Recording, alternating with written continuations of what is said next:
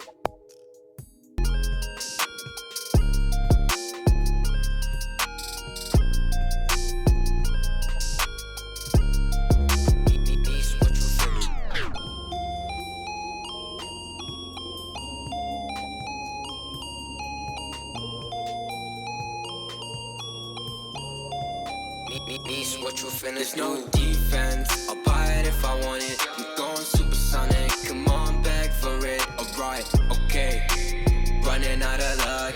Too much in my cup, Nishi run it up. Why you always tripping like you top? Cause you not my team pop. Shawty, I know. Why you always tripping like you top? Cause you not my team pop. My team pop.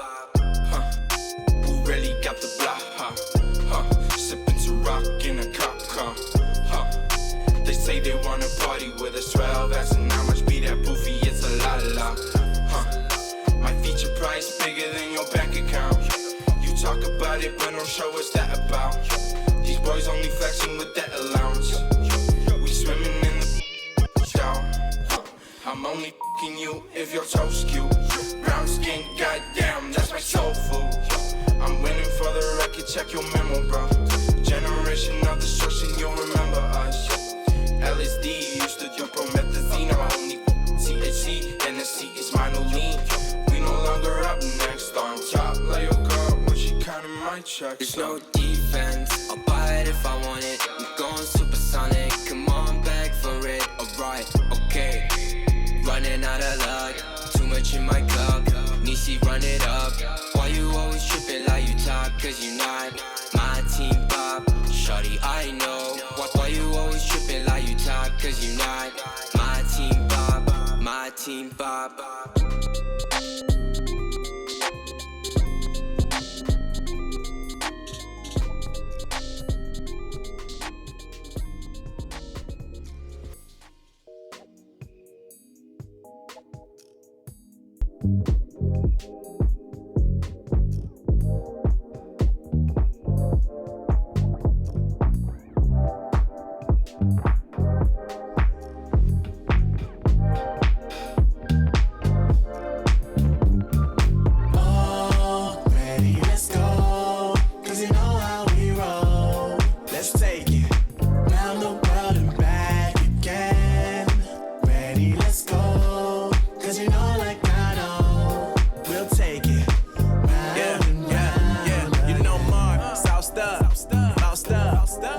never let you double cross them.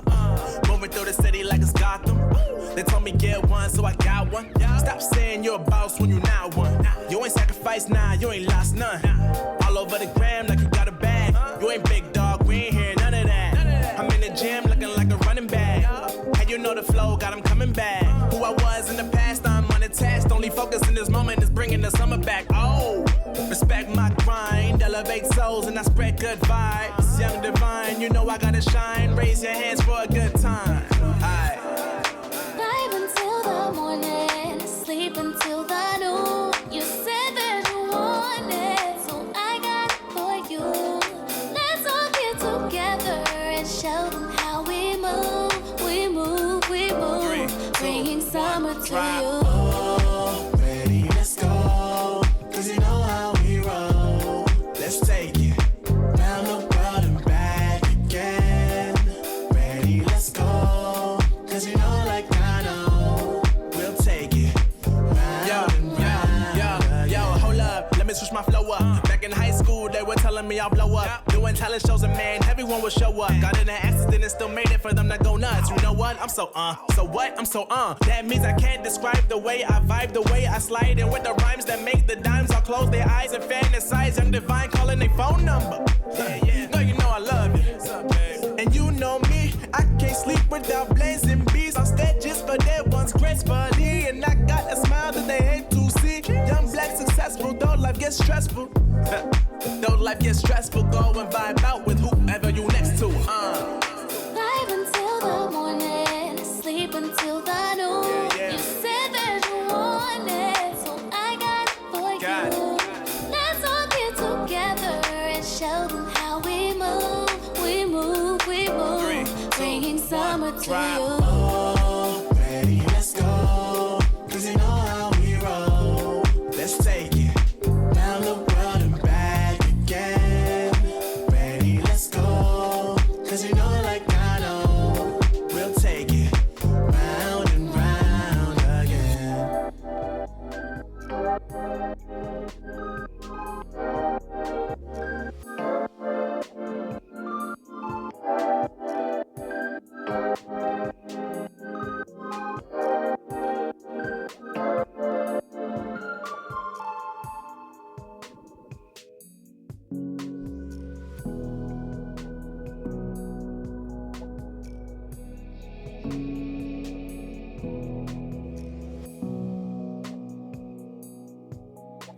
Sitting on a bench, waiting for the time to pass, dreaming of what happens next. I see what I wanna be, questioning my destiny, only knowing what I see. I don't even realize I've already made a path, and I can change it anytime, but can't take it back. I know what I want, but it seems so damn far away. I know I sound crazy to the ones who said all. I know I empower those who dream like me. I know I sound crazy to the ones who said all. I know I empower those who dream like me. And you say you wanna be somebody.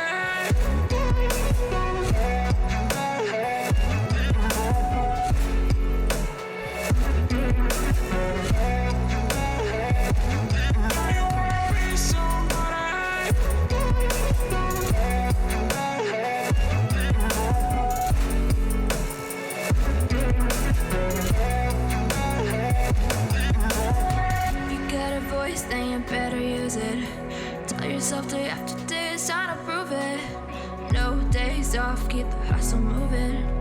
Wanna see you be what you wanted to be, prove it. I know I sound crazy to the ones who said all.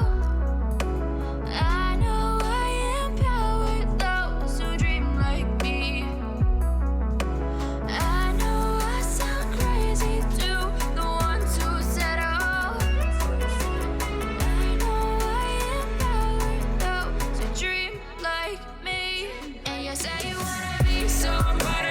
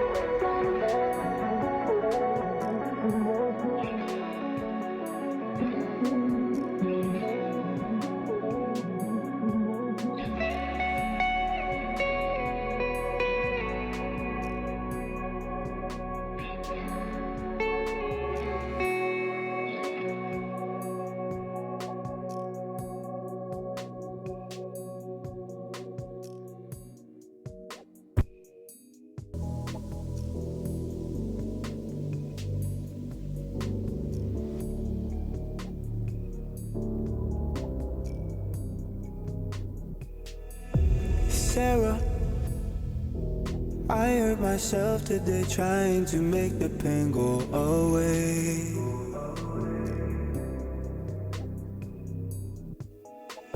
Sarah, I want to fade away, be with the stars in outer space.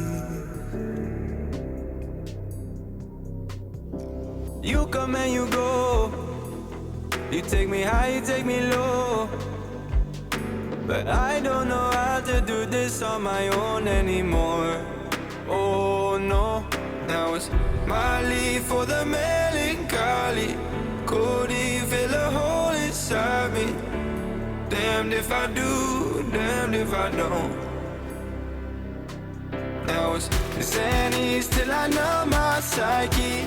Cocaine just to feel my heartbeat. Nothing to lose, nothing to gain. Sarah,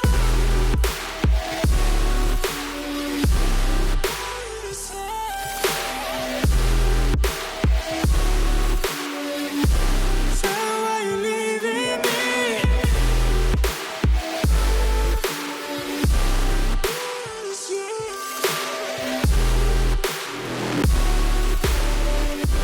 Don't you know you couldn't leave me now? Sarah, I lost myself today trying to find ways to make you stay.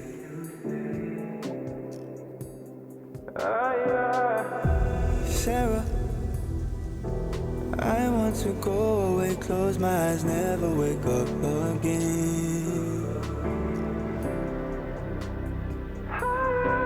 You come and you go, you take me high, you take me low, but I don't know how to do this on my own anymore. Oh no, now it's my leave for the melancholy. Could he fill a hole inside me? Damned if I do, damned if I don't. Now it's Xannies till I know my psyche. Cocaine just to feel my heartbeat. Nothing to lose, nothing to gain. Sarah,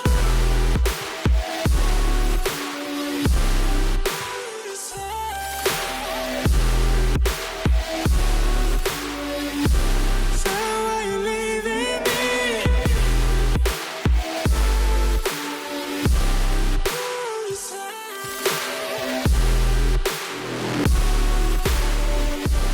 Put me on my misery.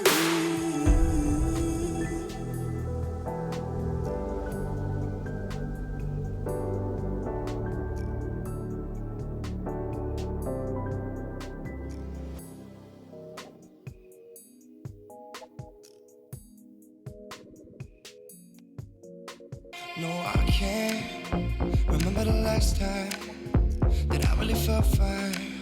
Now I'm trying to rewind. Cause lately, I've been feeling kinda hazy, like I'm stuck in a daydream, and you're not here to save me. Down and out, I hit the floor. All is fair in love and war, but I can't do this anymore, no, no. Don't take me to a place I know, somewhere I can feel my soul. Lately I'm skin and bone, so hollow. I've never felt so alone. Need you more than you know, 'cause baby, you feel like home.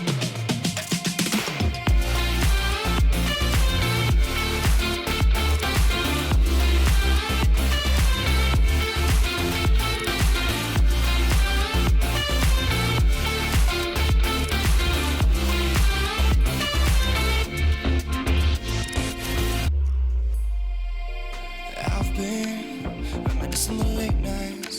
We'd fall in love in the moonlight and wake up at sunrise. Now I'm just thinking that we should go back to when we were, hold each other and feel good. Down and out, I hit the floor. All is fair in love and war, but I can't do this anymore, no, no. Don't take me to a place I know, somewhere I can feel my soul. Lately I'm skin and bone, so hollow. I've never felt so alone. I need you more than you know. 'Cause baby, you feel like home.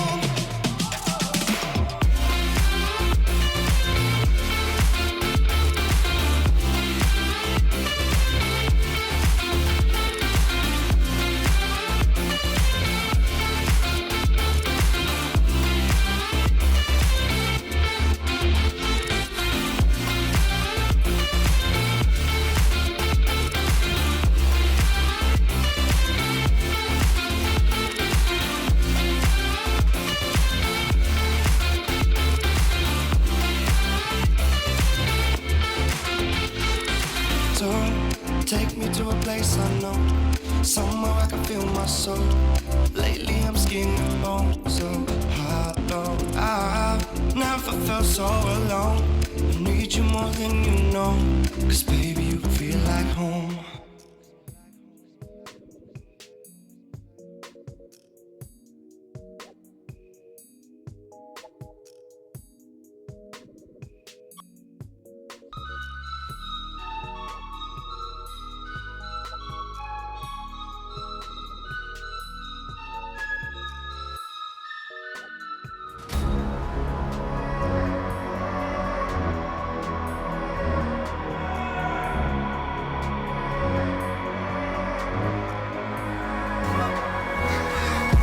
You're the light inside of me every night.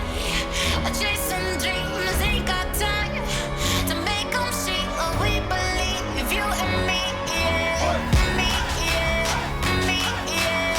Me, yeah. We believe you and me. Make them see what we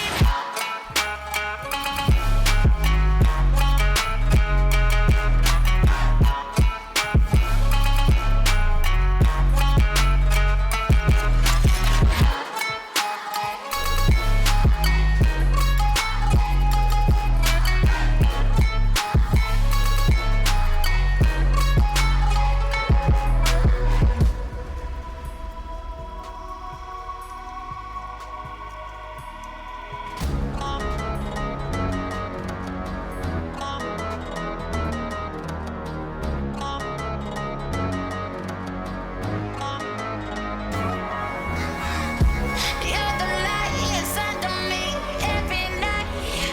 Chasing dreams, ain't got time to make them see what we believe. You and me,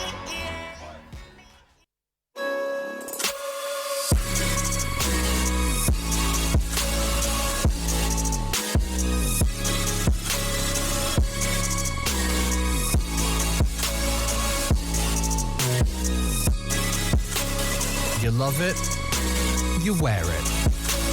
What's your style? Get your merch at shop.eslgaming.com.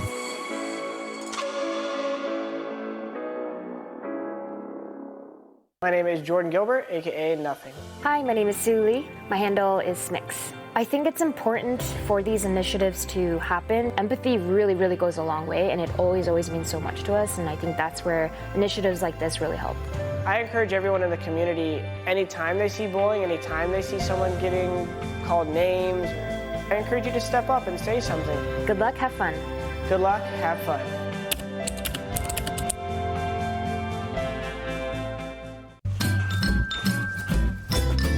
You ready? Huh? Hey, he's a good boy, huh? You ready? Huh?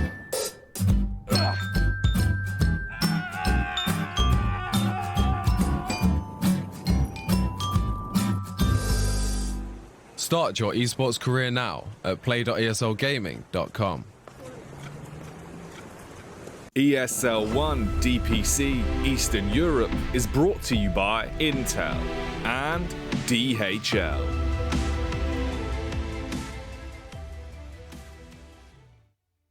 Hi all, I'm Always Wanna Fly, Andriy Bodorenko. I'm playing position 5, Team Navi. Hey, my nickname is Yamich. I'm the position 4 player of Strike team, and that's all. Hello, I'm Safe, and I'm playing position 4 for VP. Hello everyone, my name is Yaroslav, nickname is Miposhka. I'm 23 years old. My nickname is G. I'm playing for Team Extremum, position 5. Hello guys, I'm Soneka from AS Monaco. And I'm playing for Dota 2 professional like for 4 years. Also, I'm playing for Team Spirit right now. Hello guys, I'm Dukalis. I'm playing on position 5 for Team PacChamp. Hi everyone, my nickname is Ghostic. I'm playing for Team Unique for an offlane. This beautiful trophy represents first place in the second season of the Eastern European DPC. Not only coming with that nice prize pool, but also first place leads you directly into the playoffs of the second major. Something that Virtus Pro really wants to be able to obtain to make sure that they are going to be going to TI and they secure a high placement at that major. It all comes down to the matchup against Windstrike today. That's what's going to be happening on the docket. We have another matchup with Na'Vi and Team Unique that is all important to see if Na'Vi can still square a chance into the major as well. So, it's going to be an exciting day at ESL One. It's all powered by Intel.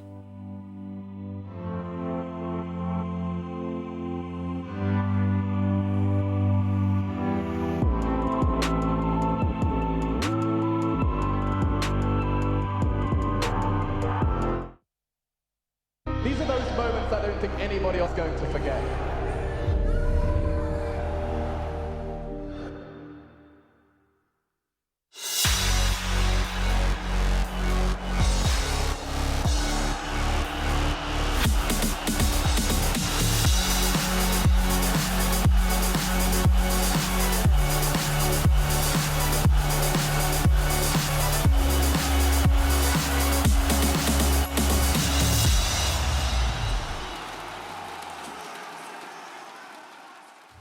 And of course, a prestigious and beautiful trophy also needs a beautiful panel to go alongside it. And I've got some great experts who are going to be joining me on the desk here. I've got BSJ as well as Fogged on the desk this morning. Morning, gentlemen. Good morning. Or good afternoon, I guess. I guess it is afternoon. It's the start of our work day. It's morning. It's morning. Which spot would you like? I don't even remember which spot I was. Doesn't matter. Well, you're number one, so well, thank you. there you go. Hello there. You're number two. He's talking about your panel, Mike, not about like in general. Whatever makes you sleep better at night, BSJ. Thank you. How'd you guys' day go yesterday?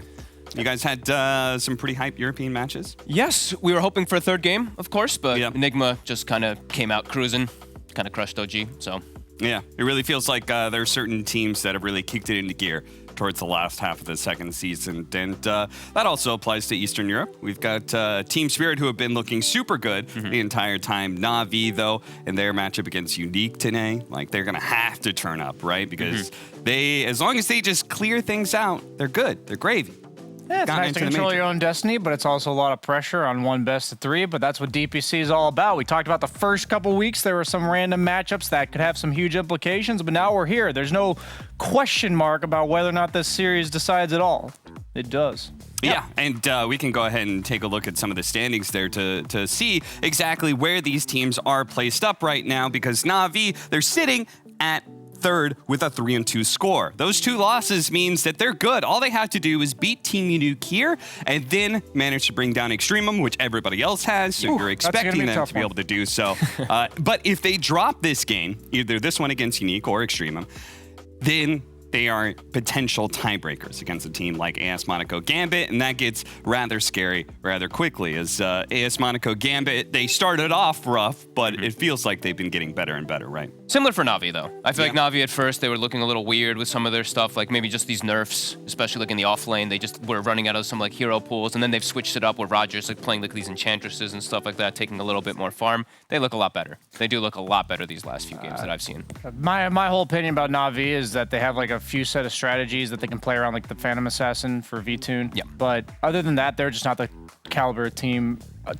I emphasize the word team as somebody like VP. Like, they just looked strategically dismantled when they played against the top two teams. So Na'Vi, they have some time between now and the major, but they got to get it done for now. And I have like low expectations of them if they go into the wild card against the likes of, you know, the third and fourth EU and third and fourth China. But what can you do? Yep. There is the rest of the matches. We are approaching the last week here of the DPC, and it looks like the second season, there's a lot more conflict going on, especially down into this last week. There are a lot of team hopefuls that are still available, as we can see the big matches of each one of these regions. Of course, Na'Vi versus Team Unique, we already talked about as being Na'Vi being able to control their destiny and getting third. Liquid versus OG is a big one that's coming up. If Liquid can manage to bring down OG, then they are kind of secured into a major slot somewhere in there.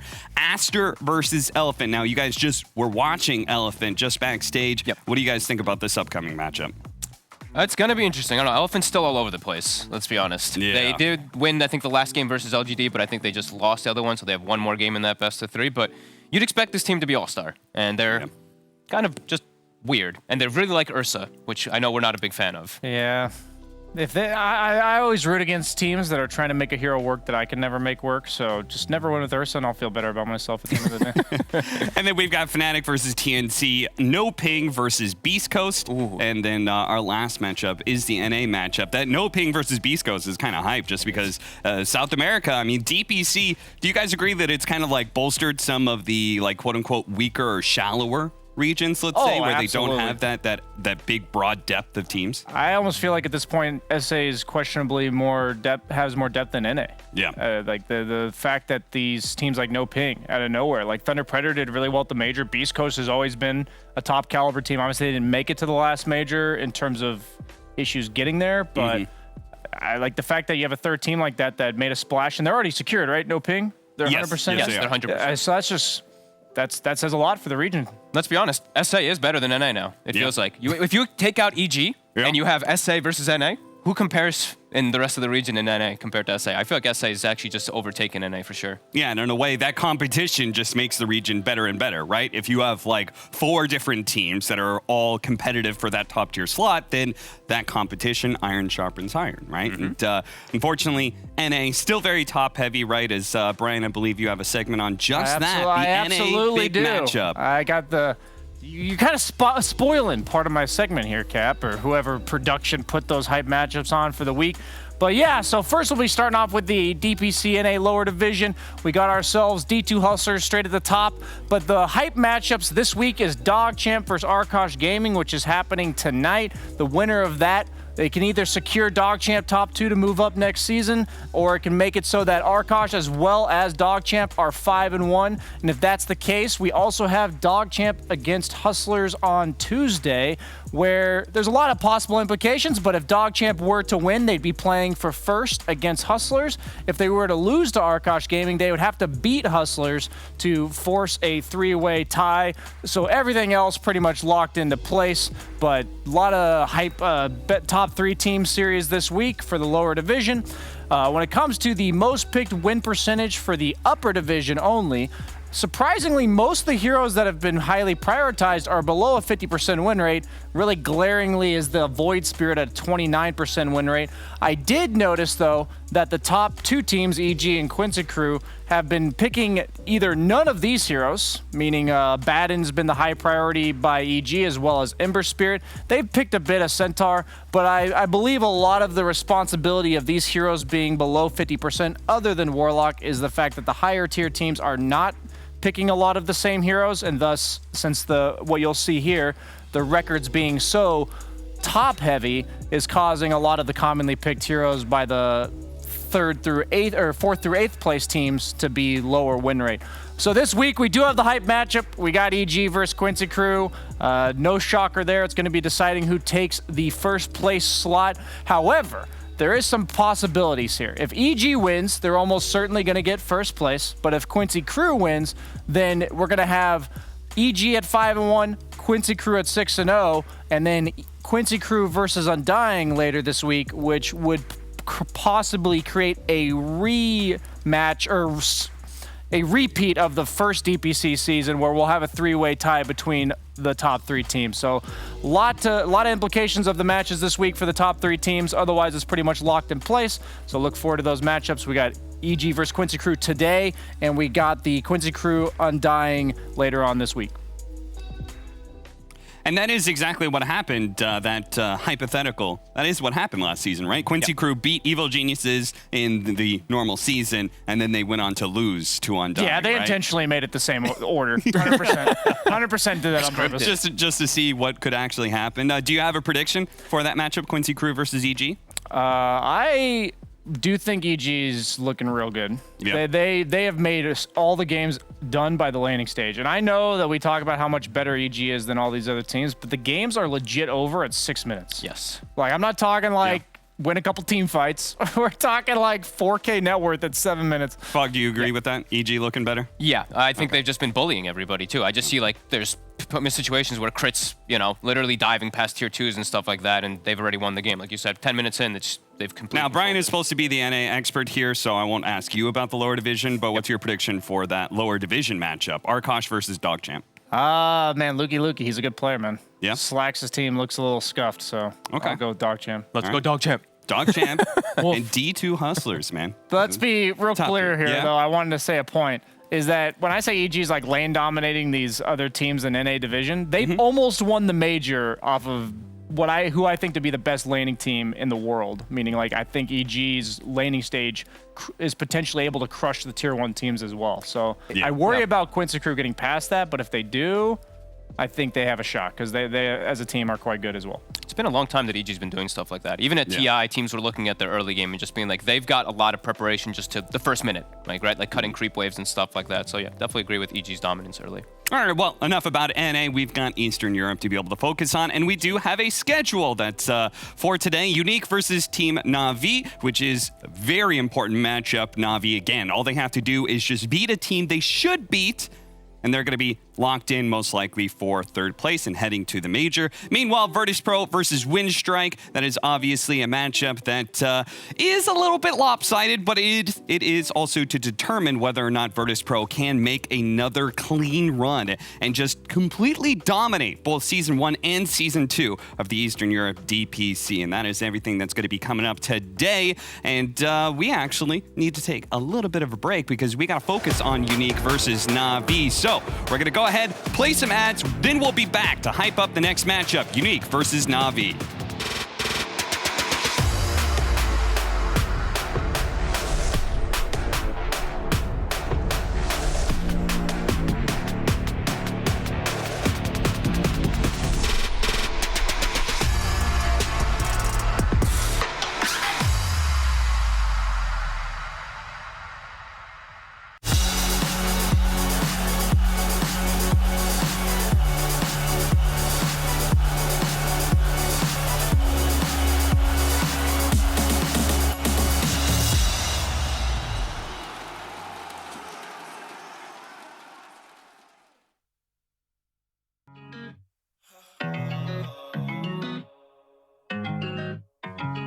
I've been so anti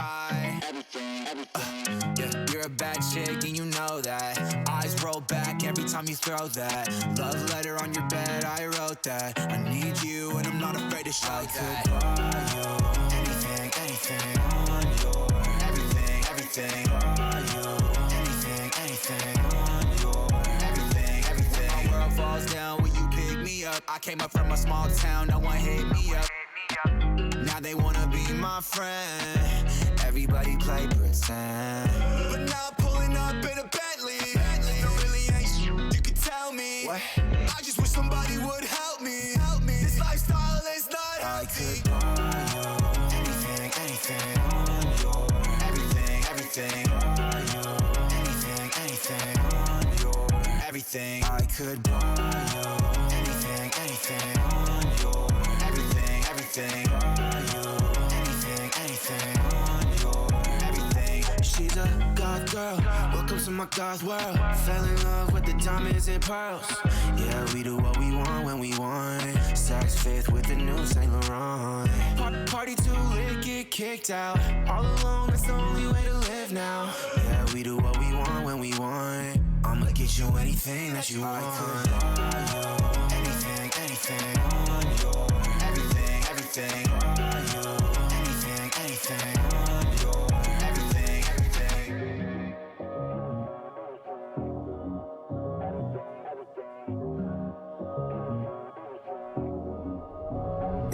could buy you anything, anything on your everything, everything. Buy you anything, anything on your everything. I could buy you anything, anything on your everything, everything. Buy you anything, anything on your everything, everything.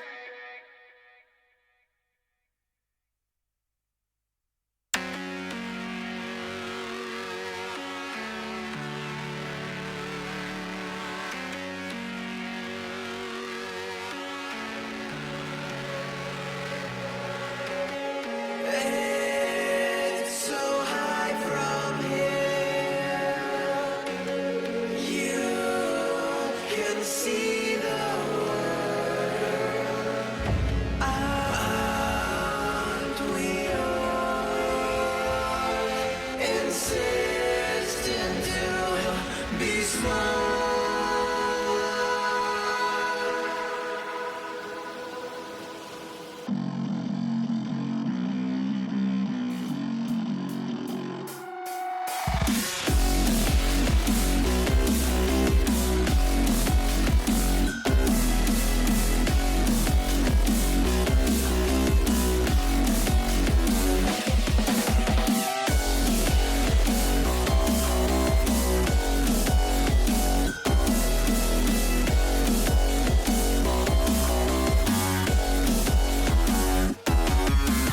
Set aside your subdivide. I'll show you how it's done. There's no sights, we go inside. The many is the one. You build your walls, faith in God. They never come around. Then wonder why we all defy the burden to be born. We're coming home with a mission to bring an end to a terrible land. We are here to your omission. We are many of one. We're coming home with a mission to tear you down from your undeserved throne. We can take your conviction. We are many of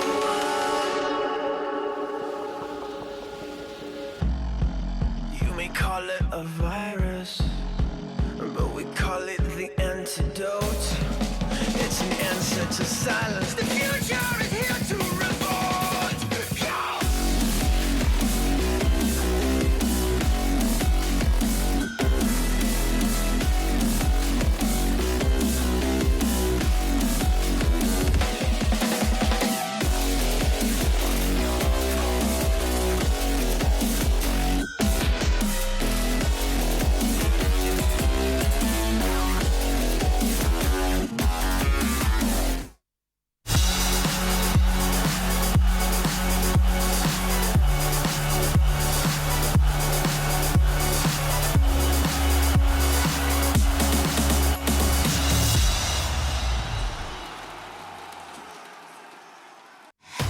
Welcome back, everybody. It's Team Unique versus Na'Vi. It's a chance for Team Unique to be able to cause an upset, a chance for them to be able to force some tiebreakers when it comes to who is going to the major. Of course, they're also playing for themselves, as they want to make sure that they are in a decent position to be able to not only stay out of relegation, but maybe even end up in a tiebreaker themselves for that very major. It's fate is very much in their own hands. Yes. So let's go ahead and start off talking about them.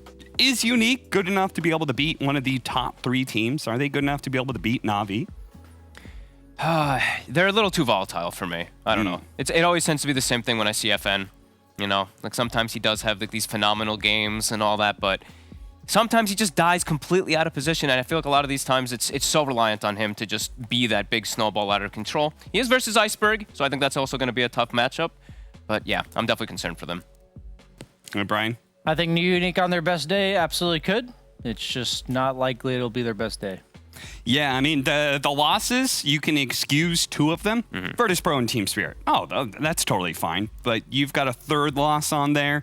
It's not against AS Monaco Gambit. It's not against Na'Vi. It's against Windstrike, right? Like, you could not afford that loss. And it was a 1-2 loss at that. So it went to a game 3, and they just weren't able to pull out that victory. And that is, like, being able to perform when those kind of stakes are on the line is what makes you a major playing team, right? Absolutely. Yeah. It's going to be an interesting one. I don't know. I feel like it's also just it's so much pressure because they are playing versus these big name players too, right? Like Ramsey's back on Na'Vi and all that too. Yeah. Like it's just a lot of stress for them, and they're gonna have to just, like you said, bring out their best day. But Na'Vi is no powerhouse though. It's true. I will say that right now. I think they are quite they're weaker? capable. We talk about Team Unique being able to win Na'Vi, beat Na'Vi, but I would say is Na'Vi capable of losing to Team Unique? And I would say absolutely. Yeah, and that is something that when you're on like some of these like middle tier teams, I guess both of you maybe have had some experience with that. I don't know, Fog, you were kind of like always second best in NA, right? But it's like when you're in that position, right?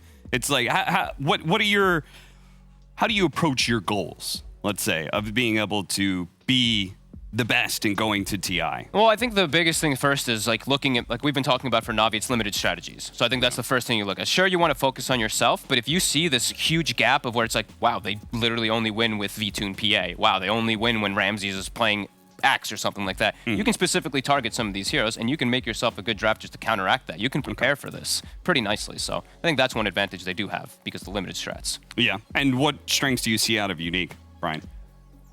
Honestly, I don't have any. I don't have any for you. I saw that moment and I was like, oh. I wasn't prepared for that specific question in the sense that like I've been thinking about Unique as a team, and they're just all around to me mediocre.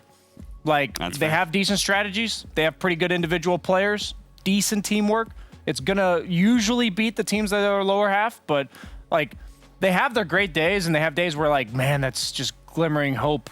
But the series against Winstrike really summed it up for me. They just couldn't pull it together when it mattered the most, and I really believe that this team is just. I watched them all last year during COVID when they were playing those like ESL event back in I think it was in March, right when everything started. Yep. They just consistently get like third or fourth. Yep. They consistently. Their cores for me are just so hit or miss. Like Ghostic sometimes, absolute beast, right? Like he has these incredible performances, and then the next game, he's like 0 and 8. It's the same thing for FN. I think like all three of these cars are the ones that I'm going to be looking at just to play a clean game, which it just doesn't happen. That's for why I say mediocre, by the way, because I think their best is here and their worst is you can't see my hand down here. So that's it was touching his toes basically. But yes, it is a question of like Unique. Where are their goals exactly? Are they trying to be the best, or are they just trying to eke into the major? And that's an interview question for Sioma the Slayer. Of this, he doesn't quite have enough burst damage though, although following up here with Slayer will be able to. All I want now is to play in a stable Tyrann team, so we can compete at good ones and show good results. And of course, participate in TIs. Team Unique, first of all, is professionalism, so our practice is so good and we keep getting better from each day of scrims. Damage though, they disarmed the puck over the backline. This egg is not going to survive though. Does get taken down. Yatro still looking to clean up. They have to be careful. I want to try hard this whole year and see what results it's gonna bring, and then I will think about maybe streaming or doing something else.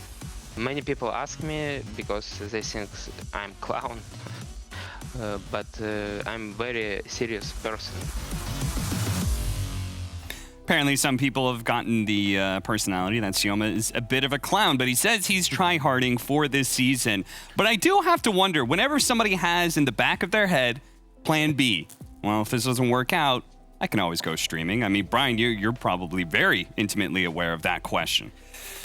Yeah, it's like really nice to have that in the back of your mind in the sense of security. Like, oh, if this were to fail, then okay, plan B. Yep. But at the same time, it does absolutely make you less hungry. Like, you don't have that survival instinct kick in where if you fail this, it's over. Right. And it's like, obviously that causes a lot of stress, but it also brings out a whole nother side of you that I honestly can't really say has ever been forced to come out for me when it comes to playing Dota. Fog, when you were playing, did you know that you had a plan B? Did you know that, like, okay, well, I can become a caster if I want? No, I never really did that, no. Was there anything like that you felt like or did you keep that hunger all the time? Did you think there was no plan B and like, I have to succeed here? Did keep the hunger. I had a lot of distractions in life for sure. You know, focusing more on like my girlfriend and stuff like that. So those were definitely an element that I did back up on sometimes, but I would have I mean, I would have liked to have been more focused for sure. I feel like whenever you do think about having that backup, it does make you just a little more complacent rather than just like, oh, this is do or die. So yeah. That is something that I think a lot of professional players do struggle with, is trying to do like maybe too many things at once. But Na'Vi, on their side of things, like they should be fully committed, right? They're part of a big organization. They've got their house that they can play in. They've got a fully committed roster with good salaries and all those sorts of things. Like all they have to do is focus on Dota, right? But they're not pulling out those results. Why? I mean, Kyle would say it's karmic justice. Yeah, right? That's his go-to. Of course he would. That was what immediately came to my mind, and I legit thought to myself, okay, Kyle would say that, so I'm not going to say that. But the thing about Na'Vi is they just haven't been a team long enough. Like a lot of these, like even VP, the young roster, they've been together for a long time. Like you can tell the synergy. Like they're literally saying on the side of VP, let's practice our team fighting because we're beating everyone in the lanes too much. We'll just draft ourselves bad lanes. It's like on Na'Vi, no, they don't have like an identity. Yeah, they have a few heroes that I would say are signatures, but the way their playstyle, like tell me Na'Vi's playstyle.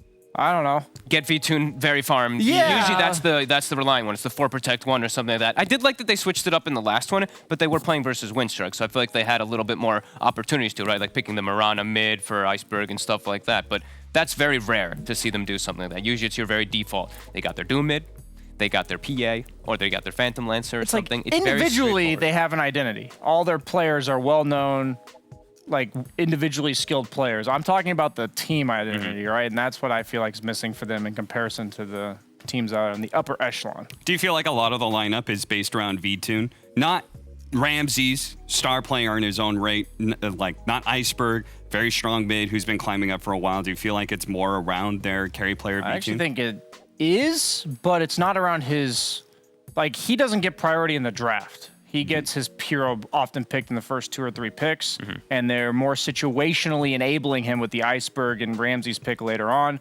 So it depends on how you look at it. I think their entire strategy is molded around enabling V-Tune, but it's giving the strategical priority to the other 2 cores. It's also just, like we said, they haven't had that much experience as a whole team together. I think it was they had 5 games in a row that they picked PA, that they won, and then 2 or 3 games that they didn't have PA, that they lost, and then finally when they faced Windstrike, I almost just said Windstrike, playing with Lacoste too much, they actually finally switch it up and go for something different that ends up working. But it's been relying on like these very simple, straightforward strategies. So. Well, V-Tune is a player that I want to highlight because we do have an interview with him, and apparently over his lifetime as a player, he has 10x'd his MMR. Insane. Let's hear about it. Gotcha. Hunting, Walrus punch forward. They found V-Tune and there's no IO here to save him at this point. Oh, he does get it off. He preemptively started that relocate. Hello, I'm V-Tune. I'm playing for position 1 for Team Na'Vi. I started playing Dota in 2014. When I started to play, I had 1.1k MMR. Like first 2 years, I just was playing a lot in Dota. Like in the summer, when I have holidays, I was like wake up at 7 a.m. and play till I sleep. I played every role, but I didn't like position 5. I have like 2% win on position 5, so I didn't play it. They really want to give this fight a go. As Nefret has popped the Enrage, he's going to get back in over towards Ramses. Ramses will fall, but so does Nefret. As the Ursa goes down, Roger gets the stun out onto Chu. V-Tune, he's taking down the 2 of them here. Shashlo's going to fall. Mello. No, I'm top 1 in leaderboards. 11.5k MMR.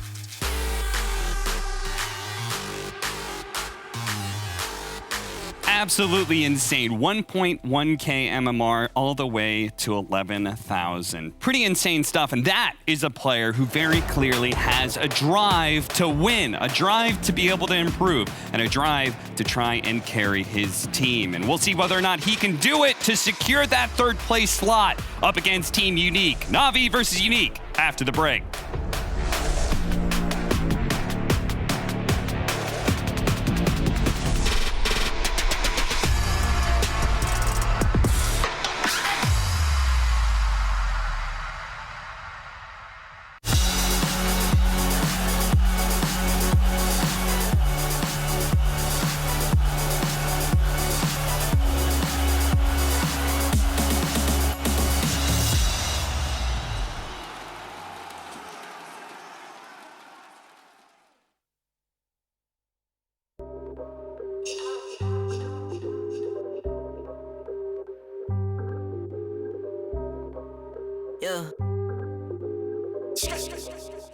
Ayy, push start, ayy. Ball so hard, ayy. Raise the bar, ayy. Turn into a star, ayy. Play my part, yeah. I aim too far. I do it big. I keep it large, okay. Live it up. Cause it's fake, better give it up. Young, but I feel like I've seen enough. Numbers going up, better keep it up. Ain't slowing down, better live it up. About too hard, ayy. What? About too hard, ayy. What? About too hard, ayy. About too hard, yeah. I'm killing your favorite rapper with minimum effort. Yeah, your corpse getting severed. The industry dry as a desert. Do whatever it is that you think that you're doing, I'm doing it better. Straight double use, that's my letter.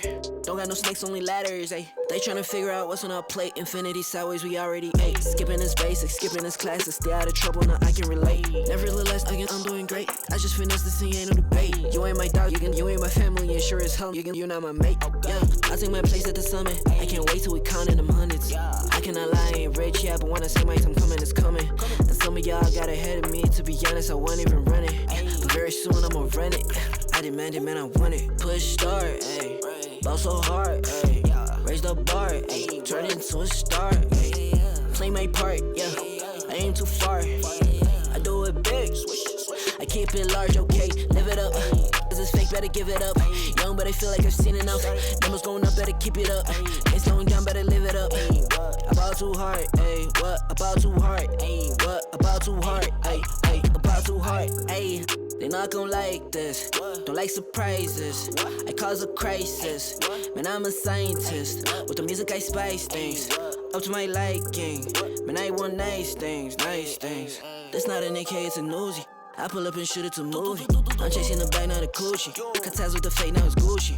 Word of my niggas from the 021. You count 6 shots and I count 2 guns. Some people still think I rap just for fun, but soon they look up to me just like the sun. Yeah, you can come over here. Swear it's like no career. Swear you got no idea. Soon you have no career. Take a good look in the mirror. They need to know that I'm here.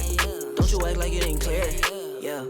Push start, ayy. Ball so hard, ayy. Raise the bar, ayy. Turn into a star, ayy. Play my part, yeah. I aim too far. I do it big. I keep it large, okay. Live it up. Cause it's fake, better give it up. Young, but I feel like I've seen enough. Numbers going up, better keep it up. Ain't slowing down, better live it up.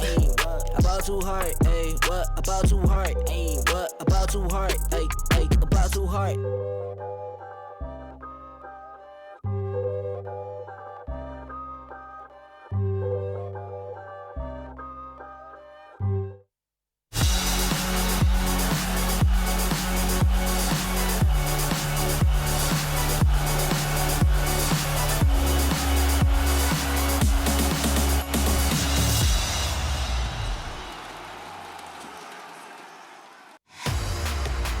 Their score may be separated by just one series, but individual games, Na'Vi have half the losses that Team Unique has in the second season of the Eastern European DPC. Team Unique, in every single one of their wins, they've actually dropped a game. And what makes it a little worse, they also haven't managed to pick up a win in many of their losses against Virtus Pro, Team Spirit. They've just been simply outclassed. And it does kind of give us a bit of a barometer of where exactly they land.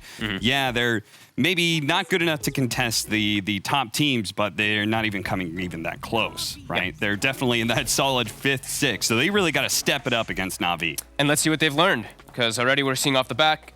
I was looking at actually their previous games recently, and they've done pretty decent with playing with Medusa.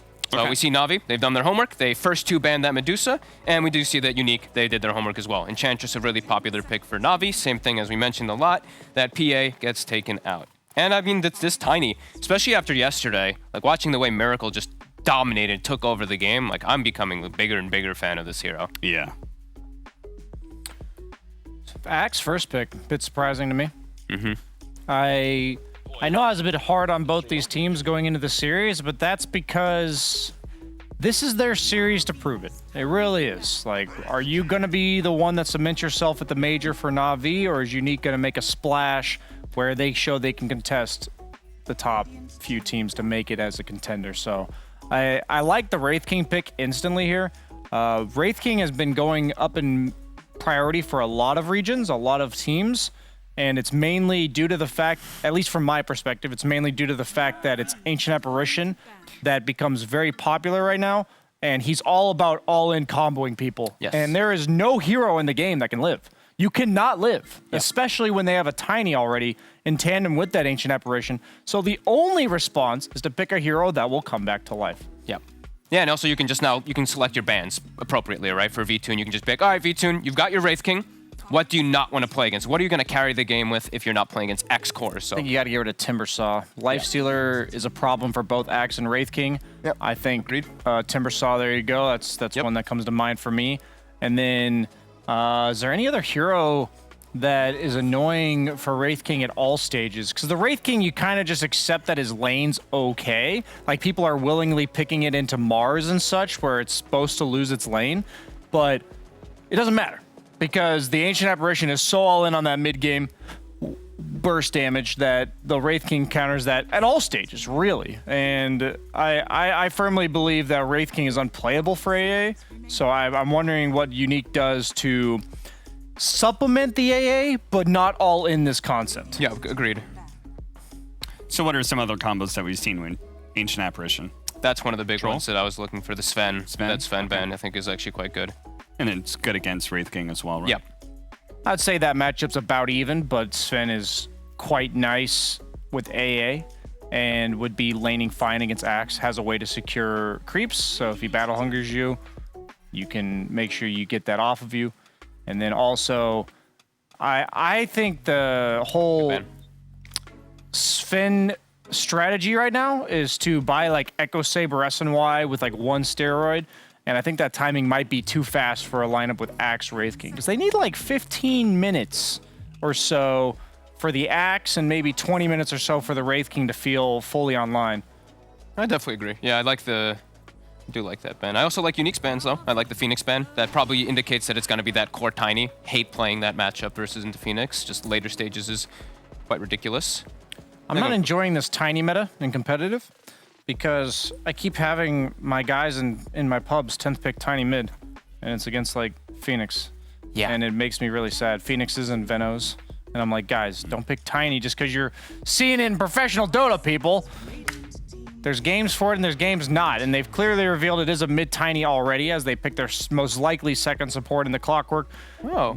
I don't know how I feel about this Wyvern pick. That's a bit weird. Especially if like Oracle's in the pool, right? You're versus the AA anyway. If you want to go for some type of save style, you could just go for that, right? Yeah, everything extends across all patches. AA has always been hard counter to Wyvern, because with your save, the Cold Embrace, is literally an alley-oop to the dunk of the AA's ultimate. So, a little weird there. I don't actually understand it at all. We'll see what they do with it. There's some fun stuff you can do with like Axe and Wyvern, with like farming Ancients and farming stacks, right? Where you Cold Embrace, but it's like very gimmicky, you know? You get a Vanguard, you don't need to do it's the that same thing crap anyway. Absolutely, yeah. Definitely a bit curious. It is percent damage, at least versus Tiny and stuff like that, but then you're putting yourself in a position where you might be limiting your control. That pick, I don't know. That is a very strange pick. Yeah. I remember making the argument to some Pro 4 position player. I was like, why is Wyvern... why is Clockwork picked up after Wyvern? Like, you can't actually lock him down in Clocks, he just flies away. And he said, well, yeah, but what Wyvern really wants to do, ultimately what he wants to do, is be able to sit far in the back and throw down his big Winter's Curse and throw down Splinter Blast. And Clockwork's great for being able to scout that out. Winter Wyvern can't defend a tower if Clock's flaring. It's huge, yeah. The fact that you have the tree vision, Wyvern is very reliant on sitting in the trees and navigating her way out of sticky situations by doing so.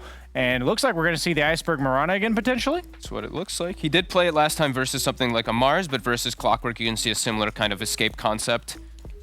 Yeah, honestly, their support duo does absolutely nothing to Mirana.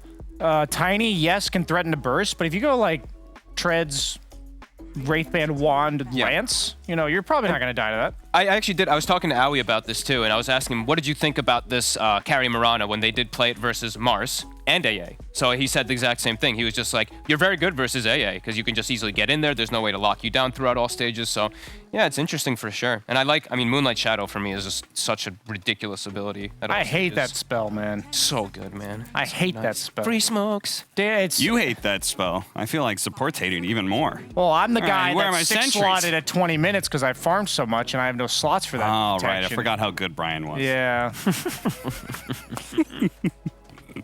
That was entirely genuine if you guys didn't see Cap's face there. They ban out the Darkseer with the clock. That makes sense. That would cause a lot of issues for the Radiance Wraith King. Disruptor. So they think this is a 4 Wyvern mid Mirana with that Disruptor ban. Which is kind of weird, especially with Always Want to Fly, right? That man is known for his bird heroes, Phoenix and Wyvern. Yeah. Very, very good player. That was also genuine if nobody picked up on that. Quite a pleasure to play pubs with. Sanking ban. I mean, we've seen a lot of Sanking. I'm actually becoming more fan of the hero just because how fast you get these blink timings, but it is a hard stun versus the Mirana as well too. That can be pretty annoying. I'm not a fan. Wait, who ran Sanking? That was Noob yesterday? Did anybody else run it? Noob ran it. I saw a couple off-lane ones with like Mela. I didn't see anyone else playing it mid, but I saw like Melas played. He got a really good timing on Blink Dagger. It looked okay. If you stack for it, it's a good hero, I think. Yeah. Oh. So that looks like a Grimstroke 5. Wraith King combo, right? Yeah, Grimstroke Wraith King seems fine. The hero's had a pretty poor win rate, though. No, it's had a good win rate in Eastern EU. It was in Western EU that this hero's win rate was not good. Slightly above 50% in Eastern EU here. Ooh. My favorite combo as well, the Soulbind into the Winter's Curse of doing nothing. That's what I was about to say. That's a hype one right there. I love that one. But it does provide you at least a silence here for the Morphling and potentially inside the game to get to the catch. He's blowing out right now. He's singing. He's dancing. He's feeling He's like, I got my Mirana. I get to play it again. Beautiful. Now we just need to see him standing up in his like 6'5" dance. Look at these guys. They're goofing. I mean, they're definitely feeling confident today then, which I do like to see stuff like that, but I'm not gonna lie. I think their draft is pretty mediocre, so I'm ready to I'm ready for those smiles to turn upside down. All right. Well, what are we thinking about last pick here? Is it a ranged offlaner to try and deal with this kill harassment, or is it something so tanky that it survives through the kill combo? You just pick Mars. They need team fight. They have like no team fight on their lineup for Unique. Which I'm not really liking, to be honest. Pressuring buildings also looks pretty impossible. You're playing into like Wyvern and Grimstroke D-push. Taking objectives does look quite difficult. I am actually very weirded out by the fact that they picked Morphling 4th like this. What do you think about Death Prophet 3?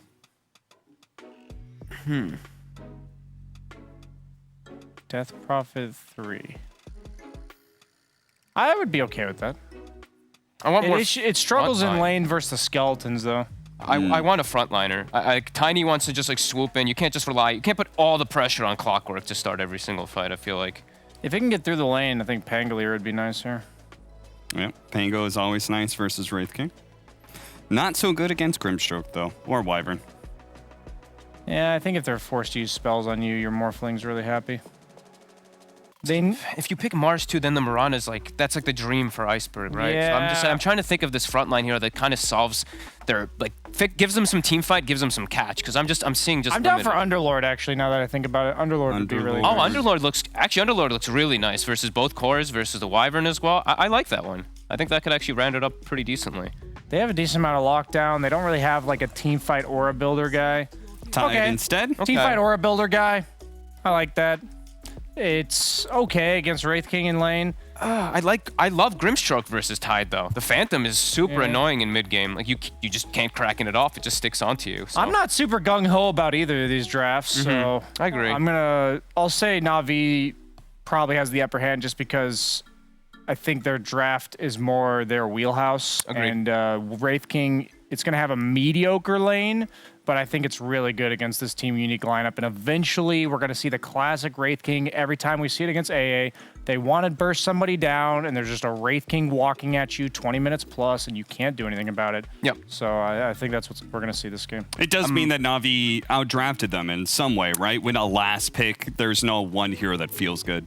No, I agree. I like Na'Vi just a bit more, and I also feel like if FN doesn't just pop off, they won't be able to take fights at all without Ravage, which I'm always concerned about. I see a very fast-paced style coming out from Na'Vi when they have this like Axe and Mirana. 0 cooldowns. You can just commit, constantly look for these battles where, yeah, I think Team Unique could just struggle then. And they can't push buildings. That's always the thing I look at. Like, you can't take objectives. It's always a tough game then. Meteor Hammer Tide. Brian, very quickly, what are Unique strengths here in this game? I think it's the Morphling. Yeah. I think that if they can get him off to a crazy good start, he's pretty unkillable for the most part.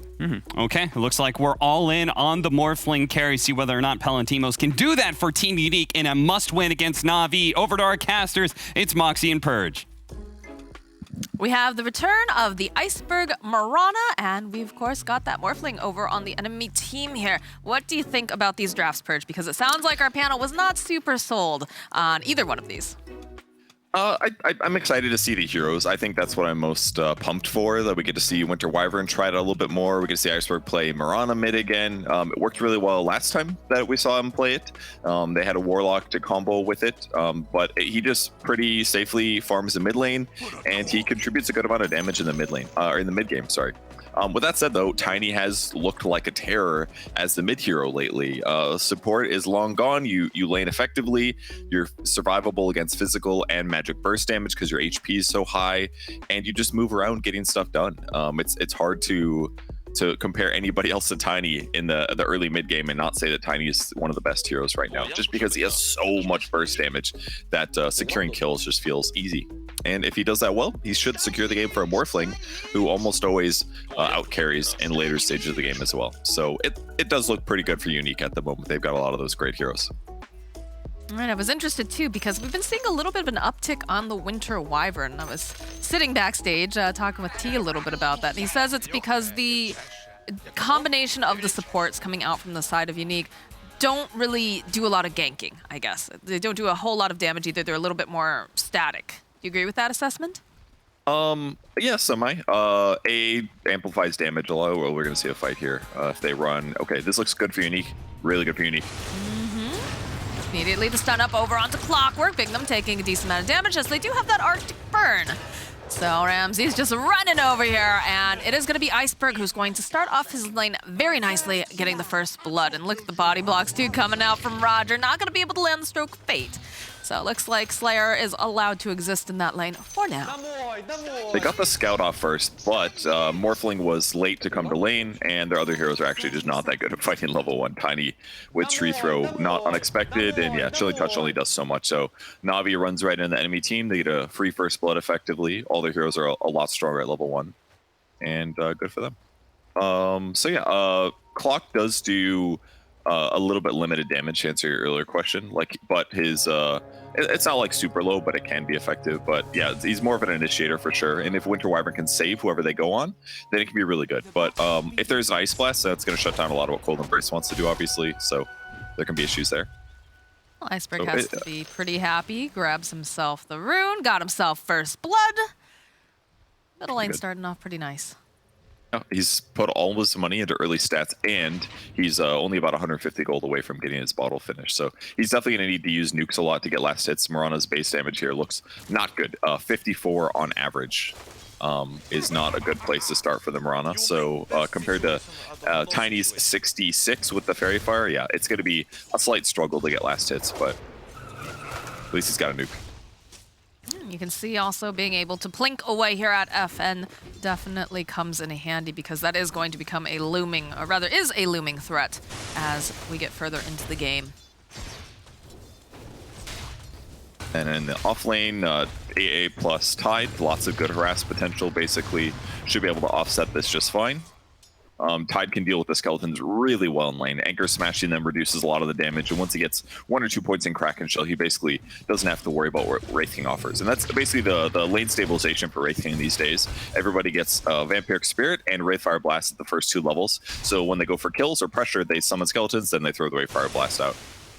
How likely are they? Oh, as I say this, they immediately jump over onto Slayer, the Stroke of Fate, and he's forced to use the Fairy Fire. Need a little bit more damage, and V-Tune is going to be able to provide it. So, about what you'd expect when you have a Grimstroke and a core with a stun in this top lane. Yeah, just positioning errors basically there by AA. He got up a little bit too far. Maybe saw the courier, not quite sure, but that's going to hurt a little bit. I think he's got to be careful that he doesn't continuously, you know, get into this bad position because they have the lockdown for him. And there's not anything that a Tide can do. A Tide can't really save you. Man, couriers are just dropping left and right. My goodness. Valentimo's courier went down.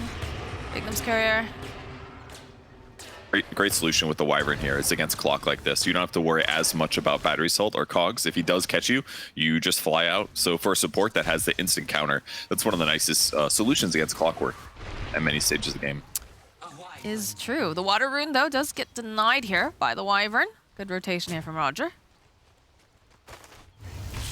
In the bottom lane, Ramses is being left alone. Has a little bit of a struggle, but does have that battle hunger. Could turn this around. Could get the kill over here on Bignum. Can he get there fast enough now? Palantimos will be able to keep him alive. Very close, though. Palantimos got to be careful. If he gets lucky on 2 spins here, he can definitely get killed. But Ramses going to play safe, especially with Adaptive Strike back up, and Wyvern shifting back over, has a salve. That should keep Ramses full. He's about to pick up his Ring of Health as well, so things going great for Ramses. On the other side of the map, Vtune, 15 last hits at the moment, so he's doing really good against Tide. But basically, oh my god, there's a 2k gold advantage. Holy crap. Did you see how low FN is over in the mid lane? He just had to back off, refill the bottle. Marana almost got the kill. Iceberg is a killer here on this Marana. Yeah, FN is pretty significantly behind right now of the mid lane, about 700 net worth. It's a lot right now, but good glyph. A little bit more harass on FN. Yeah, he's gotta be careful. I love watching players use unconventional heroes like this and make it a staple. I just think it's so fun. Didn't work out solo for OG yesterday, but but I do like to see it when teams feel confident to give it a shot.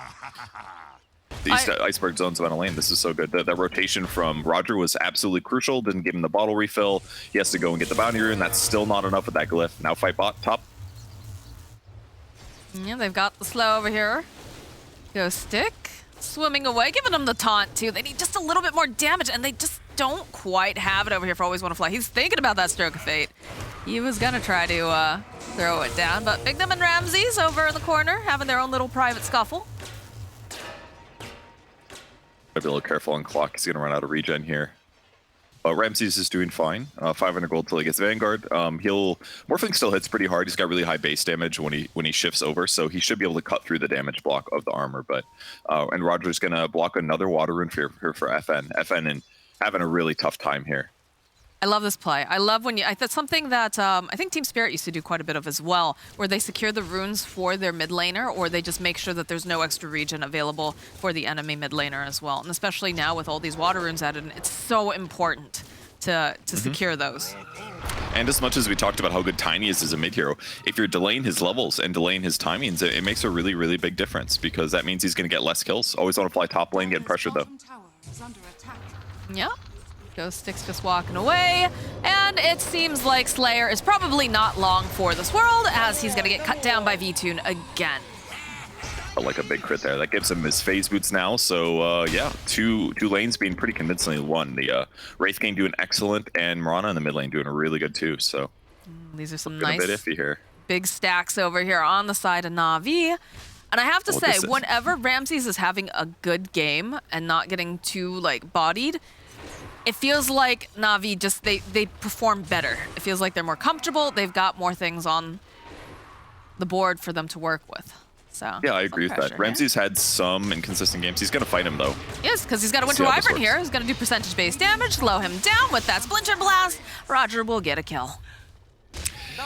And they are about to use the strategy that was developed by the one and only Kyle Swindlemelons Friedman and Complexity, the Winter Wyvern Axe. I remember this game. I don't remember the date. I can't pull a full Kyle here or the tournament, but this was something they pulled out at one point, and it was insane. They just mega stacked Ancients. They used Cold Embrace to make Axe invulnerable, and he got dummy thick farm. And we're about to see that. He's got a Vanguard, and he's going to be able to go physical immune while spinning. It doesn't make sense, guys. Just go with it. So he'll be frozen in Ice Block, yet spinning his fists around. I don't know. It's confusing. I've never heard you say dummy thick before. Well, just wait to see the net worth numbers here in a second. There it is, the Cold Embrace. Give us some spins here.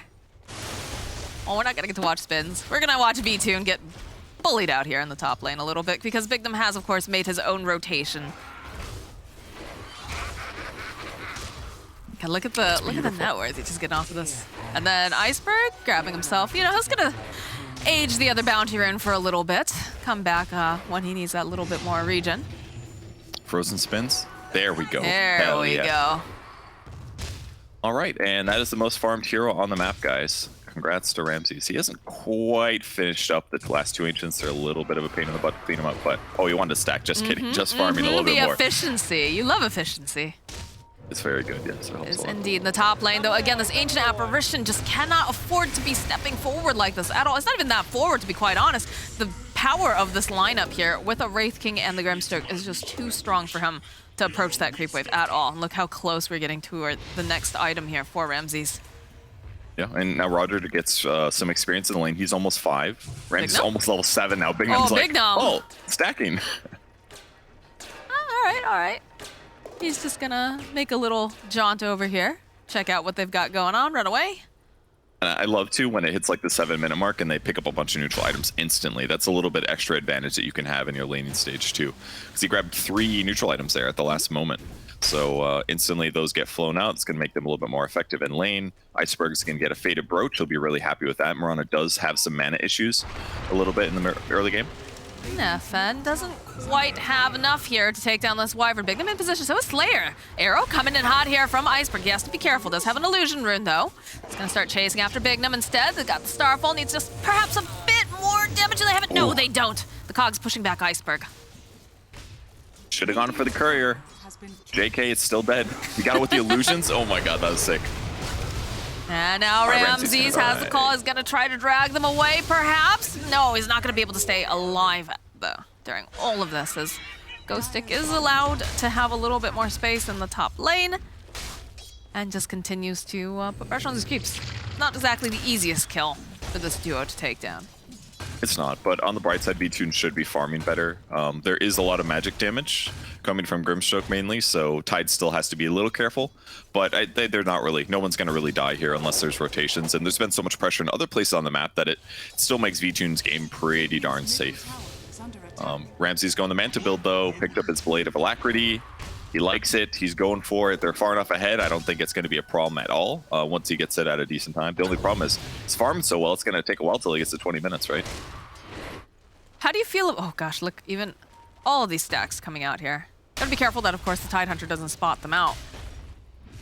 But how do you feel about the fact that, you know, they're a little lacking in that initiation then, I guess, on the side of Na'Vi, if they're going to be going for that Manta Shard build?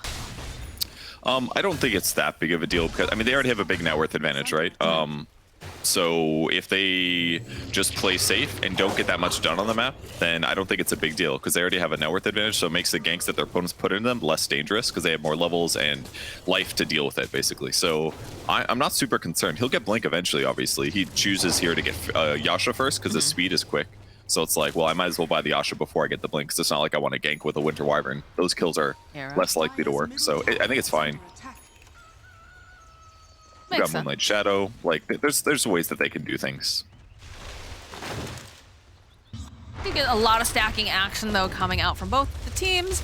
FN, of course, getting a nice stack from his Ancient Apparition. But, you know, it's interesting watching. You know, we think of Ramses being the primary person to take stacks, but then you have, you know, the Grimstroke and the Mirana taking a stack off to the side as well. Yeah, that's one of the cool things about the Mirana mid. It really is very versatile in what it accomplishes. Like, your itemizations are all over the place. This game he's going Maelstrom. I'm pretty sure he didn't buy that last time. But, like, that's what's so cool about Mirana. You can be a nuker. You can be utility by, like, a Yule's first. You can buy, like, Greaves-type items as a core here. He can be flexible, going Maelstrom just to be more right-click because they want other solutions to deal with Morphling. Yeah, I think they did a Veil last time on Iceberg's Mirana. Because they had the Warlock as well, right? So, you know, you've got that Fatal Bonds and the amping of everything. So, like you said, that was really lots of cool. options. They do know that the Mirana's down here, though. They see that arrow getting tossed out towards Palantimos. Just wandering over here. It's going to give a couple clicks over to Bignum. A couple clicks onto the tower now, and... It's tinking pretty good. Iceberg just doesn't care. Okay, there it is. There's FN with the blink. Oh, the follow-up, though, with the Winter's Curse. So they do get the kill on Iceberg. But they'll be able to put a decent amount of damage over onto FN. That was really nice of FN to throw Mirana all the way to heaven. That way, you know, she was there before she died, that kind of a thing. Yeah, you know, he's just trying to help out. Up into the air. You don't even see her fall. Yeah, you don't have to feel as bad that way. It's like telling a child a white lie about it or something. I don't know. I don't know where you're going with that one. But we do have the Ice Blast online now, of course, for the Ancient Apparition. So you can see Unique, they want to make some plays here as Bignum reaches forward here, has that hook shot. The follow-up here from FN. I don't believe they need the Ice Blast, but, you know, they'll throw it out just for funsies. You know, it's like telling your kid that Timmy the dog just ran away, that's all. He's living on a farm now? Yeah, exactly. Marana's off living on a farm Marana's living somewhere. on a farm now. I don't know. I don't think Farm Marana feels too good, as neither does Always Want to Fly, because he is very dead here. So Unique starting to, you know, really amp up that acceleration here now that Tiny has the Blink Dagger and we've got the Ice Blast online. Yeah, he basically went for a Blink Rush. Usually pro players, when they're having okay Tiny games, they'll go Phase or Treads first, but he opted for Blink instantly. Absolutely pays off. He punishes the Mirana rotation bottom. That was a little bit lingered. That stayed a little bit too long. Now getting a support kill. This is what's going to change the game for sure. He just needs to move around and get a bunch of kills. Wraith King a little bit harder. And God, VTune is so farmed, actually. He's got Midas and 2,500 towards Relic at just about under 13 minutes in the game, and his levels are going to be higher than normal. He's having a great game, but yeah, they could gank him, but kill him twice, that one's going to be harder. You know that it's a great game for a core when we don't mention him hardly at all during the laning phase. It just means that you've been allowed to move around the map, you've been able to farm, and that's exactly what VTune's been able to do. The same thing, though, on the flip side for this Tidehunter, right? The Tidehunter has basically been allowed to just kind of do his own thing, but definitely not going to be as accelerated as a Wraith King, who has, of course, the Skelly Men. He's got that Midas and is going to be having that Radiance. But Maelstrom now completed for Iceberg, and you can see they're making an invasion over here into the jungle. Yeah, it was a good time for VTune to shift down. I mean, there's a reason he has insane amounts of MMR. Reads the map, realizes that his opponents are going to go take his safe lane tower. He does the opposite. It's going to make it harder for them to go pressure him while getting objectives done like they want to. But at this point, what's going to happen basically is they'll just sit Ramses in the dangerous lanes. He's still pretty darn tanky. He doesn't have much magic resistance. That's one thing that's really hurting him here. Because against like Tiny and AA ganks, especially with 3 points and Ice Vortex, Ramses is definitely burstable now, so he's got to be a bit careful as they try to defend this stage of the game and continue farming. Got a bit of an invasion going on. Roger gonna fly right past Slayer here. Like that, they got one ward in the jungle to help spot their opponents a little bit. That will be helpful, most likely. But yeah, once they make the Manta, things will get a lot easier. Because even though Ramses doesn't have a shard yet, he can definitely start cutting waves with Manta-style illusions. And when he starts doing that, it makes it harder for Unique to make fights. And this is one of the things that plagues like almost all players of Dota at like lower levels, is like they don't understand why they can't find kills. It's because they don't push lanes, and thus it's hard to like get across the map and get kills. So if you just do the opposite, if you make it so your opponents can't get across the map with their creeps, it's just so much harder to find kills. So it'll really shut down this ganking playstyle if Ramses can effectively cut waves with the Manta later on. It'll just buy them time and give them better map control. It's a really good thing to do. Smoke up over on the side of Unique as they're looking to get their hands on someone. Of course, FN, the Blink, Bignum with the hook shot. Lots of ways to initiate and jump on people as they drop a couple wards. And they start creeping. They might be able to find Ramses again. That's a pretty difficult kill, but with the Ice Blast, they can get him. Immediately, the toss up into the air, the Ice Blast connects, and down will go Ramses. Iceberg does manage to land himself an arrow, but I don't think he wants to go on and deal with all that, especially not with Ghost Stick standing very nearby here. Yeah, he eventually gets cleaned up. He's got no magic resistance on him. He's absolutely vulnerable to Tiny Burst. Tiny's burst damage goes from like, I don't know, a little bit over 1,200 to like massive areas if you're amplifying it by another 25%. So, yeah, very killable. That camp is like the safest one, but the most dangerous one to jungle, but it's a generally safe one. But usually people stand a little bit more to the right. Running up into the cliff or running up into the high ground like that was a little dangerous by Ramses. See if they get the tower out of it though. A possibility. I mean, that is the goal. Not the greatest at being able to hit these buildings. And they do spot out Iceberg, who's popping that arcane rune. Gonna just clean up the creep wave here. Always Want to Fly, making his way over, throwing out a Stroke of Fate, but the tower does eventually fall. And Unique will walk away very pleased with this. Double damage right outside the Roche pit, and into the pit they go. And they got Gush. All right, Roche is dead. Yep. This is gonna hurt Navi a little bit. They're popping the ulti. They're moving over, but I don't think they can get there in time. No. Yeah, I mean, DD on Morphling is busted. It's so good. Casual arrow gonna get tossed in, lands over on the Tidehunter, and they secure themselves the Aegis on the side of Unique. I think that was pretty likely to happen anyways. I mean, they hit their timing perfectly, right? They have Medallion in time. The Gush is always going to help out taking Roche. And Navi didn't really want to get on the map too much. They've been planning this from the get-go. And frankly, if the network was closer, Roger in trouble. Ooh, Roger spotted out, tossed into the air, and he is indeed dead. They will try to take down FN, though, and they should be able to do it. He's very, very far forward from the rest of the team, so just a little bit of a chase. They have that Phantom on him, and it's going to be the Maelstrom proc that slays the Tiny. And the Radiance, though, completed for V2. Radiance is up and Manta on Axe, so everything that looked promising about Unique has kind of just gone away in that last movement there. I mean, it was a great kill on the A, but Iceberg rotating like that, landing his arrow, huge play to buy them time. So now they're not going to feel afraid to fight, basically. Even if they get ravaged, they're still doing Radiance damage.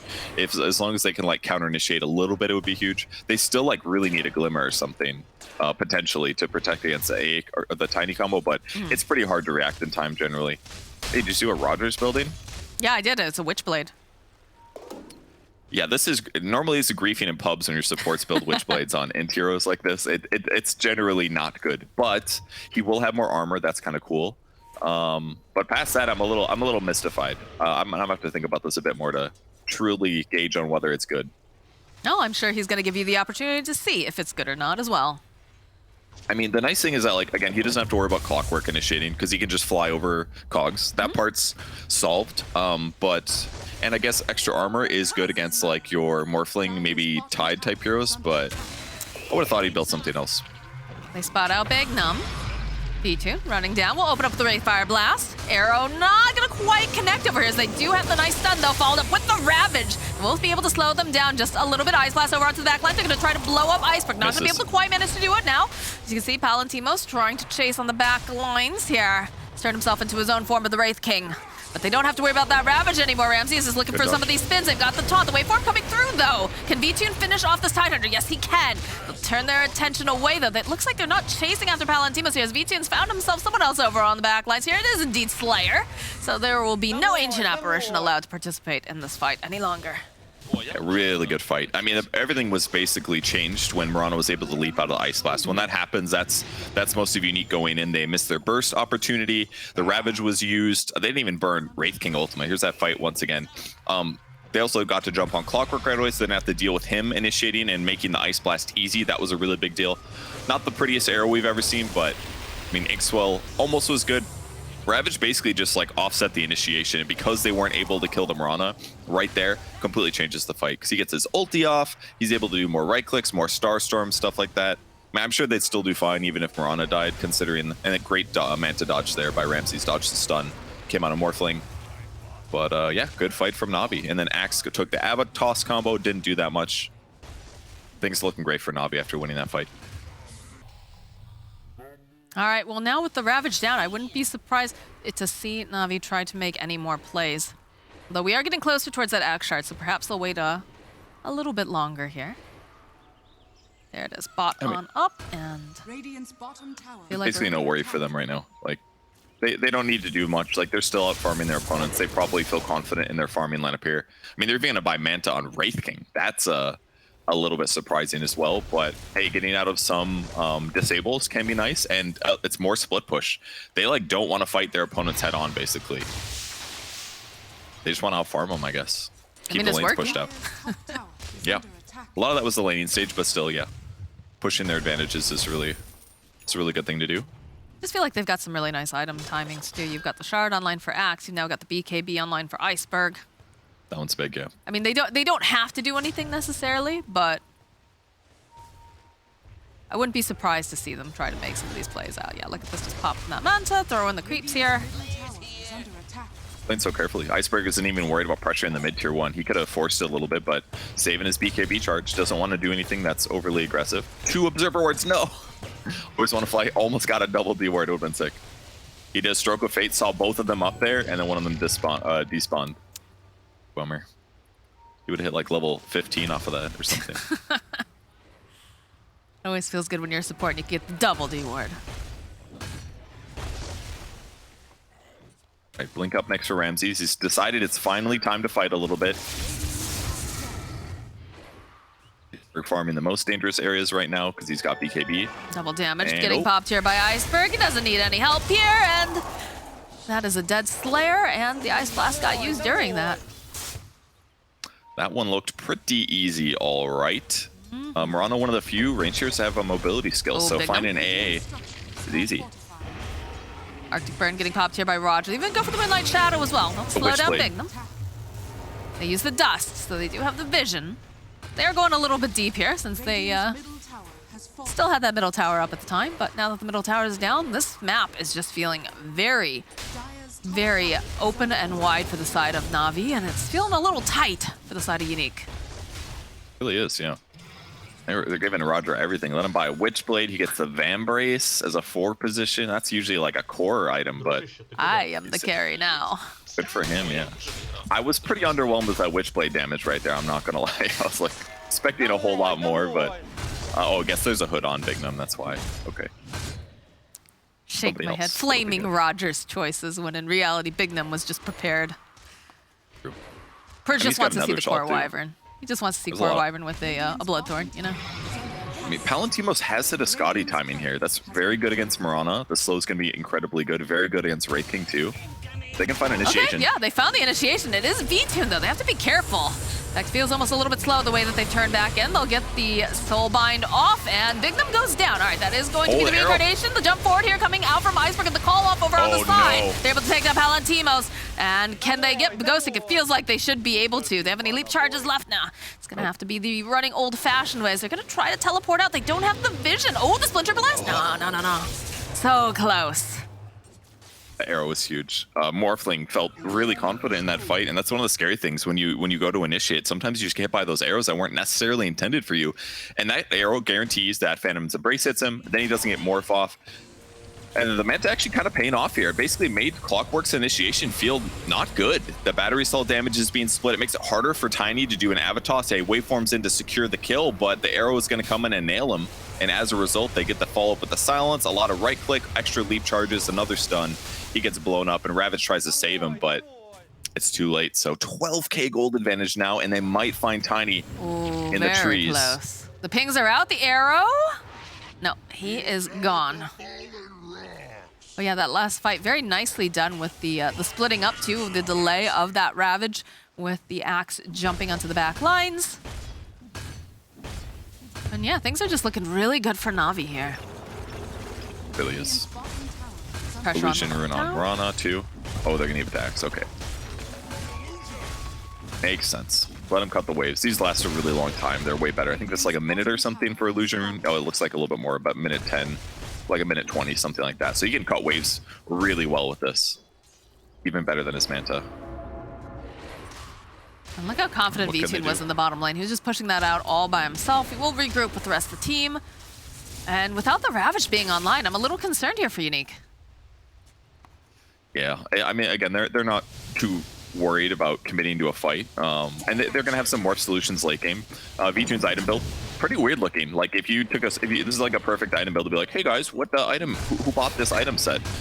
They might be able to figure out. The Midas Radiance is a little bit obvious, but like it's gonna be a Manta Scotty. It looks like an illusion hero or something like that. So when he gets the Scotty, it's gonna limit the healing of Morphling. So he's just gonna fight Morphling. He's got net worth advantage over him, so it doesn't make me scared at all for Navi's late game chances having this advantage over Morph.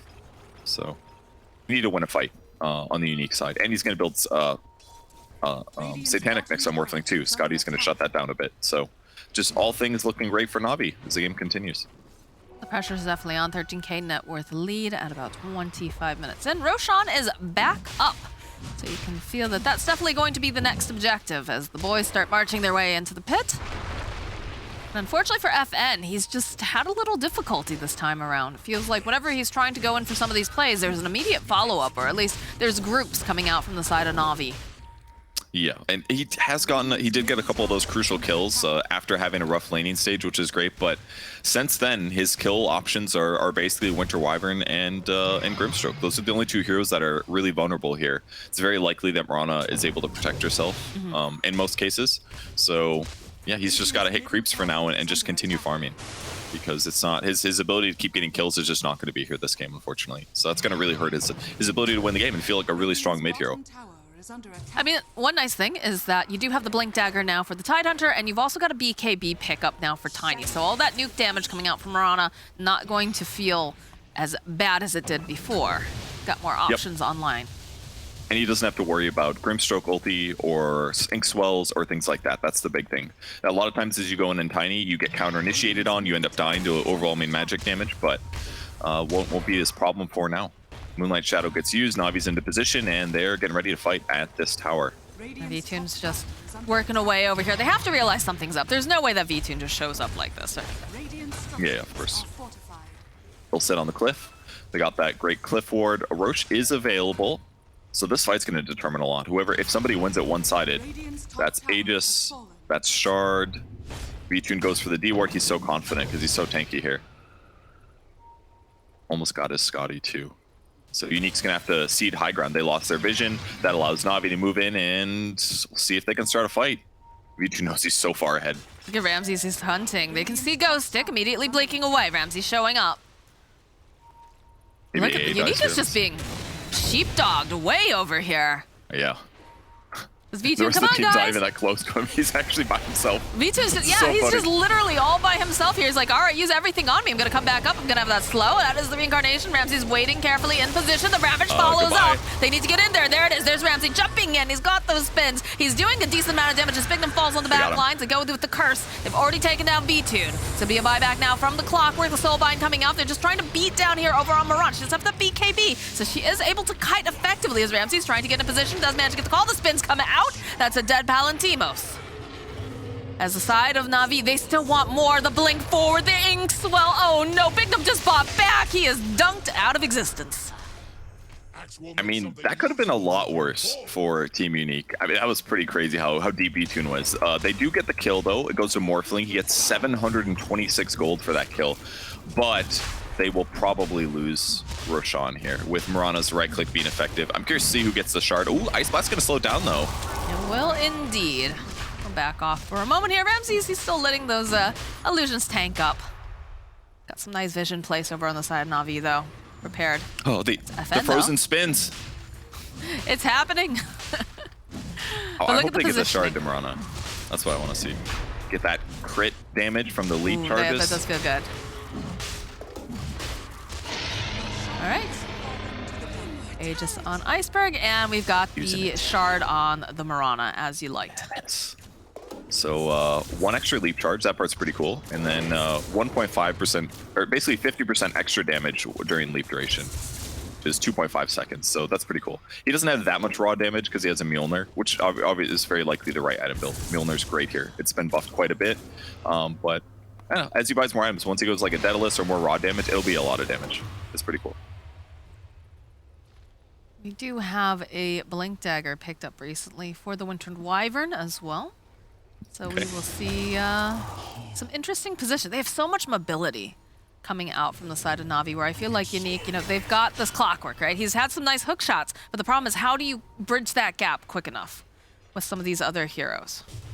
It basically is like, you just need Ice Vortex, you need Tiny in range, and everything will be fine. And in that last fight, when they went on the Wraith King after he respawned, one of the things that hurt them a lot was that while the Ice Blast landed, Tiny only had Toss available at the time. His Avalanche was still on cooldown for 4 seconds. And Avalanche gets doubled in damage while somebody is, or I'm sorry, 2.5 times in damage while somebody is tossed in the air. So because they didn't have Avalanche as well, they didn't kill the Wraith King quite as fast as they wanted. Ramses couldn't even get the dunk off that time. The Clockwork just melted so quickly. Fun. He's got Pipe too. Pipe has made quite the comeback in the last couple of weeks, actually. Both saw it as like a little bit too expensive, so people just kind of bought hoods, but a lot of offlaners have been buying Pipe lately. Clockwork on him, it doesn't quite work as well, just because usually you're the guy that jumps in right away and dies in a lot of cases, or gets so out of position that you die. Usually it functions better on offlane heroes like Tide, for example, but I would also say Solar Crest on Clock doesn't work so good. So this is a nice happy medium, but its net worth advantage is ridiculous right now. 2 lanes shoved in pretty nicely over on the side of Na'Vi, and Unique is struggling to get out of the base right now. They did manage to push out the bottom wave, which gives them some more breathing space, but do have a Blink Dagger picked up now for Wraith King, and we already saw how confident V-Tune has been playing, the way he's just been diving into 5 heroes all by himself. This is just going to make that aggression even stronger, I have a feeling. And the Titan Sliver too. Solve some of the magic damage problem that he was dealing with. Oh, there's Ramsey good is getting both of them immediately. The taunt, the Ice Blast comes out as well. Down will go Palantimos. Does have buyback, and they get the Winter's Curse off. Can they finish off FN fast enough? No, not going to be able to. Arrow sliding in. Not quite there as Na'Vi going from 0 to 60 here in this top lane. We'll wait patiently for the next opportunity. I really thought more people were going to die in that. That call was so good. Less tanky here than Tidehunter surely would have died with Morphling, and he did eventually get the Morph off, but just too much damage at that point. Great call there by Ramses. And now they'll start poking high ground. V-Tune's right back here again. Pops that Manta. Ghostic trying to draw some of this attention away, but the fortification is going to come out from the side of Unique. They can slow this down a bit. They have Shard on A, so all these creeps are taking damage, as are the heroes that are pushing. V-Tune gets Ice Blasted as well, so any damage dealt to him now is going to be pretty limiting. He doesn't want to get his ulti popped, but if he can get the tower, it looks like. Looks like they will end up popping the ultimate. The leap forward, though, coming out from Iceberg. The follow-up here from Ramses Bignum. He was trying. Ravage is going to get tossed out as well. But it looks like FN not looking too healthy here. He will indeed fall. Bignum being chased after by Ramses, and this Tidehunter still has that silence on him. Dunk comes out from Ramses. He'll clean up again on Bignum. And Navi's going a little bit deep here. They'll try to go get the taunt off here over onto the Ancient Apparition, but should be able to escape as they pop the Moonlight Shadow, and they went pretty far on that dive. Do they go back in? Ice Blast? The Ice Blast? No, he's got too much HP. He should be fine. V-Tune just running right back in again. He's healed up a bit. It's got Mirana. And they're just going to finish up this top lane. And now it's even easier. They've got Blink Dagger on Wraith King. In case anybody steps up, they're going to jump in. If they get an arrow follow-up on this, really scary. Especially on these supports. A's got to be really careful here. Continuing to throw out flares. Vortex, Ramses, though, sitting on the low ground, trying to wait for that perfect opportunity. They're smoked up, goes forward, doesn't quite manage to go and grab Palantimos this time around, but the arrow does connect. The hook shot, but over on the side, Palantimos, he's just erased. So they finally take down Ramses. Iceberg, that is going to be the Aegis. Big them over on the back line here. V-Tune's just too powerful when he's got the power of always want to fly behind him. And now Iceberg does need to get out of here in a jiffy. I don't think he's going to be able to do it. The Winter's Curse, though, dragging over. Can Iceberg survive? Can he get up any leaps? Does he have anything here? No, he will indeed fall, as the Soulbind is up over on the side here. But Na'Vi, they're just going to continue. Put some damage here. Stroke of Fate not quite connecting over onto Slayer. V2 really just wants to finish this up. Realizing there is no Morphling alive for this fight. Oh, they got the melee FN, though, the jump forward over here onto Roger. The Gush. All right, they'll be able to take down Roger on his way out. Oh, Witchblade didn't save him. Weird. Okay. Great. Sassy Purge. Glimmer Cape would have been nicer. It's okay. It's kind of a fun build, and I think they're confident, but ultimately, lots of buildings got taken. Net worth advantage continues. I mean, they got some kills back. That was really, really good for Unique considering, but their buildings are going to feel a little sad. They don't have as many of those as they used to, but a lot of big kills. The Axe kill, Ramses didn't pop BKB after going in and making the mistake. He should have popped it, but the Chainstone killed him.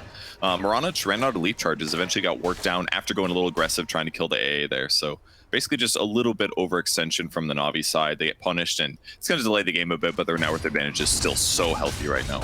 It's not a huge deal. That, and you look at the net worth going over to the side of Na'Vi, all 3 of their cores sitting very, very tightly. Yeah, look at this. Ramsey's just a little bit short. The arrow does connect. And that's why Iceberg dove in so deep. He wanted that kill on Palantimos. Oh, he got the Mirana kill. Okay, gotcha. Or the Morphling kill. I see. He wanted it. That was worth it. But then he respawns. He doesn't have BKB. Doesn't have leap charges. That was a dangerous place to be. In the live game, there used to be a support there. Yeah, always want to fly in a very dangerous place to be. Not sure if they smoked up for that, but does indeed fall here. So Grimstroke going to take a little time out as Unique trying to reclaim their jungle. They do need to go home, though. There are creeps marching into their base. Yeah, they will have to defend that, but they'll get their shrine back temporarily. Killing Grimstroke is a pretty big deal. It's a lot of the teamfight lockdown annoyance stuff that that Na'Vi wants to do. It's a lot of follow-up as well. I mean, that's the best thing about Grimstroke in a lot of ways is that it turns any initiator that has a stun, which is a lot of heroes, into 2 stuns. V-Tune's like, come back here, Slayer. And then just throw the Wraithfire Blast and then back off. Ice Blast is now down, though. I'm dead voice line from Zai right there. That's what I would have pressed. Like, there's no way I live here. But luckily, the V-Tune just playing safe. He didn't want to get caught so far away from his team, going for just a support kill. He's showing remarkable restraint this time, considering that dive in the mid lane, where it was just him and 5 heroes. Hey, V-Tune is, okay, that time, all right, I was going to defend V-Tune for diving. That one time, yes, he dove crazy deep, but every other time it was his team, not him, that was over diving. That is true. That is true. A little bit of that overextension, but they're still sitting very pretty. 21k net worth lead at 36 minutes in. We still have the cheese online for the Mirana. And again, it just feels like... I feel like Na'Vi is really making Unique just respond to every single move that they're doing, and Unique has not been allowed to play their own game, if that makes sense. Yeah, I definitely agree with stuff like that. You can maybe argue that Unique could have done a better job trying to like invade, because it's not like Na'Vi did not play very fast, basically. They won their lanes convincingly. They won like almost all of their lanes. And then they just sat back and hit neutrals at a really high speed. Obviously, Axe killed his stacks a lot earlier than normal. I mean, that was like, he cleared the large camp, then he cleared the ancients and stacked it, and then the stacked ancient camp is what gave him his neutrals. That was just after the 7-minute mark. That was abnormally fast to have that many stacks cleared. And so once they like missed that timing, it felt like Unique was scared or unable to get pressure on the map. So maybe criticize them for that they didn't do enough there, but get enough kills in that period of the time. But I'm sure Clock wasn't even 6 at that point, right? Like, it's difficult to find grabs otherwise until he gets 6 or until Tiny gets Blink. So that was maybe one of the issues of their lineup. It was just straight up not fast enough. They needed to be able to get a lot of good stuff done before 10 minutes, and they didn't do that to stabilize their lanes. So either win the lanes harder or have better heroes to rotate in that pre-10-minute mark to slow down what Na'Vi did this game. This is nice here. Iceberg has found himself the ninja gear. He'll have even better positioning, better scouting capabilities. And of course the extra Agi's pretty nice too.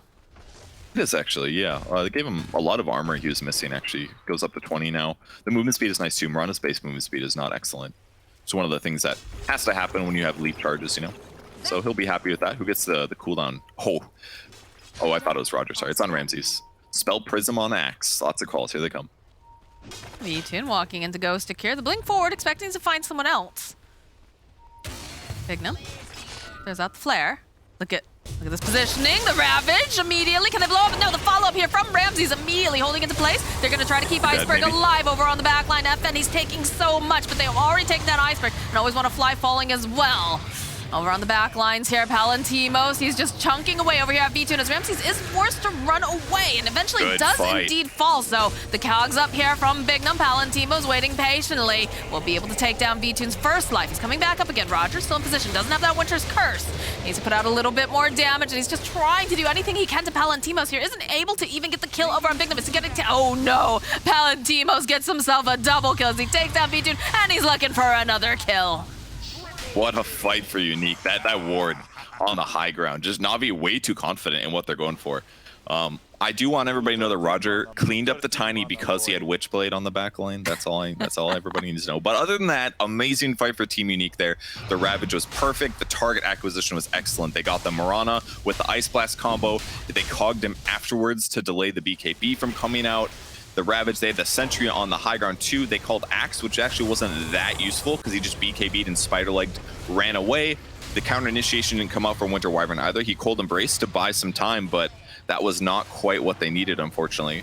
And then they just cleaned up Ramses afterwards. His survivability was just not quite enough. If Na'Vi doesn't like start bursting down heroes, just looks like a bad place to fight for them. I thought for sure Bignum was gonna tick down to that Radiance burn. Like, look how close he sits there. That was close. Oh. But no, he's a lucky little clockwork. He's gonna survive it. But he was actually a second away. This is what I wanted to see from Unique, right? Because it feels like Na'Vi just keep jumping on them each time, and they have to react. When they don't have that opportunity, when Unique can be the ones to jump in, it makes a huge amount of difference, like we just saw. It does, yeah. They don't have like super overwhelming damage. They've gone for a little bit of these funky items, and man, the net worth disadvantage is so much less now. That was a big deal. There's a Daedalus on Morphling. This gave them space to pick up tier 4 items on neutrals. That's something they didn't have in the last fight either. This is it's not Like, they can still win on the Na'Vi side, and they have great itemization still, but Makes it closer. looking a little scary. It does.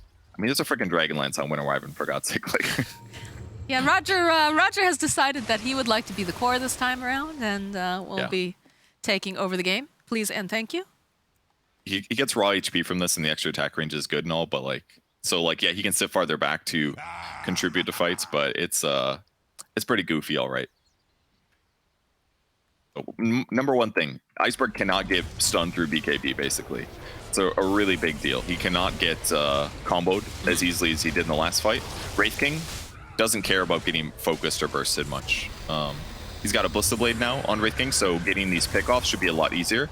And this is one of the upsides towards Unique being ahead now, or at least much closer than they were. They're going to play on the map aggressively, and that's going to give them opportunities to get pickoffs. So while it might look a little scary for Na'Vi now, with Unique putting map pressure on the map, there's opportunities to get kills and pickoffs with his Abyssal Blade, with X Call into Arrow, with Witchblade ganks. There's lots of options. All right, well, it looks like we're almost ready to start up the match again. Looks like You see what AA picked up? What did he pick up? Just a casual Scythe of Ice. Casual, On nice. The, on the AA. Is he going to be able to be close? Like, I understand why you pick up this item, but with an Ancient Apparition, I feel like you don't want to be anywhere near any of these guys because you're just going to get blown up, right? It's 800 cast range. It'll be fine. If he can, and that it's cool to have it on AA, basically. I mean, it's kind of similar to Rod of Atos. It's like a common item that people would want to buy in A because you're like, oh, I'm guaranteeing my setup, right? Hex will be able to do the same thing. Hex the guy, it's either going to be Mirana when he jumps in when he doesn't anticipate a BK, like the need to press BKB, and then you can land combo on Iceberg. You don't have to worry about Tide to go first, and they really do have kind of weak stun setup, right? Like Blink Ravage was the best one they had. It's either that or Hook Shot. That's how they initiate, or Tiny Combo, I suppose. But those are Tiny Combo is something a little bit. It's so high damage you don't necessarily want to always be the initiator unless it's a good target. So if Slayer just sits back a little bit and hexes Mirana and they kill him again at the start of the fight, it's gonna be huge. And he can one-shot illusions. That's the other cool thing. Yeah, and he's gonna use it for that. One-shotting axe illusions as he split pushes. Yeah, it's definitely value. These illusions feel very uncomfortable to have to deal with. So they're going to try to sweep through their own jungle, make sure that they can push out any invaders. The hook shot, though, immediately over onto the Mirana. The follow-up with the Ravage. So always want to fly. We'll just get obliterated here.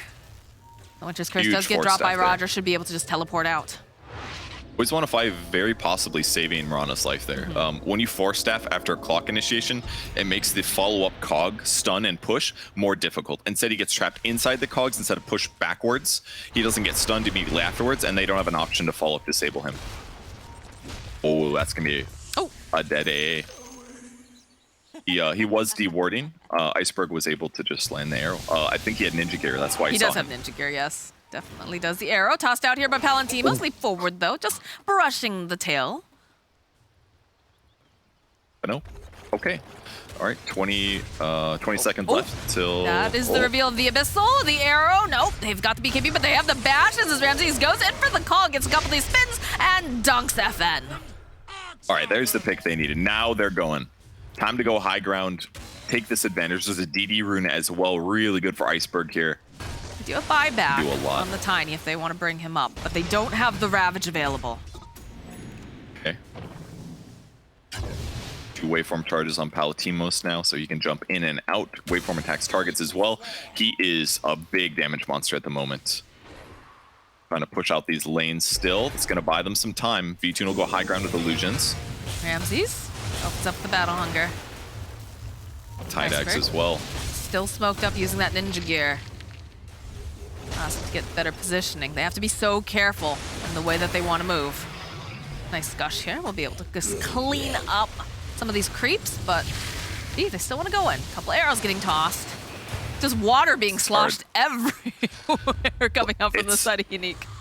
It's so much harder for them to high ground now. Like, this Tide Axe is incredible. Like, it does. He got the Tide. He got all the Gush bonus things. Bonus damage, 380 magic damage, and he has -4 Gush armor. So it's doing -11 armor. And he has Timeless Relic, so the duration lasts even longer.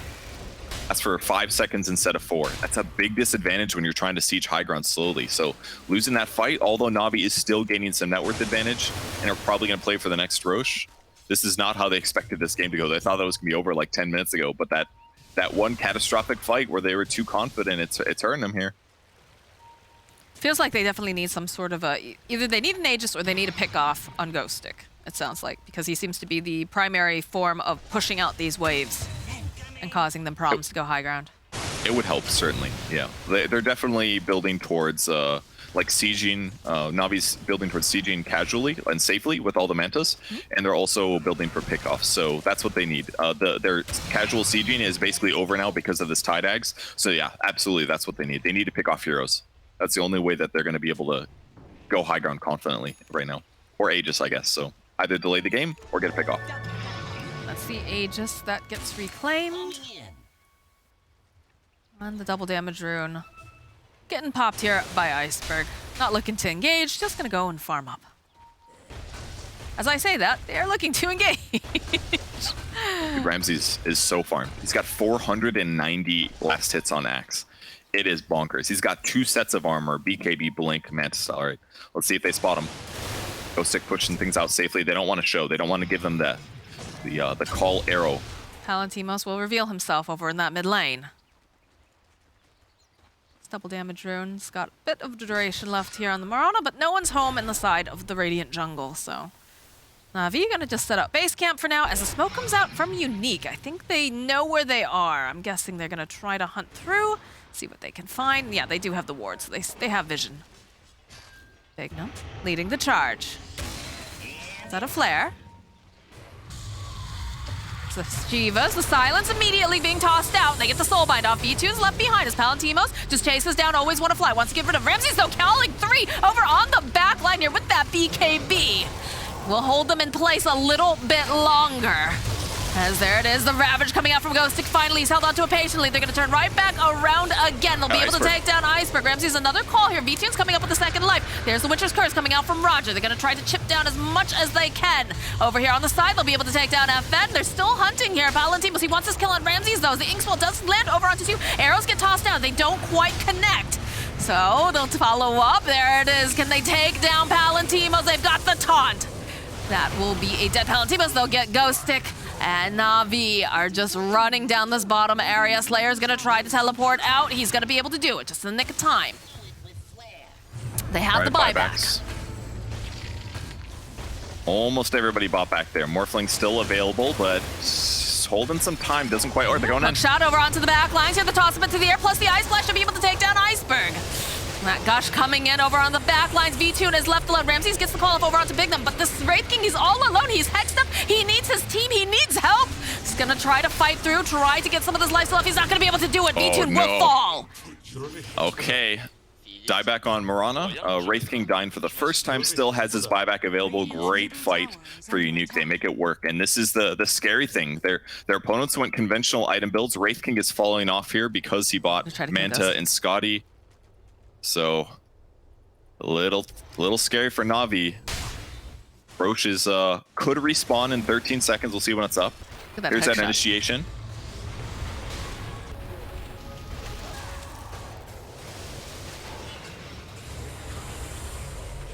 It's a good play here coming out from Bignum, just being able to initiate and then separate them. Because it leaves V2, now he's all alone. He doesn't have any help. And they had enough heroes to actually burst him down. Really well done. Yeah, that separation is so important on Clockwork. Absolutely worth his death there. Really nice he had Axe too. Gave him the double initiation. At level 25 for Axe now. Still trying to split push things, but Unique crossed the map here. A lot of dead heroes, and they know that Wraith King's not going to want to buy back. But they love to force him. But in the same period, Ramsey's done a great job split pushing out bottom and mid. He cuts the creep wave, so that'll slow things down. No buyback needed from Wraith King, but this does give Unique a nice moment to get some net worth. Roche is going to be respawning a long ways from now, though, so that will not be the impact just yet. Did I see? Are we getting a BKB delivered here to Mr. Palantimos? Yes, we are. Yep. It's gonna be buyback for him. More difficult. Look at this. Look at this. He's got himself a BKB. He's got a Satanic, and then he's got a Minotaur horn on top of everything else. Yeah, he's hard to kill now. His right click damage is way better than what Wraith King can output at this point in the game. Yeah, he just picked up a magic resistance talent at 10 as well. That's actually going to help a lot. Outside of his BKB, magic damage is going to do significantly less. The lanes get pushed out safely. This Vortex plus Gush combo is so good. So safe. I believe a Refresher Orb was also picked up for the Tidehunter as well. He's got it. Okay. They're Yeah, looking hit that for queued a up play. earlier. Bignum, of course, leading the hunt. Go for the Moonlight Shadow. Axe briefly, I think. Yep. Pops the smoke. Bignum has to be a little careful here. B2 jumping in immediately. Good for Ice Blast Navi. getting tossed over to the side, though. They go in. They have that first Ravage. Do they have the detection? They see Roger over here. Palantimos just wants to get rid of Roger. Is going to be held in place, though, with that Soulbind. They'll be able to take down Roger. Double Silence coming out. B2, and he's got the double Abyssal. Can they get out enough damage, though? The question is, Ramsey's going for the call over here on the side, and there it is. There's the second Ravage. And coming right back out again. So they'll take down Ramses, and up comes V2, and always want to fly running for his life. There's just no one here to save Ramses. He's just... V2's dead. The hop forward here again. And it looks like Iceberg just gets cleaned up. Roger can only do as much as he can here. It's gonna be Might be close. able to take him. Oh, he does. The Winter's Curse from Roger. Able to Okay, that take was down FN. Oh, he's huge. going to pay for that if he's not careful. He's got the blink, though. Wave forming again forward. This is going to be a dead Roger. Eventually. Yeah, there's no solution here. He does not have a defensive item, and he buys out a little bit. He had buyback used anyways, so he'll have eggs up soon. But so basically everybody just died, and this is actually a really interesting situation because both teams had bought back in the previous fight heavily. Palantimos is going to be able to take Roche by himself, but basically what's going to happen is everyone's going to respawn. They're going to probably all wait a little bit until their buybacks come back, so we're just going to have a full reset, most likely. And now the net worth is even. Game still looks amazing for Unique, though, especially if you can contest. Oh, the courier ink she's flow. in it. Pew. Oh man, always want to fly. He's trying everything here. They're just They're gonna trying to send set. over Look at all the another. couriers. Look at these Trying to steal vultures it. coming They're just in. gonna click everywhere. They're hoping. Okay, yeah, that's gonna be the courier Look at this, now. trying to take Courier's things. here. Look at them all. They want it. What is this Get game? your own Roche. Oh my You god. don't deserve this. All right, always want to fly's dead. This is so funny. Because they don't get vision anymore. They're just clicking everywhere. They're like, okay, is the Roche the dead? tiny one's Is it dead scouting. yet? Well, we they're get gonna it? get so much gold from these Here we go. couriers. Here we go. They're just Here they clicking go. all over the ground. Nope, not Dude, yet. this There's is no a- items yet. This is so ridiculous. How many couriers are we gonna lose during this? Oh, All right. oh. Oh, can I steal anything? anything? Nothing. No, okay. Nothing. I haven't seen that game. The fact that it was just one hero, and basically, and like 4 couriers swarming around him was excellent. All right, Age gets picked up. They Ag's Blessing. Who does that go to? AA, I guess. I guess. Who else needs one? Tiny Cloth doesn't already have has one one. yet. It could be Tiny. True. Oh, while this is going on, though, there is some damage going down in the base. Oh, the AoE Cold Feet. That's a good talent on AA here. Here's the start of that fight again. I thought it was going to go really bad for Unique. Clock got separated. The Ravage felt bad. Just started them off on the Winter Wyvern, which is okay, but not incredible. And then the great sounds from Always Want to Fly after the refresher here was so good. Delays the second Ravage. They jump in. V2 trying to get DPS in. Ramses tries to get a kill on Morphling, but he's really tanky here. And then that Gush just cleaned up everybody. So, and from there, yeah, it was just... we're basically seeing the effects of Wraith King's itemization. His itemization was built to hit this really good timing, to make Morphling limited, to make pushing easier, to make sieging easier. But because they lost that fight with their big net worth advantage, now going high ground, and Tide got that Ags, it just made going high ground so much harder. And now Wraith King's like really wishing he had different items. Not that, but I mean, ultimately the mistake was that they had a bad team fight. But you know, he'd really love to have more conventional items right now so that he could pick off some of these other heroes a little bit easier. I feel like they're having some damage issues on the side of Na'Vi. I mean, Iceberg, he's got damage too, but like he's just immediately shredded in these fights, especially if he gets initiated on, because Bignum, that's what he's been looking for during the entire time. He's like, okay, I just need to hook shot onto the Mirana. I know my Tiny will back me up. We'll get her out of the fight. And then all of a sudden, you know, it's 4v5. And they got some big tanky bruisers over on the side of Unique now. It's hard. And this is likely why Roger built the itemization he did, because they knew that they were going to have some some damage issues. So he built to have more right click. But yeah, they just lost too many fights here. A percentage-based damage is good against Morphling. He's going to still have that, especially with Ags now. He's always going to have it, but it's still only doing 9% of current. And Morphling with Satanic is not going to have to worry about that damage too much. So no Spirit Vessel, and he's got all these like magic immunities anyways. 2 cheeses past a Clockwork. Sell that, man. Just don't tell anybody. Like, oh yeah, I used him in the fight. Where'd you get that Daedalus Clockwork? Oh, I don't know. I just found really it in the woods, you know? I've been doing some good stuff here. I don't know, man. The way that Bignum has been playing, though, like, it's just so value having all that extra regen on him. Bottom lane. Casual Ice Blast, just trying to get rid of some of these axe solutions. Do you have an Overwhelming Blink picked up now for Ramses? Okay. That's a good one. Not built very often. Like, it's pretty rare that you get late in the game like this where somebody justifies buying it. Almost every hero that buys those Blink upgrades is always carries, because they want their right clickers and their item slot limited. But Ramsey's been farming like a carry all game. His last hits are insane. He's got the most in the game, 596. So hell, buy it. It's worth it. It does slow attack speed and movement speed by 50% for 6 seconds. That's a really long time. Obviously, people are going to have BKBs that'll remove it or prevent it from affecting him, but it's a great way to nuke as well. Ramsey's hiding on the side. Knows that Slayer's here. That push is like insane now. AoE Cold Feet with the Ice Vortex damage. It's so good. And they just can't see where AA is. The cast range is so long on these abilities that you just don't get to know where your opponents are split pushing from. And with Blink and Aeon Disc, perfect items on AA so far. So just got to keep lanes pushed out. That's the only good thing going for Na'Vi right now. They've already got 2 sets of racks, so they don't have to put as much effort into split pushing these side lanes, but Unique is collapsing the bot lane, and this is the one that matters at least a little bit. If they can offset their rack's disadvantage here, it'll make it easier for them to have space on the map. They still got Aegis, so I mean, we'll see what Na'Vi can do to slow this down, but I'm not super confident right now. They're just trying to mirror a little bit. They've got that Axe Illusion just pushing through on these lanes. An Iceberg is standing nearby. And Unique is grouped up pretty tightly here as they're sweeping through. They do have to go and consider these lanes. Use a Rocket Flare to try to help push it. Seems Unique is a little scared to go high ground as well without backup. Passes off the Minotaur Horn. What do we have on Palantimos? He's got the spider legs. A little bit more mobility. Well, it's all about basically not having to use a slot for boots anymore, which makes sense. Very common for carries in the ultra late game to do this. It's like, oh, now I can actually be 6-slotted without the detriment of not having movement speed. So it's worth it over... You're basically trading a neutral item for a regular item. And when you have infinite gold, basically, absolutely worth it. Oh, no. That was a big snipe, actually. He bought out for that, by the way. He's 600 gold from buyback. Pretty greedy, I guess, to run it straight there, because their opponents did have vision or control that map. Okay, Overwhelming Blink, the jump forward. They're waiting patiently, and they want this kill. The Ravage comes out, but they still manage to take down Ghostic. Down for 90-something seconds, no buyback. The patience of Na'Vi has paid off, but again, they ended up losing that Ag's Blessing for the Wraith King. So I think Berserker's Call is not dispellable. Yeah, it can't be dispelled. So that's that nice counter against the Tide here in this late game.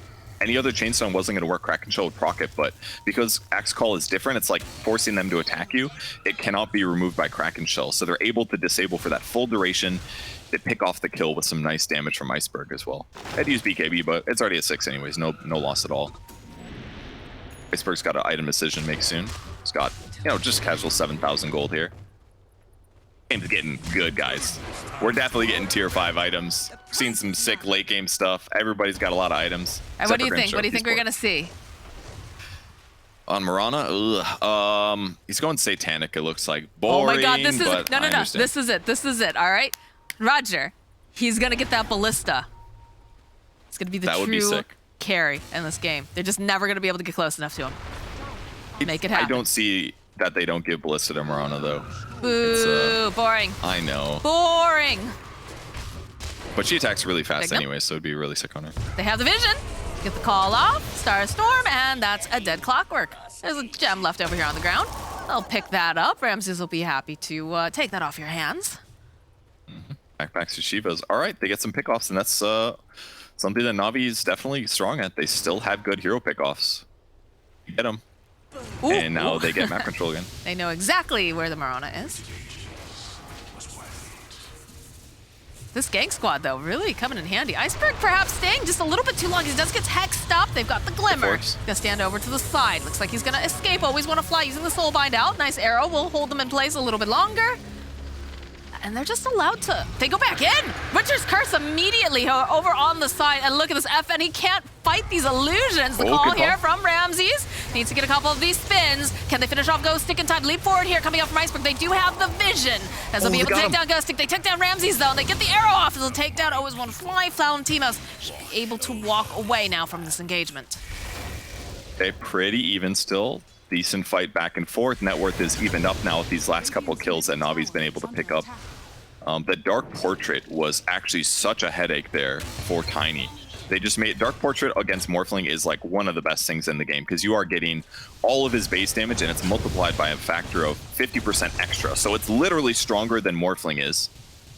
And it just bullied on Tiny, beat him down to like 40% health. Also spell immune, by the way, so you have to kill it with physical damage. And by the way, because it has, 244 agility, it has a lot of armor. And I don't even, does it even take bonus damage? It does. It does take extra damage, but still, it's a lot to deal with. That buys them time. That scouts out Roshan. It's going to respawn at a relatively early time. 1/3 of the possible respawn time. Very and this is going to give Wraith King his Ags finally, too. It's a chase. Here it comes. There's the right click. Has to cheese. Should have sold it, Bignum. Definitely better than being alive. He's got a little snack later. Courier drive-by. Clockwork's gonna lose it though. Iceberg spots it and leaps and chases it down. It's fine. It was just an Aeon disc. Clockwork would love to have it, I'm sure, but. No. I'm talking about the neutral items, baby. Oh, yes. To the Ancients. All right, Wraithking's gonna get one here, I'm sure. There's the Axe finished up now. Oh, he's not walking near Ancients. That means he's not gonna spawn the items now. Guess he's worried about getting caught. That's fair. As long as they kill them, their opponents can't get them right now. Somebody kill the damn Ancients. There we go. Okay. Ooh, that's good. That's very good. That's gonna help them out. That's all right. It's all right. So, well, yeah, give Force Boots to Wraithing. No, he doesn't. Oh, there we go, baby. Let's see it. Put it on the Wyvern. Put it on Mirana. But Mirana's got Desolate. Okay, Mirana is going to keep the Ballista, it looks like. That's okay. Winter Wyvern will use the Desolator. Fine. Maybe. Let Roger have his fun, man. That range with the Arctic Burn, like... All right, they changed their mind again. Desolator on Wraith King. Okay. Because it'll help him be a more conventional carry. 60 damage, minus 10 armor when you're attacking. That'll help. He's still damage limited, but it'll be fine. And then they put Force Boots on Axe, which is kind of weird because he's already got Boots of Travel level 2. Yar, matey. Which I guess he can sell now. He's so rich. He's 10,000 gold. Yo, look at, we got the pirate hat on Winter Wyvern. Oh, dude. Let's do it. I'm down. I'm not even mad that he doesn't have the... Oh, all right. We're switching them back and forth and around all over the place here. That makes sense. I was going to say. Backpack that ninja gear. Dig those... Oh, he's got the Ballista. They did it. They did it. Yes. This actually is better for sure. Mirana doesn't really need the attack range that badly because she's got leaps, but 150 attack speed on Mirana is really good because she does good damage. So like, this just makes way more sense. All right, anything for the Radiant side yet? All right, Ancients are just spawning now. I think they cleared them before. Yeah, they sent over the Wraith King. They have a Fallen Sky. They got that earlier. It's Force Boots. Why not give that to Morphling though?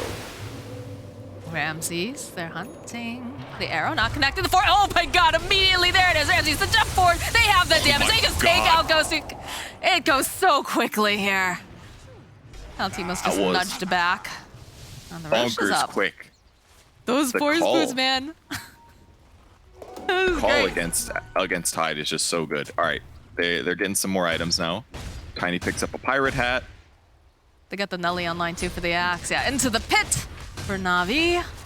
With that Tidehunter being dead. He does not have buyback either, Purge. Yeah, this has been hurting him a bit here. He bought out that Aeon Disc, but I think he bought Aeon Disc to try to solve the solution against the call, but the problem is that it just doesn't work. Free Ags for somebody who's going to get it. Looks like Axe, I guess.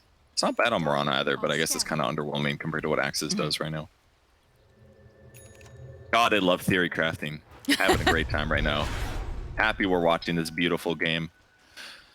All right. So basically, they can buy whatever they want. Ramsey's been in this situation many times, and not necessarily as an offlane hero. But yeah, he's very farmed. Everyone is very farmed, and they defend. Look at the swagger over here on V2. Like the rest of the team, you know, they're fairly nearby, but they're still a bit spread out. And he's just like, yeah, no problem. Morphling has so much money. He's got 6,000 gold. He just smoked up. Can't really spend. V2 just pulling out the Wraith Fire Blast here. Rest of the team waiting very patiently from behind. Palatine must just shoot. Get off my lawn. All they need to do is kill this last barracks and then win a team fight convincingly. That's it. Like Mega Creeps so actually easy. doesn't even matter. Oh, that the much Winter's right Curse coming out from Roger. He's trying to get into position, into the arrow. Do they dare go close enough, though? They have to be so careful because Ghostic has several ravages. That Ice Blast and Vortex. Very, very spooky. I mean, it was nice, but yeah. Not the biggest. All right, it'll be back up soon, I'm sure. Twill. Big clockwork. Big. Anyone else? Anyone else? Not. Oh, two non-diggers. Two people not digging in this game right now. There we go. Big Num Doug finally. Iceberg, please. You're triggering Purge. Please, Iceberg. Not like this. Seer Stone. That's pretty decent. I don't think AA will be unhappy about that one. No.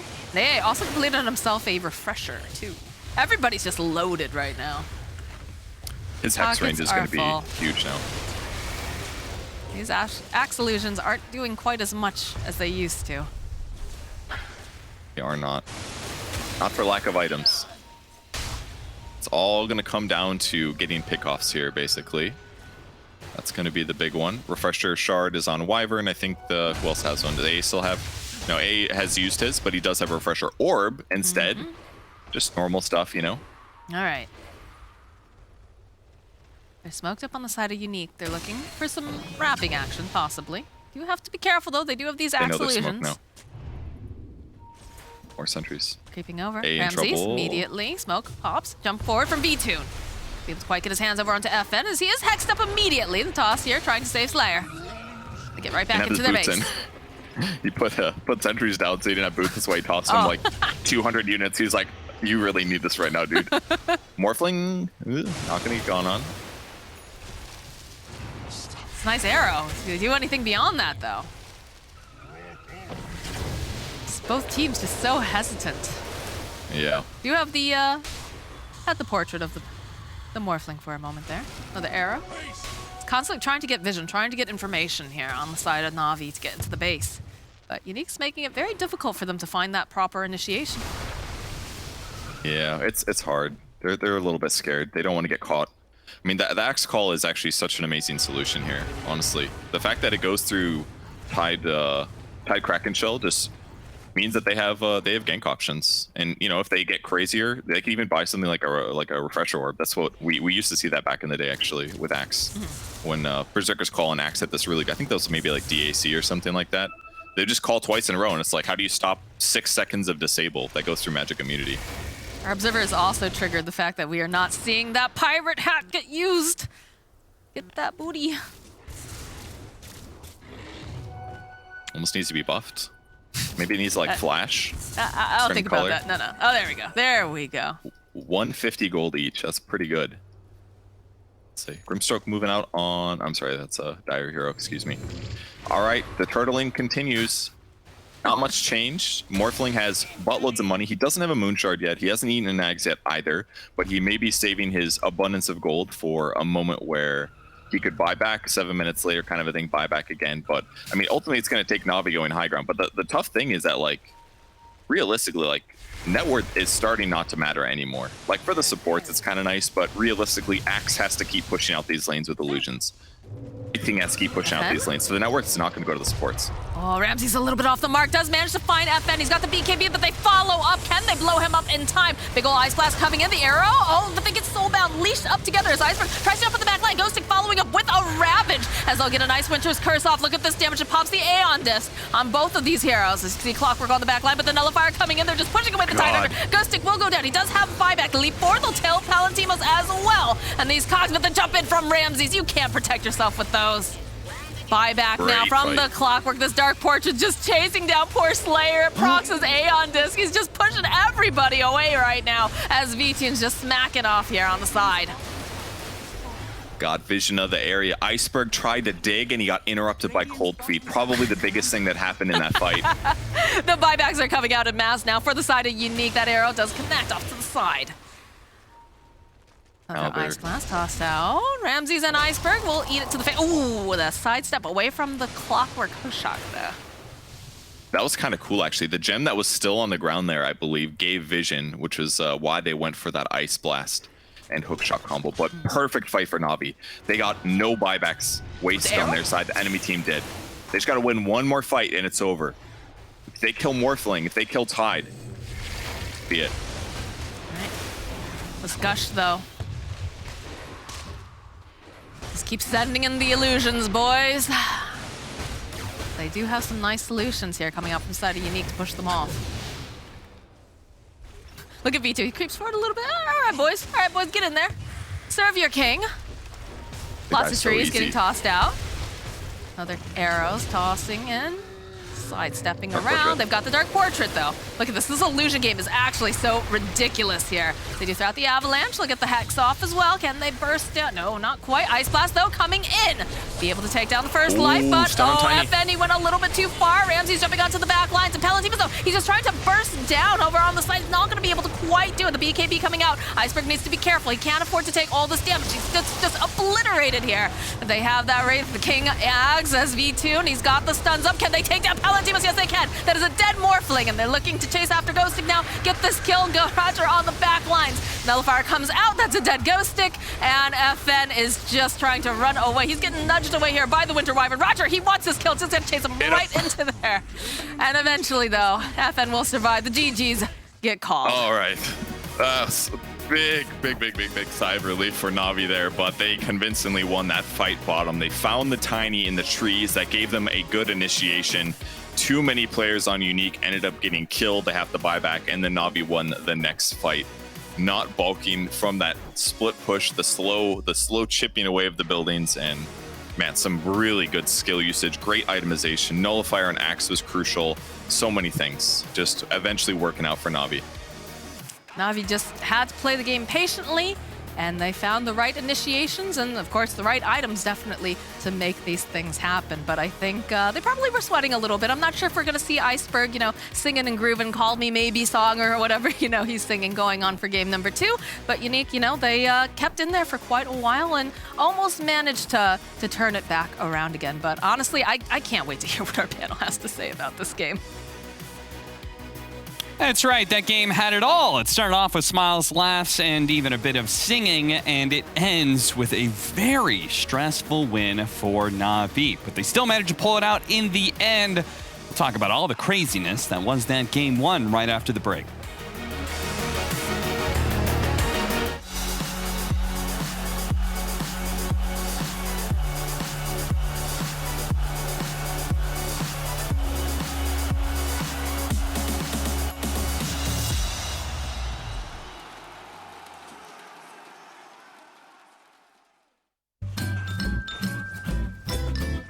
Ready? Huh? Hey, easy boy, huh? You ready? Huh?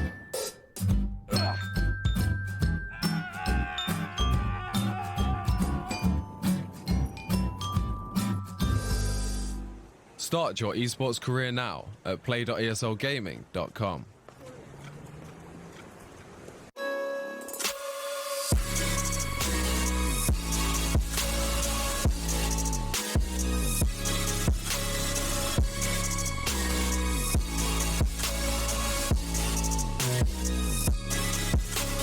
You love it, you wear it.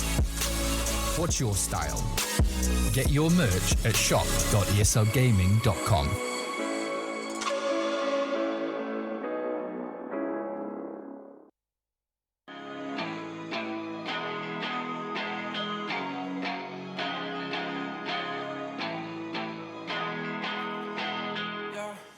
Talk to me, I just want a little bit of company.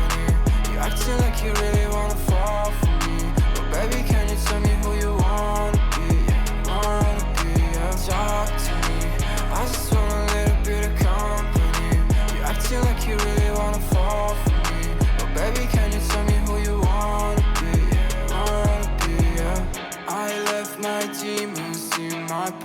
I still want something that can last. You make me feel like I'm okay. We both know that you feel the same. Ooh, baby, I got nothing else to prove. You're talking about your bad side of me. Remember that you always get to choose. Talk to me, I just want a little bit of company. You're acting like you really wanna fall for me. But baby, can you tell me who you wanna be? Talk to me, I just want a little bit of company. You're acting like you really wanna fall for me. But baby, can you tell me who you wanna be? Yeah.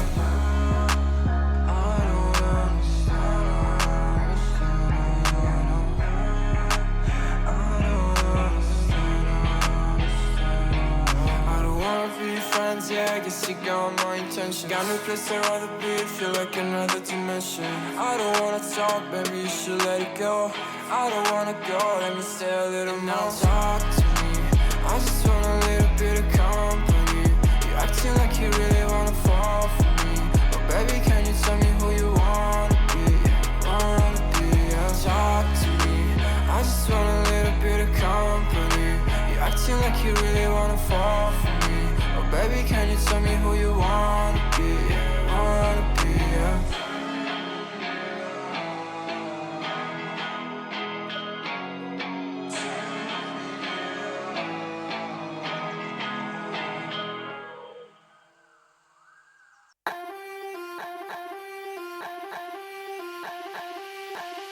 Don't you know I'm a bad little mama?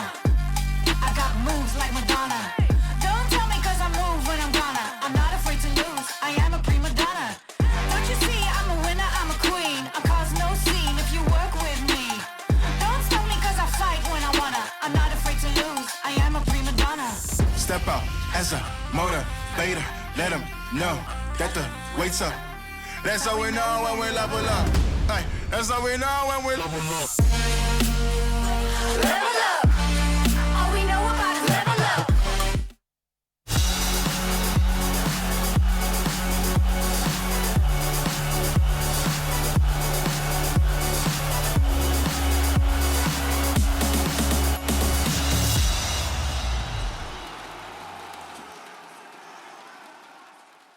It started off as a game that we thought was going to be pretty simple. Na'Vi simply out split pushing and out farming Unique thanks to Mantas and Radiances and all sorts of things. And then it got a little weird. It got a little complicated and ended up going the full distance. Now, gentlemen, I know you guys have some complaints.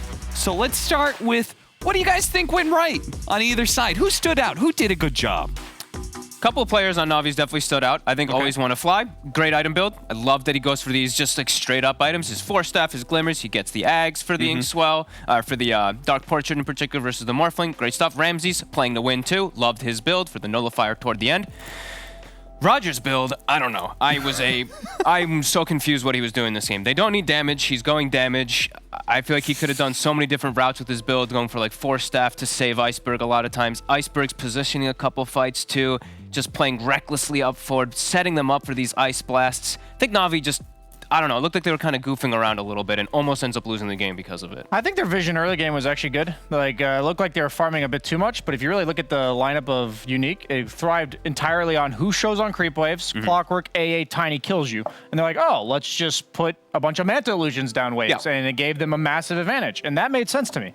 And they just straight up disrespected them after that. Like, after that, there's like, Like, the thing I have about this series is we talked to VP, for instance, and they were talking about how all the things that they were doing were experimental and, like, you know, they were trying to get good practice for the major. I look at these builds and playstyle from Na'Vi moving forward throughout the game. Who do you think you are? You're like 3-2 in this freaking group, and you got crushed. Yep. Like, I understand you individuals. So you're saying Save could have done that. Save could have gone Roger's build on Winter Wyvern and said, I was trying out a damage-based build on Winter Wyvern. That would have been acceptable for you. I mean, I would still say objectively it's incorrect, like, after seeing it. But, like, dude, like, show us you can actually beat people. Also, it's like, you're 3-2. Like, you got crushed by VP and Team Spirit, dude. Yeah, and I don't get the purpose. Like, they're so far ahead, right? if you want to go for these like damage items on a Wyvern, you get the Orchid. Why are you going Lance and Witchblade? His build was legit the worst build. I'm just not a fan at all of it. It's like they actually set themselves up to lose this game. Unique, they got almost all the Roshans. Like when you're this far ahead as Na'Vi, you're supposed to be the one securing the map, securing objectives. You put yourself in a very dangerous position. You saw Iceberg at the end of the game there. He was like talking like crazy, scratching his forehead. Like he was super stressed. I got one last comment. Yes. The only best part about his Winter Wyvern build was that he threw the game for long enough to get that ballista.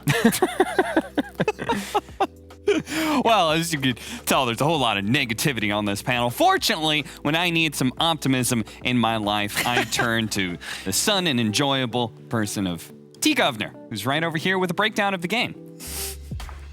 I honestly don't know if I can give you that, Cap, but we can give it a good go. You know, starting off, the main key point about this game is early game kind of advantages to Na'Vi that gave him that confidence and kind of gave Roger the bad build. So as we see here, you know, early smoke action, you get a kill onto Bignum, they see the ward getting placed, leads to a D ward, you know, good start for Na'Vi. You know, fast forward a little bit, Slayer dying top lane, all the lanes are going so well for Na'Vi, and this is probably right now the communication in the team. They're just kind of giggling to each other. Haha, Slayer died top. You got probably Iceberg giggling. I'm leaping for the water runes. I'm having all the fun. He also goes for the bot one, getting denied by Roger. Like, it's such a beautiful start in the first 2 to 3 minutes that it gives him this confidence. And Tiny, he had no game mid. He was already getting forced out. He had to run back to base soon after. They even fortifying the wave to annoy him. Like, it is like, the start of this game is Na'Vi just trying to style on them and the confidence that they're putting. FN, he tries to go for some rotations, doesn't feel good, catching up with a little bit of jungle farm, and he kills. Once again, this is the story of the game. It is overconfidence. Look at this positioning from Iceberg. He just dies to a blink rotation, and this is kind of predicting how the game is going to kind of get turned on its head. And I think the main talking point is how here, Unique, they do get a kill on Ramses, but they don't care. If Ramses dies, you've got Roger, the Witchblade buyer in the top lane. You've got Wraith King farming the Tri-Camp. Like, this move, again, Na'Vi doesn't really care about any of these plays being made by Unique. And it does eventually lead into a quick tower and a Roshan. So Unique are going to feel pretty good. They get this. But this is where it unfolds for Unique. This is where their comeback is meant to be looking good, but positioning simply. You cannot win fights when you're missing 2 heroes and you're playing with an Aegis. This is just not advantageous.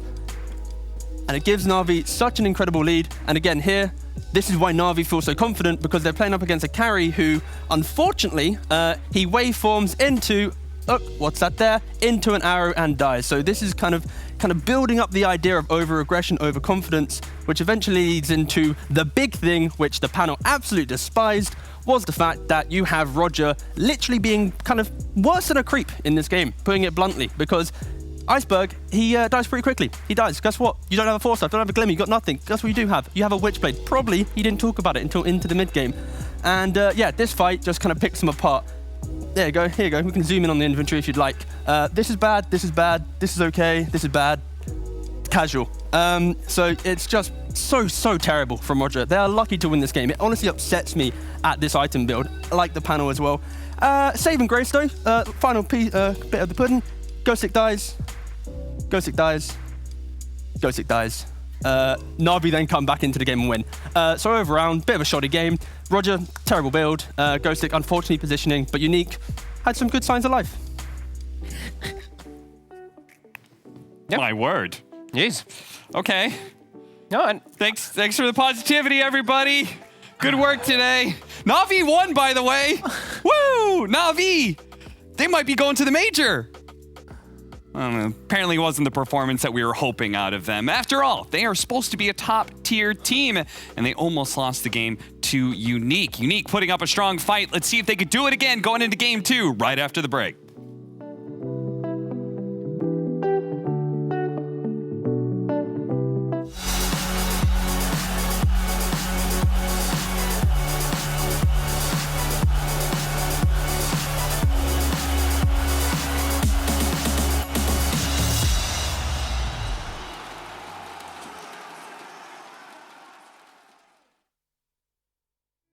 To your eyes, I see the colors of your soul, and I recognize every single line, every single roadblock. We are 2 hearts that beat in time. In the towers, looking down all night, blocking out the sun beneath. Maybe we can change our stripes and colors. You're the only one I see. And I take it all or nothing at all. Driving through the night till I'm at your door. Go outside, stay up all night. And I take it all or nothing at all. Driving through the night till I'm at your door. Go outside, stay up all night. Sleep through the sunrise.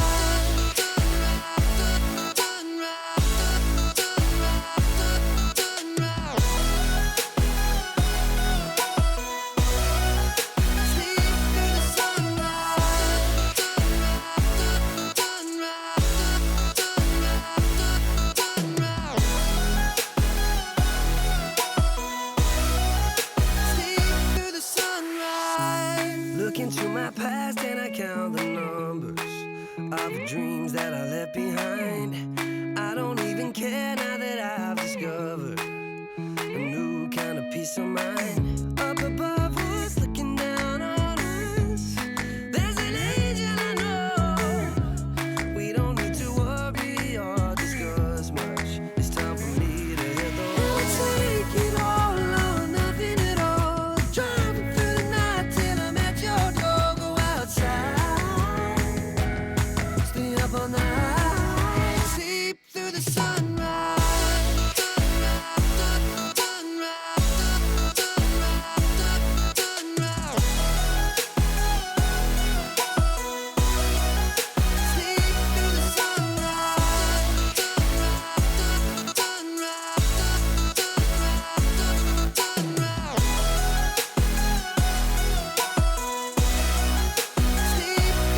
And I take it all or nothing at all. Driving through the night till I'm at your door. Go outside, stay up all night.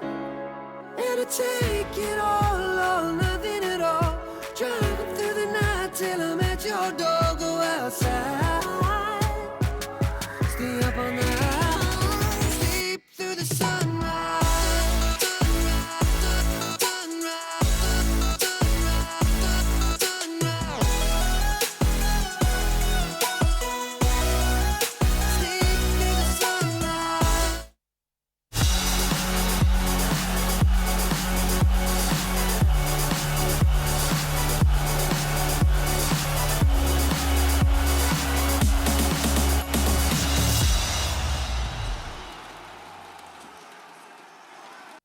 Well, our analysts may have been disappointed by Navi's performance, and in fact, I'm going to go ahead and read into the players' reactions. I think Navi was a little disappointed in themselves after Game 1, but what matters is they got the W, because as long as they continue to get these Ws, they will be going to the Major.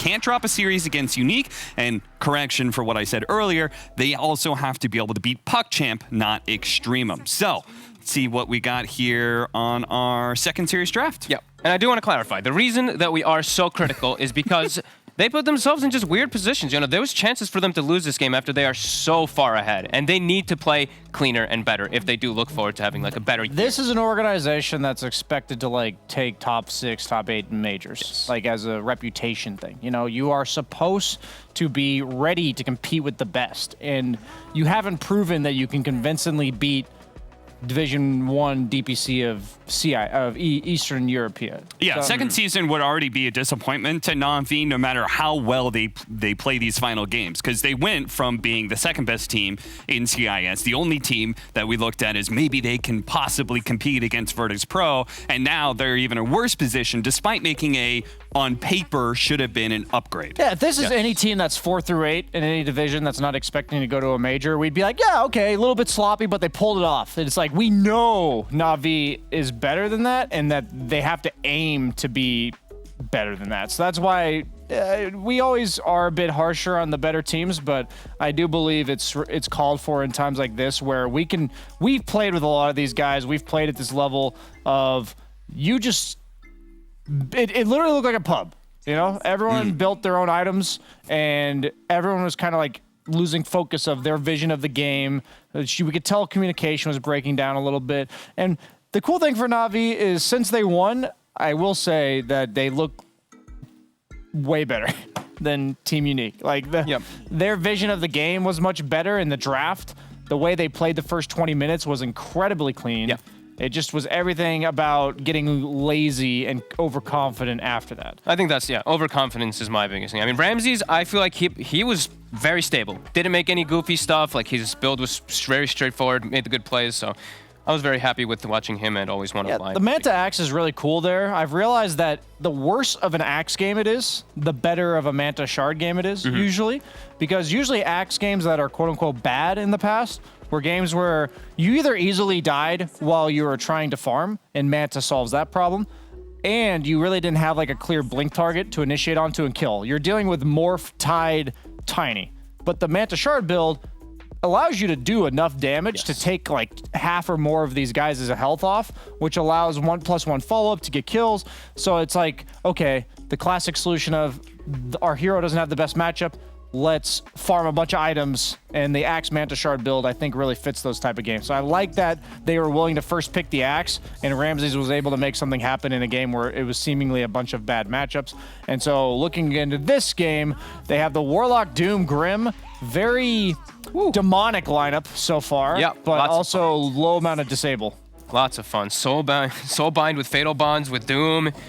Lots of fun potential. How do you not ban Grim when they open Warlock Doom? Is that not literally the best two heroes in the game? Probably because they have Wraith King, right? So they're like, okay, we counterpicked the big team fight, the big initiations and stuff. But yeah, it is a very straightforward thing for Na'Vi. And now they do get their PA. It was banned first 2 in the first series from Unique, and now they do get V-Tune on his best hero and the one that they're so stable with on the side of Do we think it's Grimstroke Doom offlane, or do you think they're going to last pick Ramses' hero and put the Doom mid for Iceberg?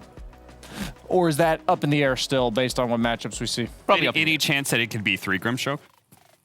I've seen some people experimenting around with that. It's like obviously there's a chance, but then you're last picking your 4 or you're putting Doom 4. I don't think you put a ranged squishy against Wraith King. It's like a nice thought in lane, but eventually he just pops 6 skeletons. You use your Stroke of Fate to clear him once, and then the Wraith King's just going to walk away. Well, Unique are going to mirror the versatility here. Could be Sand King mid alongside the Doom mid, or it could be off lane and Doom is off lane. I wouldn't be surprised if it's off lane. It's pretty good in lane against PA. One of the few carries you don't mind laning against. Yeah, and they do. I mean, the thing about the Grimstroke too is they did have Enchantress already. I think that's maybe why they didn't ban it. They always have a way to deal with it, at least in the side lanes versus Inkswell, but yeah, for sure. The Warlock has to be careful in lane. He can't really use his heal defensively. I'm assuming the Enchantress will go 4. I guess it's possible it goes 5. But you can't... The spell on the Warlock heal is possible from the Enchantress on enemies, but not on allies. Yes. So do have potential for both if they do. Whichever lane they do want to make a little bit stronger in particular. Yeah, they're assuming it's Doom mid for now. At least based on the fact that it's not necessarily they are 100% sure it's a Doom mid, but Slardar Grim against Wraith King would be real tough to deal with. Yeah, and just Slardar PA just makes the game very easy. And they need some catch, right? They need some chase potential, I would say, is what Na'Vi needs. Centaur's already banned out, of course. Slardar, Axe, Sand King's taken away. What other stunning heroes are there in the offlane? It almost makes me inclined to think it is a Doom offlane because there's probably more options in the mid lane than there are in the off lane. That is fair. And yeah, I mean, they really do lack catch. Unless they just want to use ults pretty much every time they do need that extra catch. So, ban out the Kunkka. So it looks like they are targeting mid now, switching it back up as you mentioned. They don't have any super mobile dudes on Unique. Yeah, they have the Sand King, which is somewhat mobile, but I think the PA dagger plus a reinitiation from either the PA or Doom having a blink would be enough to catch them. So as of now, I don't think Unique's presented like the need for Na'Vi to have an immense amount of catch, but you still want something. Kunkka would have been nice. I like that ban too. Just be able to force the fight that way. Banned out the Pugna. Pugna. Usually indicates something like a TA or something like that, but...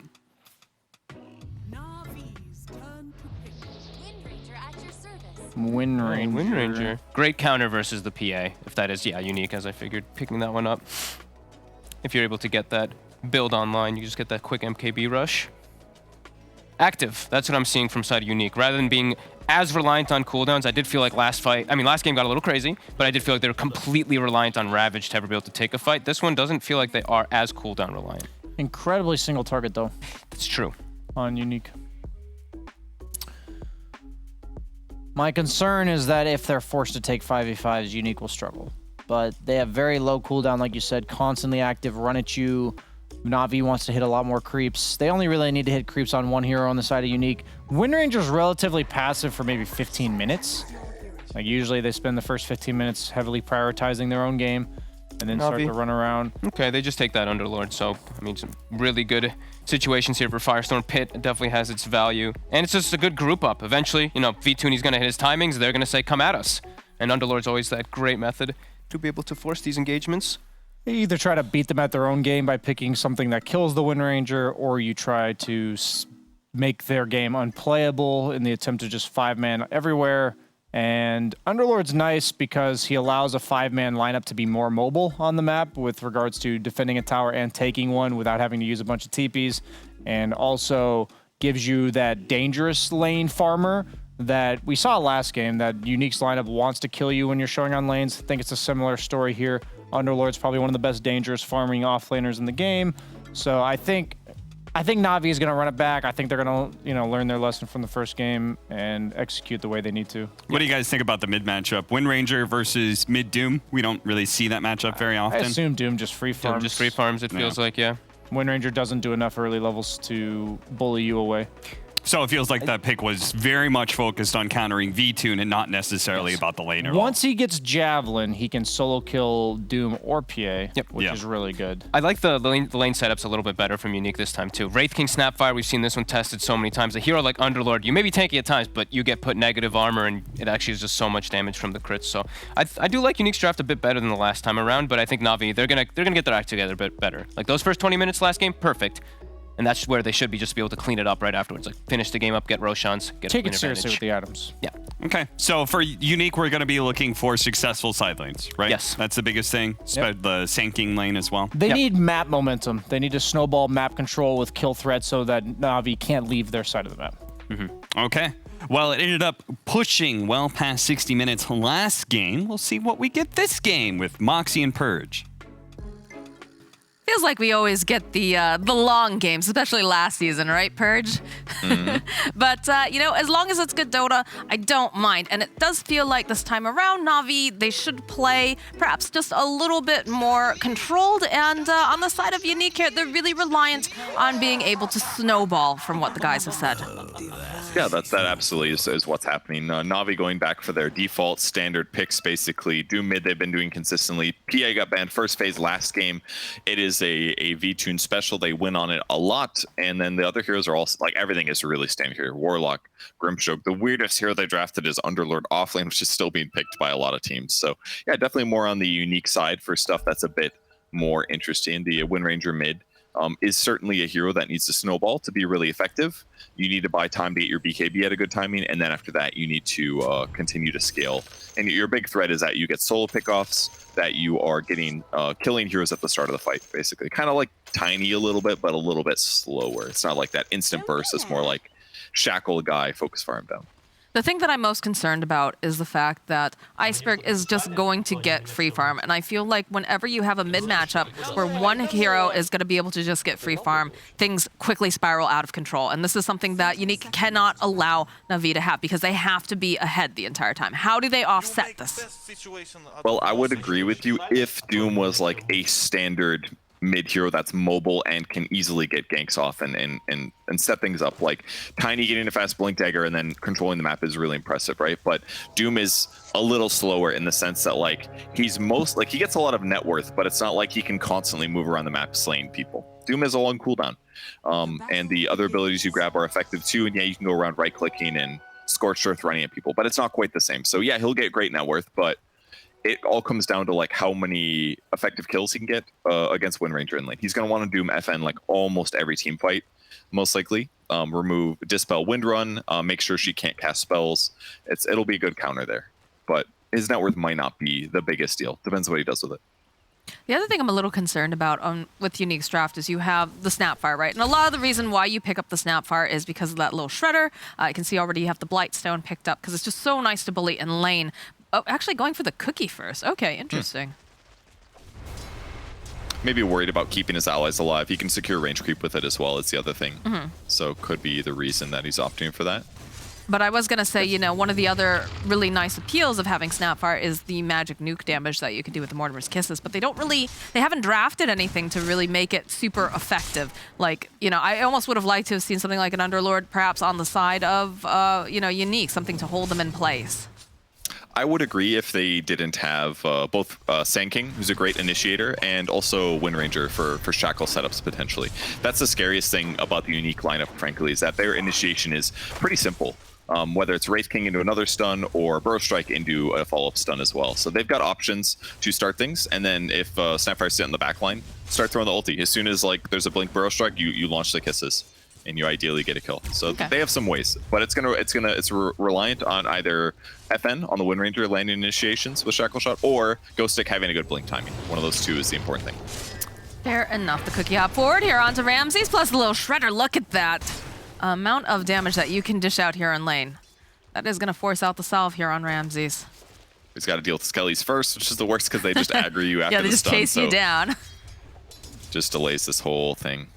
All right, now he can press it as long as they aggro. Yeah, he'll be fine now. Nothing feels worse than when you're like, oh, thank God. All right, gonna heal up, and then one of them just pops out of the ground. You're like, oh my God, I can't believe I forgot about that. That is always a bad time, especially in these high level games. Bottle coming for FN now. He should be able to grab a water rune. Iceberg also going for a bottle to just offset some of that harass there, but Ranger losing a lot of mana using power shot spam. Iceberg seems completely unfazed, but hey, that's one way to offset the fact that Doom has huge base damage. I mean, this is the Iceberg special, right? You know, we talked about the Mirana in the first game just because we were a little surprised the first time it came around, but this is one of his favorite heroes in that mid lane recently. I'm sure he's very familiar with how to deal with all this. It just does good stuff. Like you're pretty. It's really safe to pick early. Basically, leaves their draft really protected. Gives them more counter picks basically because he knows that no matter what, he's gonna have an okay time. B2's taking a lot of harass here, thanks to Bignum and of course that Satyr Tormentor. Power of Enchantress. We don't see her as often in like a lot of the other regions. Like specifically, I don't think we've seen a lot of her in the Western region recently. Like occasionally you see certain players are very, very good with it, right? But yeah, No Tail did play her recently. It was like one of the first times I'd seen Enchantress actually lose the lane. It's lane against the Nature's Prophet of Enigma the other day, but yeah, it is still played sometimes for sure. Ramses. All right, they do have the Ink Swell on him this time, so he's going to be able to trudge away, and he's going to need another salve here from Roger, but So worth it though. Consumables are very expensive nowadays. Yeah, and Roger had to spend like 200 mana to keep Ramses alive there. He had to use a nuke to slow them down and Inkswell just to run away with Ramses. So if they just keep going aggressive like this, it's great for their chances of winning the lane here.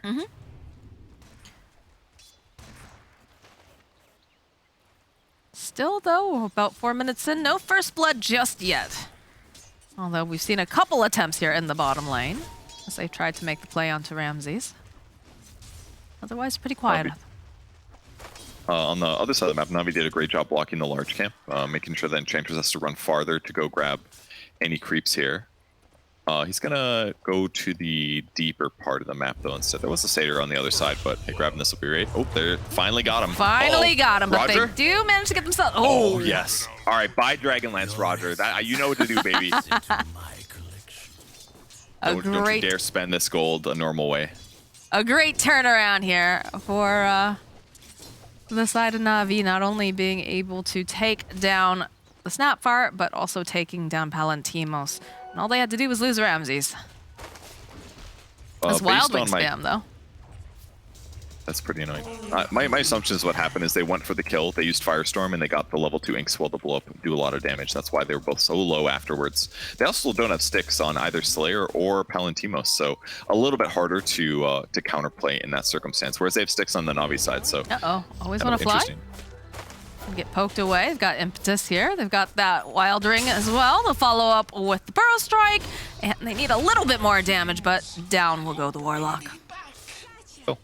Yeah, it really helps when you're playing Sand King with a really strong lane support, because Sand King's a little bit weak himself in terms of fighting to the death. So off to a great start on Ghostic's side. And against a melee hero, he's got some easy harass options too. Went for Soul Ring actually on Sand King.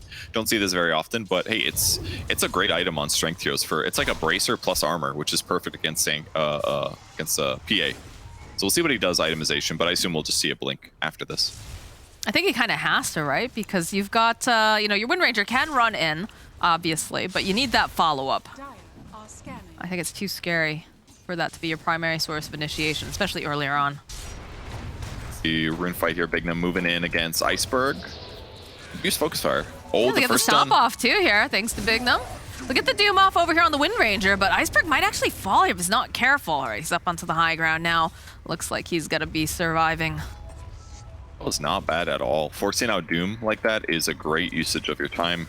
He's got 2 bottle charges as well, so he'll be absolutely okay here. Now he doesn't have to worry about that anymore. And Focus Fire is going to come off cooldown much earlier than this. He's almost got the Javelin too, so Iceberg might be a little limited in lane. Oh, that feels so bad when you get hit by these envenomed weapons while you're bottling and low. You lose, what, 30% of your heal? 35% of your heal. That's bottle, that's salve. It's a big deal. All camp is the worst.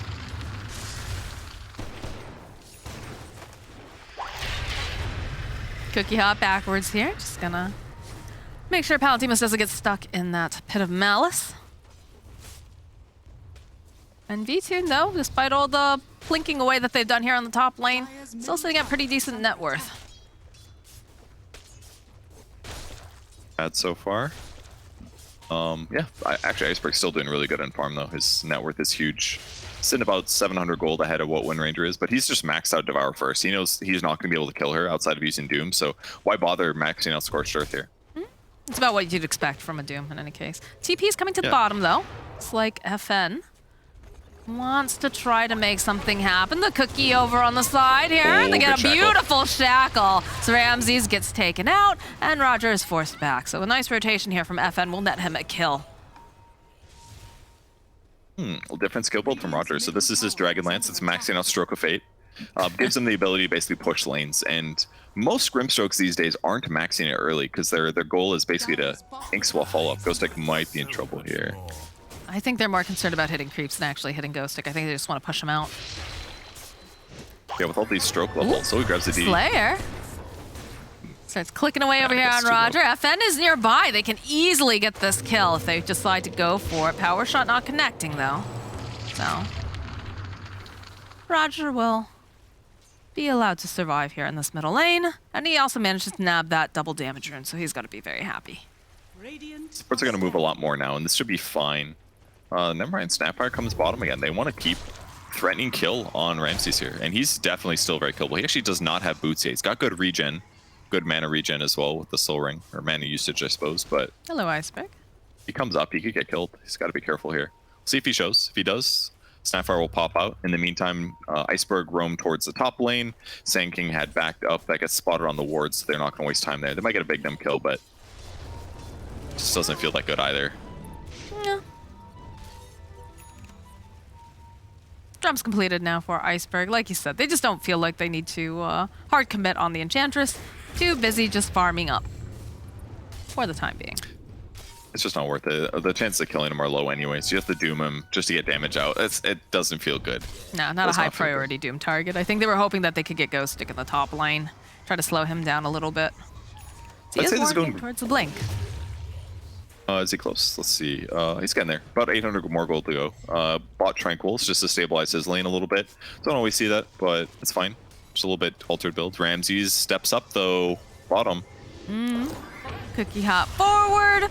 Just gonna remove some of that armor here, and he's gonna be allowed to survive. In the top lane, though, we do have some big action going on. They'll stun Ghostic over here on the side. They do manage to go and get the Doom off on the back lines. Roger will fall. As now Ghostic is just trying to get away. V2 has to be careful though. These little creeps are just chasing him after. FN will fall. They'll get the kill on Ghostic, and they'll clean up on Always Wanna Fly. They should be able to finish off Bignum here. Couple more hits, and down he goes. What a monster rotation there. I mean, Doom gets the Doom off on the perfect target. There was no spells used by FN, I believe. Focus Fire certainly was not. And then he's able to get all these kills before even Warlock dies. Like, lots of experience going to them. That puts Warlock, like, with the Tome. He's going to be close to, like, level 7. Just perfect timing for him to be in the top lane. I thought for a second V-Tune was going to fall to the Enchantress creeps. Did you see them chasing after him the entire time? I did not, no. Oh my goodness. Yeah, he had to jump around and do some blinking action to get away. Iceberg's like a firm, 2,000 some gold ahead of everybody else in the game right now. So that rotation was so massive here. FN would love to get a kill. It's just really hard. Between like Drum Charge and Phase, Doom could just zip out of like almost any danger. He's got like, what, 30% movement speed bonus or something? That's like 100 movement speed what he's walking just normally. So like as long as he doesn't get like chain disabled, he doesn't have to worry too much about pressure. He is a speed demon. Top lane though, pressure being placed on the tier 1. Valentimo's rotating here with the boys, and they'll remove that tower from the map. At the bottom lane though, Ramsey's trying to do exactly the same thing, a little bit slower than a Wraith King and a Snapfire, but eventually we'll get the job done, especially because he's got that Cardi there to help him out. Yep. And the nice thing is that PA's been hitting creeps, no threat to dying. He'll get Battle Fury at a reasonable time. He's actually going Battle Fury without boot. I'm sorry, he does have treads, excuse me. But should have Battle Fury soon. And we'll see if the pressure can offset this. No Doom for 30 seconds. There's a small window here. Unique can pressure potentially, but still a ways from Radiance. They use the scan too over on the side. They know that they're trying to make a move. So you'll see that Ramses will very subtly enter into the middle lane. But the follow-up here, Mortimer's Kiss is coming out, and that's exactly what we were looking for. Ramses will go down. They drop the Chaotic Offering on the back lines. As it looks like the rest of the team, they just scatter. Tries to slow it down with his Vanguard, but that's not going to help against all that magic damage. Not against the Snapfire. Gets cleaned up. All right, tower goes down, and Unique is making all the right moves right now, putting pressure on the map, and it's a bit of a reverse from last time. They're pressuring, trying to make that map more claustrophobic for the side of Na'Vi. Look at the stack. Oof. Gotta make sure you don't give these up, guys. These do look pretty insane, actually. This is one of the biggest weaknesses, actually, of going Battle Fury. It's that, like, it takes a while to finish the item, and then you can take stacks. So these heroes that can just do stacks by themselves, like we saw last game with the Axe, it just feels so much safer. Because if your opponents invade you and clean you out, it's a lot of wasted time for your supports. I mean, Ramses can do those with some help from the Grimstroke, too. They're gonna make a jump on Bignum here? The large camp, yeah. Not the Ancients. No. Come forward. And they should be able... No, again, Bignum, he's just so difficult to take, yeah. Iceberg does get spotted by Ghost Stick, and of course... Oh, yeah, he turns around, he gets the Doom off, they get the double silence as well with the Soulbind, but they're just going to try to clip it down as fast as possible.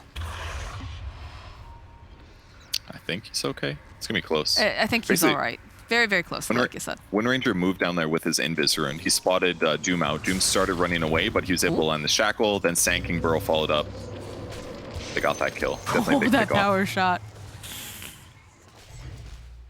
Got the last hit as well. It was FN. Okay, so he gets 300 gold out of that. Halfway to Blink Dagger now. Very big pick off, taking out that high net worth hero.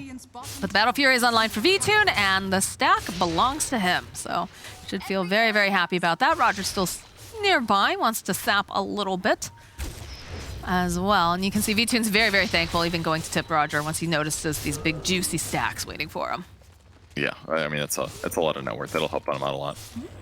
Lightstone is going to go for a BKB afterwards. Ghost Stick playing aggressive on the map right now with Blink Dagger. His Epicenter is ready to go in case they find a grab here. But for now, Ramsey's playing safe. It's going to buy some time for Palantimos. He's got his Relic coming right now.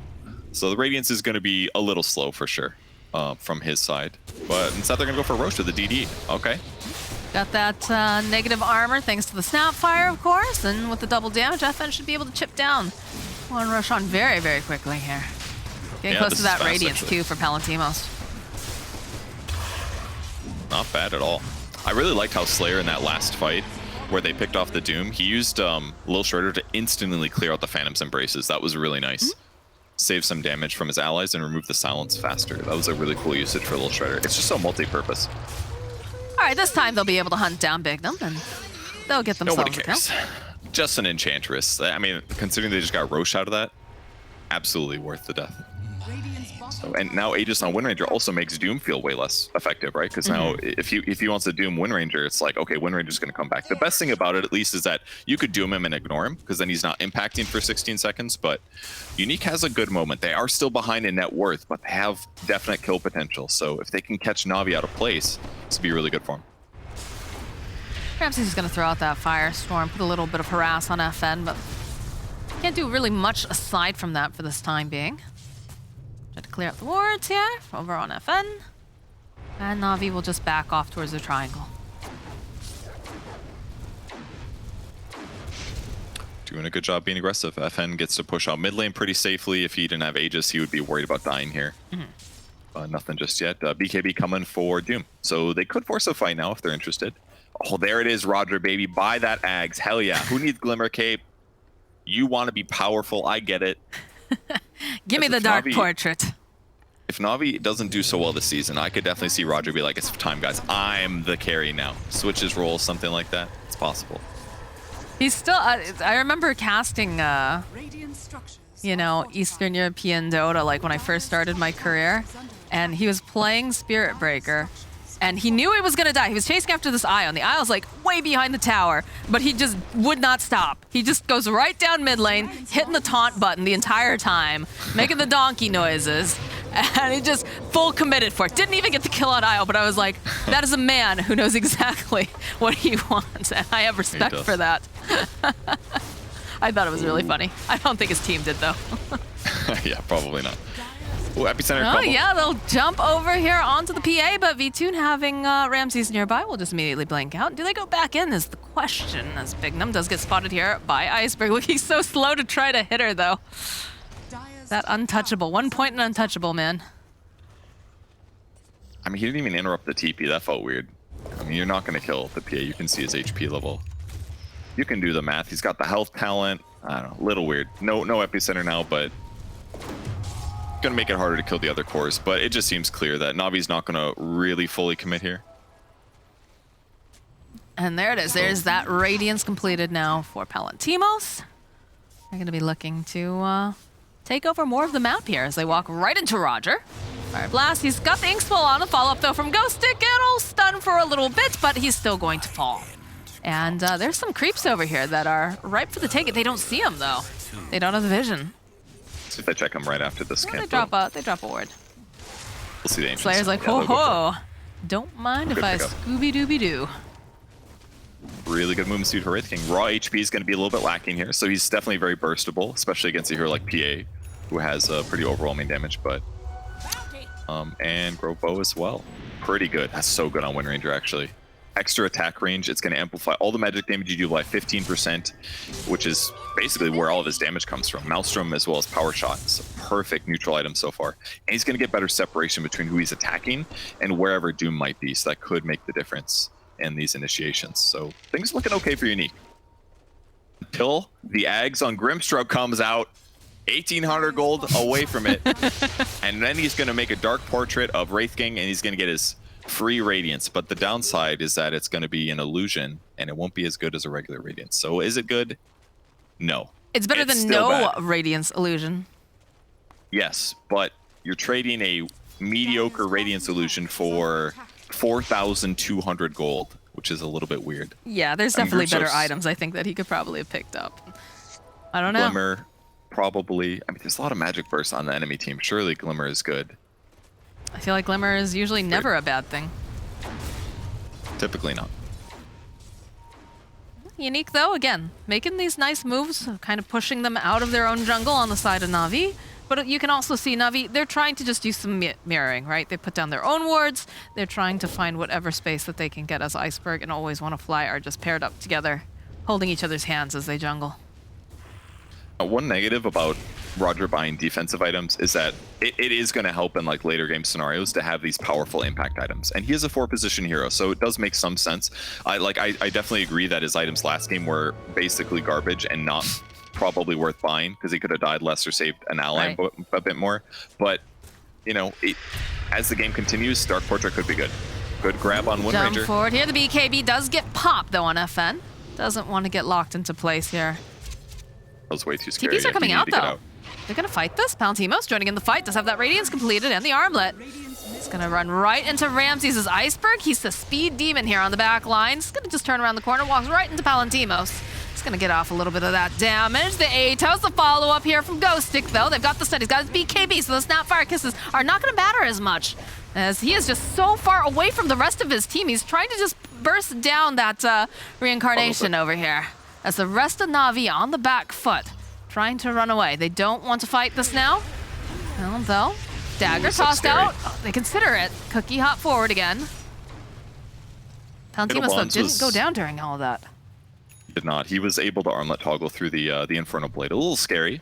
They're going to re-engage, though. BKB's up in 20 seconds for Wind Ranger. If they can get a good grab, get a pick off, that kind of thing, that's how they win their fights. That is and this is it. All right, Ramses starts the engine and the Uber.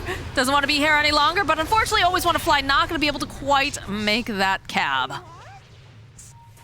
The rest of Na'Vi running away.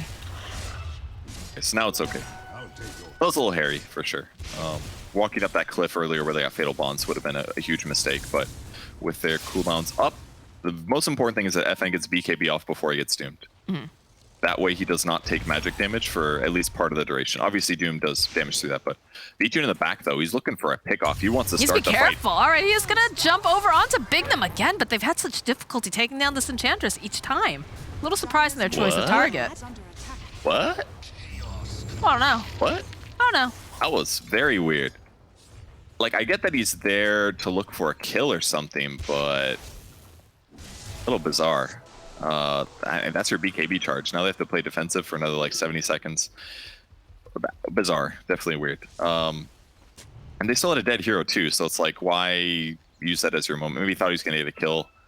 But Bignum's tanky. He's got a Dragon Lance. It makes sense on Enchantress, guys. Don't worry. Increases his impetus damage. Definitely better than the Winter Wyvern. A Dragon Lance. But That's all right on a core Winter Wyvern, but on the Roger Winter Wyvern in that game, it seemed a little. It's not very good on core Winter Wyvern either. It's pretty bad. I said it was okay, Purge. I'm trying to be nice. Okay is too strong as well. I promise. Purge just wants me to say it's Garbo. It's pretty Garbo, yeah.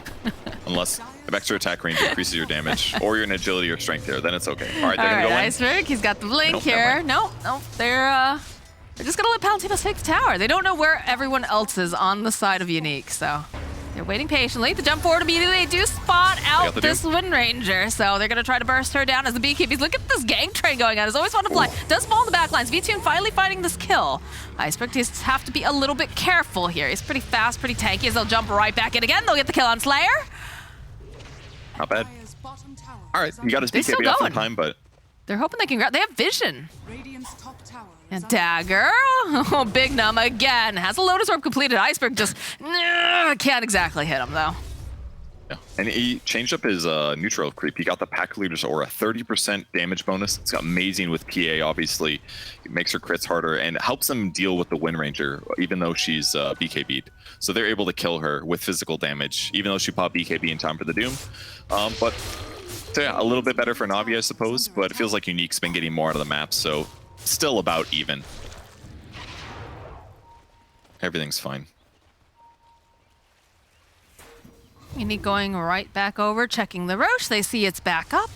Would not be surprised. Yeah, Bignum's already starting it up, but Ghostic is forced to Burrow Strike away. They've got the Lotus on him.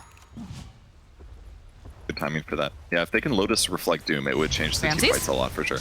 Ooh. Immediately getting jumped on here by Palantimos, but the Enchantress on the back lines.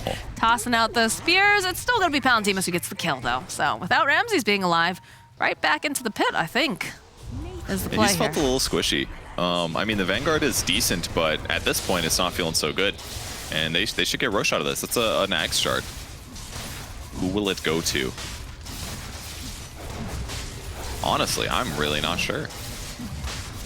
I mean, the obvious choice is the Wraith King, right?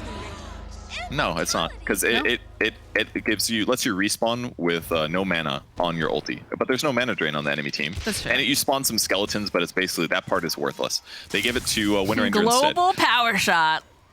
Nobody's ever bought this because it's not good, but like if you look at the team on Unique, they are legit like very few good shards.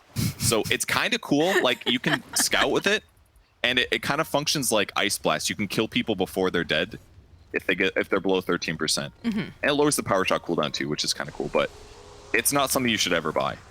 But for free, hell yeah, let's see I it. want some 360 no scope action here. Show me, FN. I'm really curious to see how often he uses it for scouting, because vision is so big in pro games. So that's like one aspect of it that'll be really useful. Ooh, Slayer does break smoke. Just keeps flying.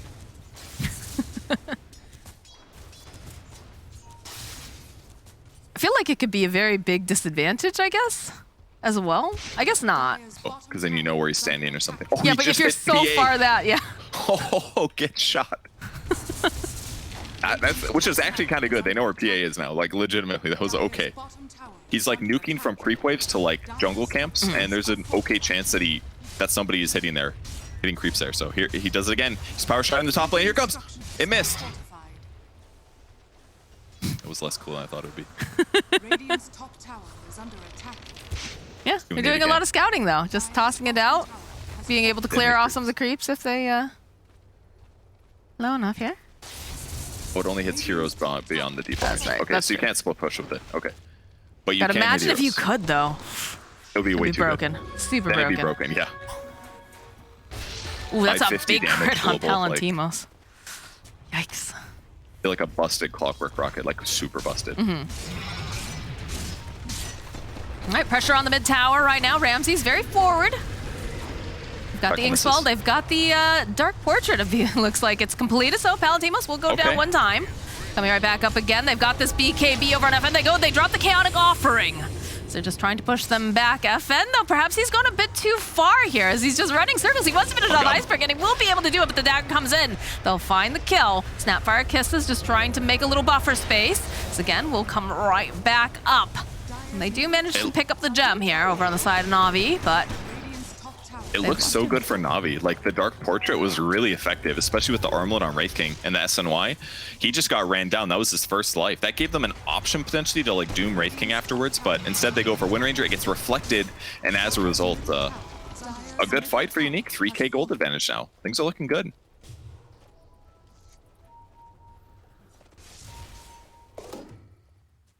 can see that fight playing out again here. Palantimos very far forward, and the Dark Portrait does get made. Thanks, well, lots of damage. Yeah, they clean him up fast, but let's watch for the Doom here. He pops BKB, he goes to Doom. Gets reflected. Then he can't do anything. FN's just running him around in circles.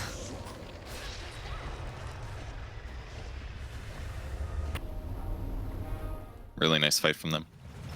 Got the Dark Portrait. Oh, watch out. This is the most creepy Dark Portrait we've ever seen. I don't think that's the creepiest. I'm sure there's got to be creepier. It's like one of those, like, it's like a small animal that's like possessed, you know? It's like that creepy. It's like you think it's going to be cute, but it's not. Oh, okay. Yeah, I could see that. It's that kind of creepy. Yeah, that's fair. Small child possessed by the devil, that kind of thing. I'm not sure if Enchantress gives me small child vibes, but That was, you know, teddy bear that's evil. The doll, she Chucky, is pretty etc. crazy. Like, her voice lines are actually like, what is it? The overly attached girlfriend meme. I thought you were going to say, like, crazy cat lady, but for all animals, because she has no friends but animals. Okay, first of all, I'm a crazy cat lady. Thanks, Is that too Purge. close to home? Sorry about It's way that. too close to home. Why you gotta do this to me? Side of Na'Vi, they have made their way to the bottom half of the map. There is no one home, though, so they're just gonna try to farm up safely, go take down one of the Hellbear Smashers. Not the team or the players, but of course the actual creature. And Ramses does go top here. They are smoked up. They're paying attention. They'll notice that there is a firestorm, but oh, they're split.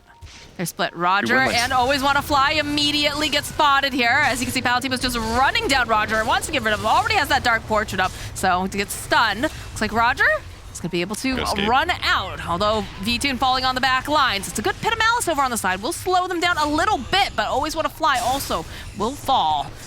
They've got the Dark Portrait trying to chase down Bignum, but doesn't quite do enough here. The Dark Portrait's really annoying, actually, for them to deal with. It gives a lot more teamfight potential for Na'Vi, because it's just so low cost, right? 35-second cooldown.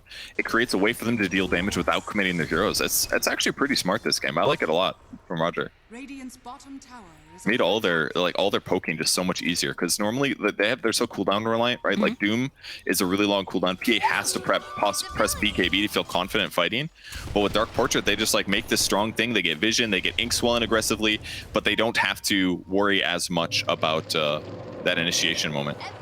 Look at him just getting chased down by his own portrait. And now there's a Radiance burn, which is giving mischance, and an AC aura that they're going to get on the Na'Vi side as well. So it's doing a lot of good stuff here.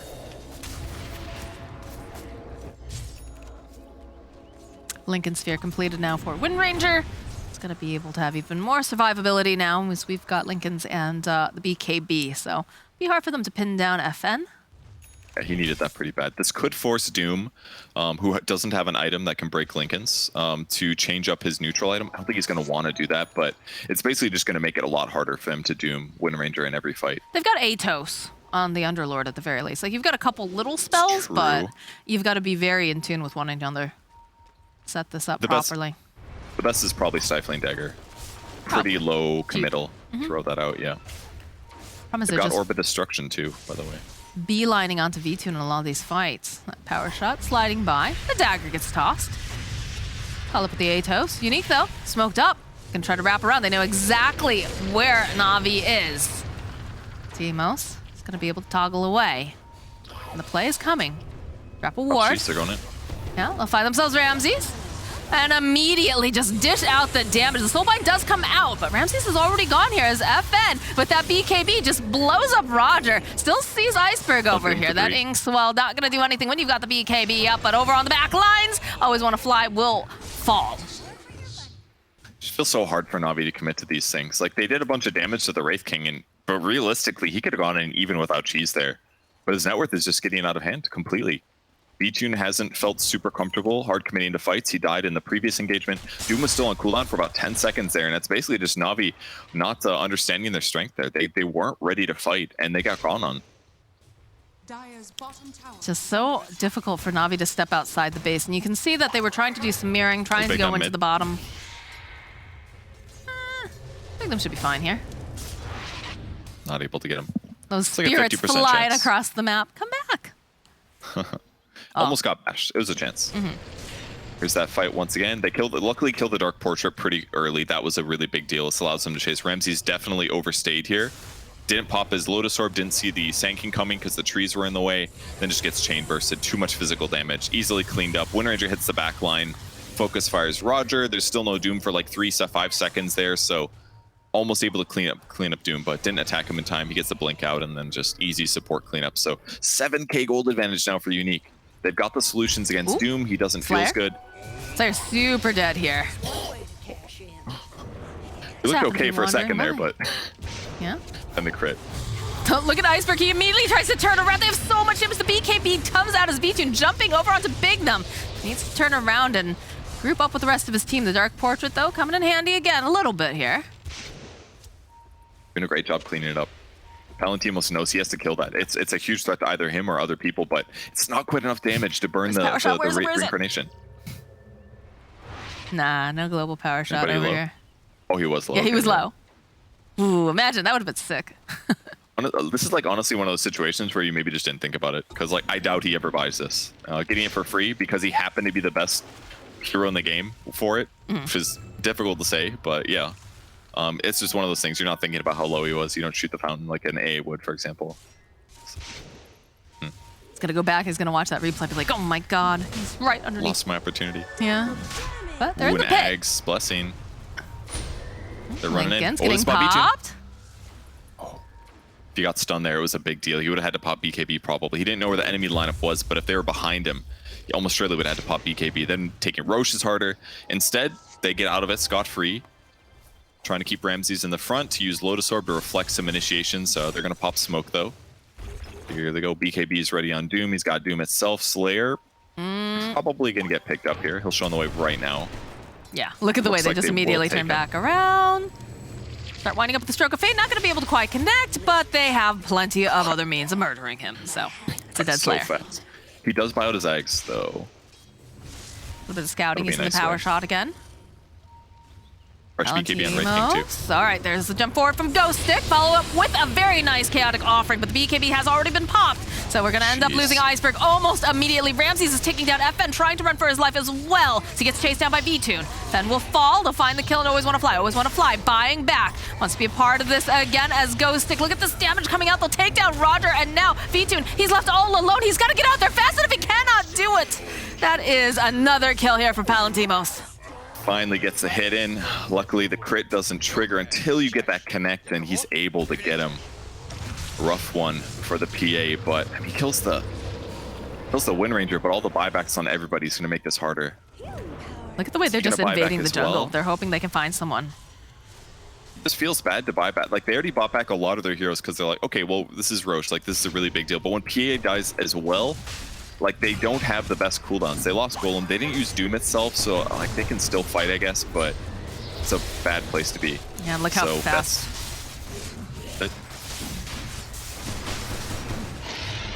Free Ags. All right, they do it for Wraith King. It's another great Ags. Wind Ranger's Ags would have been okay. It's not that great on Sand King, but yeah, if somebody gets bursted down at the start of the fight, they get a couple extra seconds to throw their cooldowns out. They can be really good for heroes like Snapfire, Sand King. Not Enchantress, she's okay, throw a couple nukes, but and now they're going high ground. More net worth on Wraith King. Look at this net worth advantage. It's insane. He looks like an alchemist right now. He's massive, for sure. Dire's middle tower is under attack. They'll back off for the moment. We'll have VTune respawning in about 7 seconds. 20k net worth lead though right now. Palantimos has done such a good job this game. I'm really impressed. Like, his laning stage was a bit iffy. He got his Radiance at an okay timing, but he's just been confidently running at his opponents. Like, the only hero he doesn't want to hit is PA, basically. He doesn't have True Strike. He doesn't care about it, which is kind of interesting. He's queuing up a Refresher Orb. We'll see. It's a cool idea.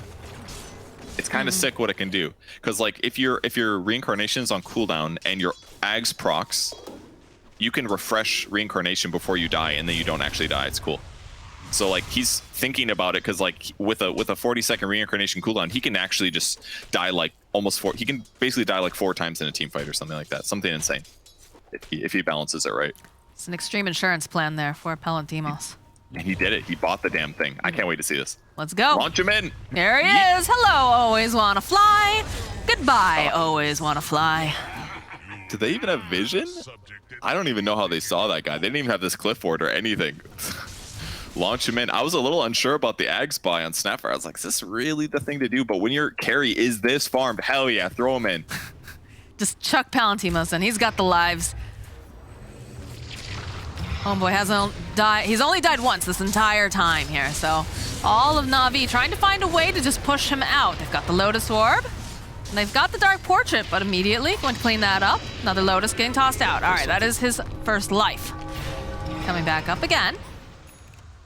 He doesn't have his Refresh Orb, and that's maybe the weirdest thing about the buy. It's like, he's like actually out of item slots already. It's insane. He did buy a lot of like medium tier item cost things. Sanjasha, BKB, Armlet, all like pretty inexpensive, but it's bonkers how fast he is, or how farmed he is. It's crazy. Leveler will help a lot though. 5 more armor, 50 attack speed, perfect item for him. Helps him hit buildings. I mean, they push him back, which will buy time for the Warlock to respawn, but things are still looking iffy.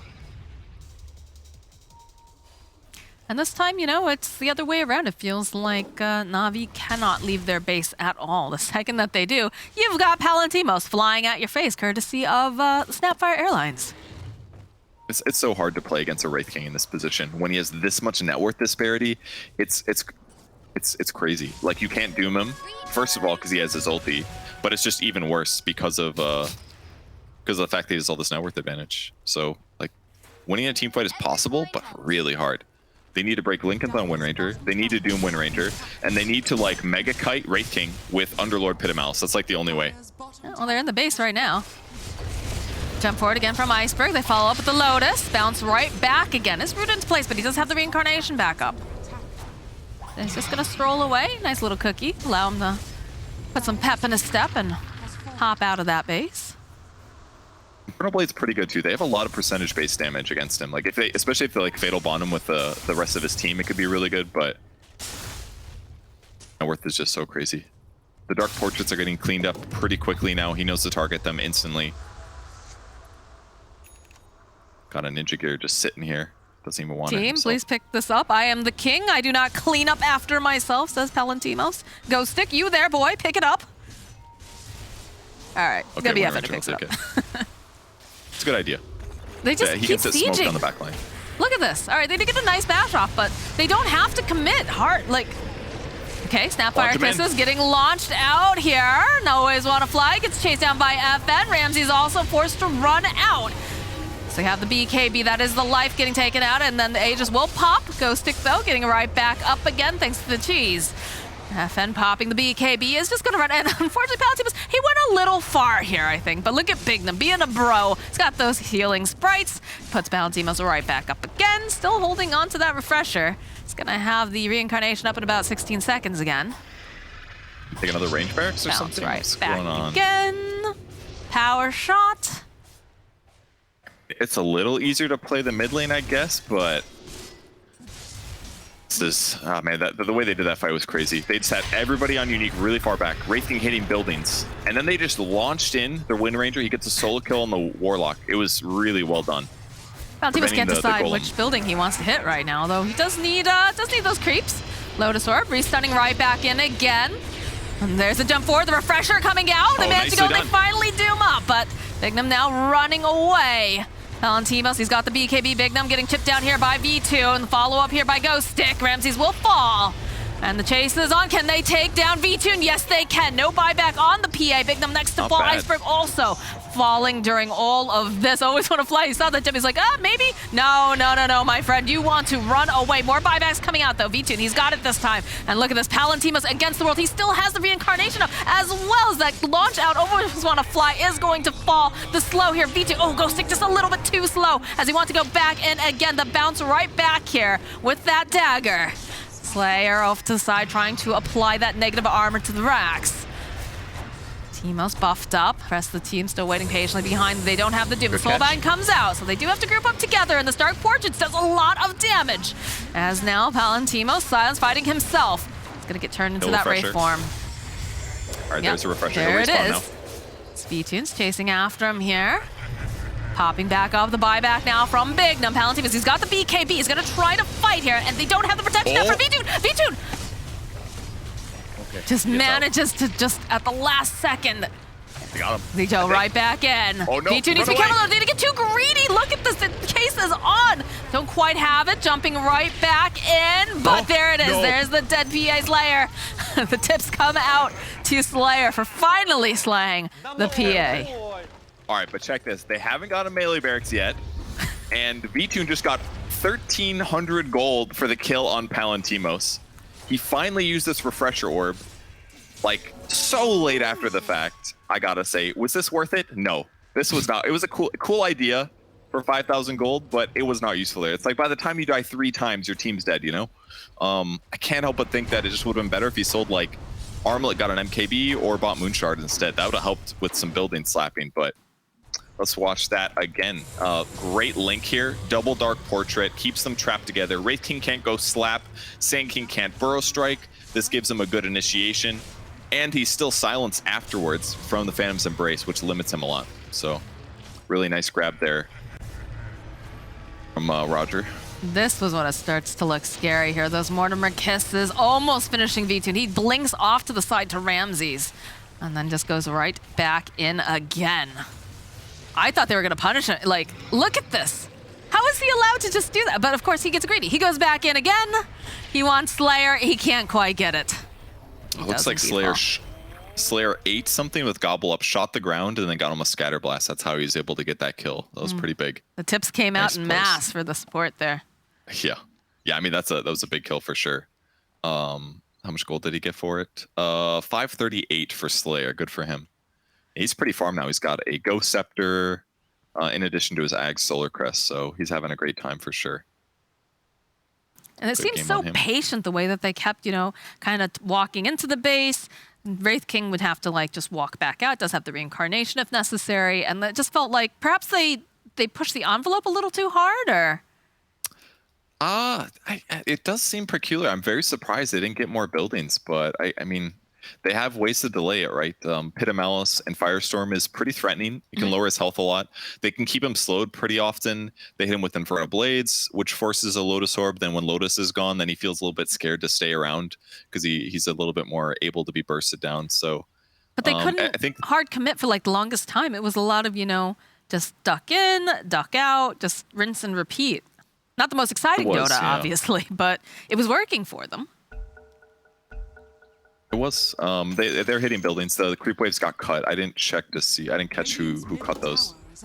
But that was a big deal as well. Yeah, getting backdoor protection. Just everything got slowed down. All right. Well, Wraith King will respawn in about 20 seconds, but the PA is still down for 40 something. BKB is getting bought. MKB though, that's the big item here. Yep. They did end up burning the Aegis during that fight, so I think perhaps Unique might want to sit back a little bit now and wait for the next Roche before their next jump. Unless they can get a really good pick off, right? Yeah, exactly. Roche would help, I guess. Aegis on Wraith King is not needed, but slap it onto Wind Ranger and you'll be pretty happy. But now that he's got MKB, basically, he'll be able to actually target the PA. Once PA uses BKB, she's pretty much not dying to Wraith King. Wraith King is going to be missing a lot of the time. So, but with MKB now, PA's got to be super careful to not get bursted down. Gives Palantimos more targets, basically. Smoke play coming out from Na'Vi. Looking to regain some control, possibly punish anyone who's out of position. But Unique playing very tightly. This is their big... Oh, smoke on smoke action here. Ramses, Palantimos will run into each other. Gobbled up the toss in here. Immediately gonna land over on V2. They find him. Can they get him in time? Can they just blow him up? Yes, they can. V2, he's out of the picture for 100 seconds. The Soulbind over on the backlines. They've already managed to go and drop that Chaotic Offering. Silence over here on Ghost Stick. He's gonna try to just chase down. They have the Doom down though. They want to get rid of this pesky Sand King as he's muted up, but everyone's trying to get into the car. Are they gonna be able to do it? Yes, they take them out. What a shot coming out from Slayer. That was insane. I cannot believe that he was able to hit him. I had to check for like vision. I was like, how the hell did he nail him with that? But getting him with that first stun, gives him the second stun, gives him the third stun, blows up V2 before V2 gets to do anything. Look at this. Pew. Just like, I don't even, like he was sitting so far back. And he's freaking invisible, legitimately blurred. He had like no idea where he was. Palantimos looked like he was like, holy cow, I can't believe I just found you. What is it, though? He was like, what a terrible shot. There's nobody here. Wait, I didn't see you there. Dude, that was insane. What a spit out by Snapfire. It couldn't have been more perfect. FN now has himself Aegis of the Immortal, and the push is on. There's still no PA for about 30 seconds here. Chaotic Offering not available either. In place. Seemed like they cared too much. Lotus being placed over to Palantimos. The toss in, though, here of FN. He is fearless. He has immortality, and he's killed himself Roger. So they clean up the Dark Portrait on the back end. He's going to buy back. FN, though, plinking away. The cookie hop forward. Can they finish off here over on this Warlock? It looks like they should be able to. Always want to fly will fall as the chase is on. The Snapfire Kiss is getting tossed up with a beautiful shackle. Can they burst down Ramses? It's looking pretty damn good. And now they finally do manage to get the Doom off over on this Wind Ranger, but she's coming right back up again. That's just the first one. V2 is alive, though. Can he make something happen? Definitely want to aim for the Wind Ranger if possible, but it's dangerous right now. It is indeed. The fortification coming out on the side of Na'Vi. Etienne jumping forward over onto Bignum. Hoping for some big crits. This got that BKB. Should be able to take down the Enchantress slowly but surely as the toss comes in. FN over on the back lines. Roger, he's died back. Ghost Stick channeling up the epicenter. They want to take out V2. They don't want him here anymore. Bignum does fall, but the chase is on, and this should be a dead PA. Down again for 100 seconds. The buildings are falling. Unique is just running all over this base now. All right, now they got him finally. There's the GG. Wow. I have never seen like a Wraith King to get that kind of net worth advantage. It was so oppressive. And while Doom was a good hero against Wind Ranger in the sense that dooming Wind Ranger is a good time, the amount of team fight advantage that Na'Vi got from the fights where they did doom Wind Ranger were good, but not so much that it felt like a big game changer. So like they picked really good heroes on Unique to deal with this. And once they got that Linken's, the game just felt easier. And they just sat everybody so far back.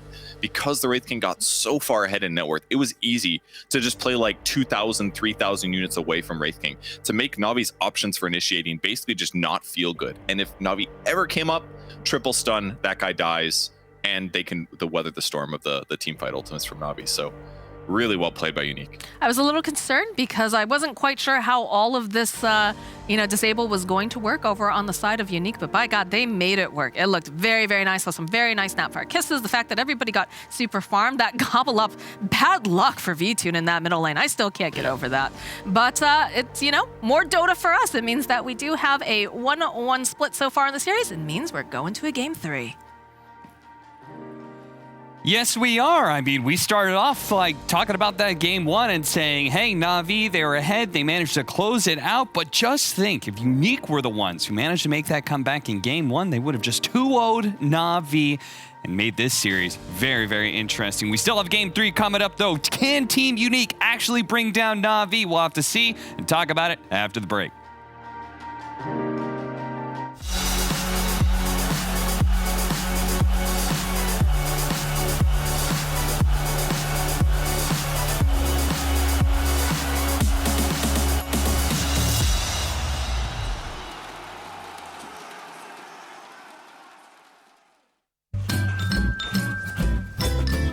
You ready? Huh? Hey, he's a good boy, huh? You ready? Huh?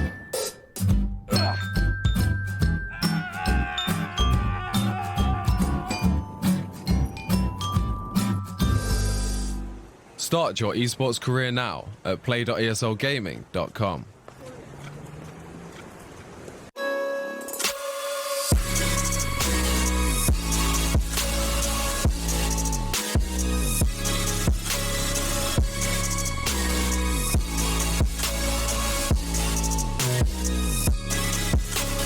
You love it, you wear it. What's your style? Get your merch at shop.eslgaming.com.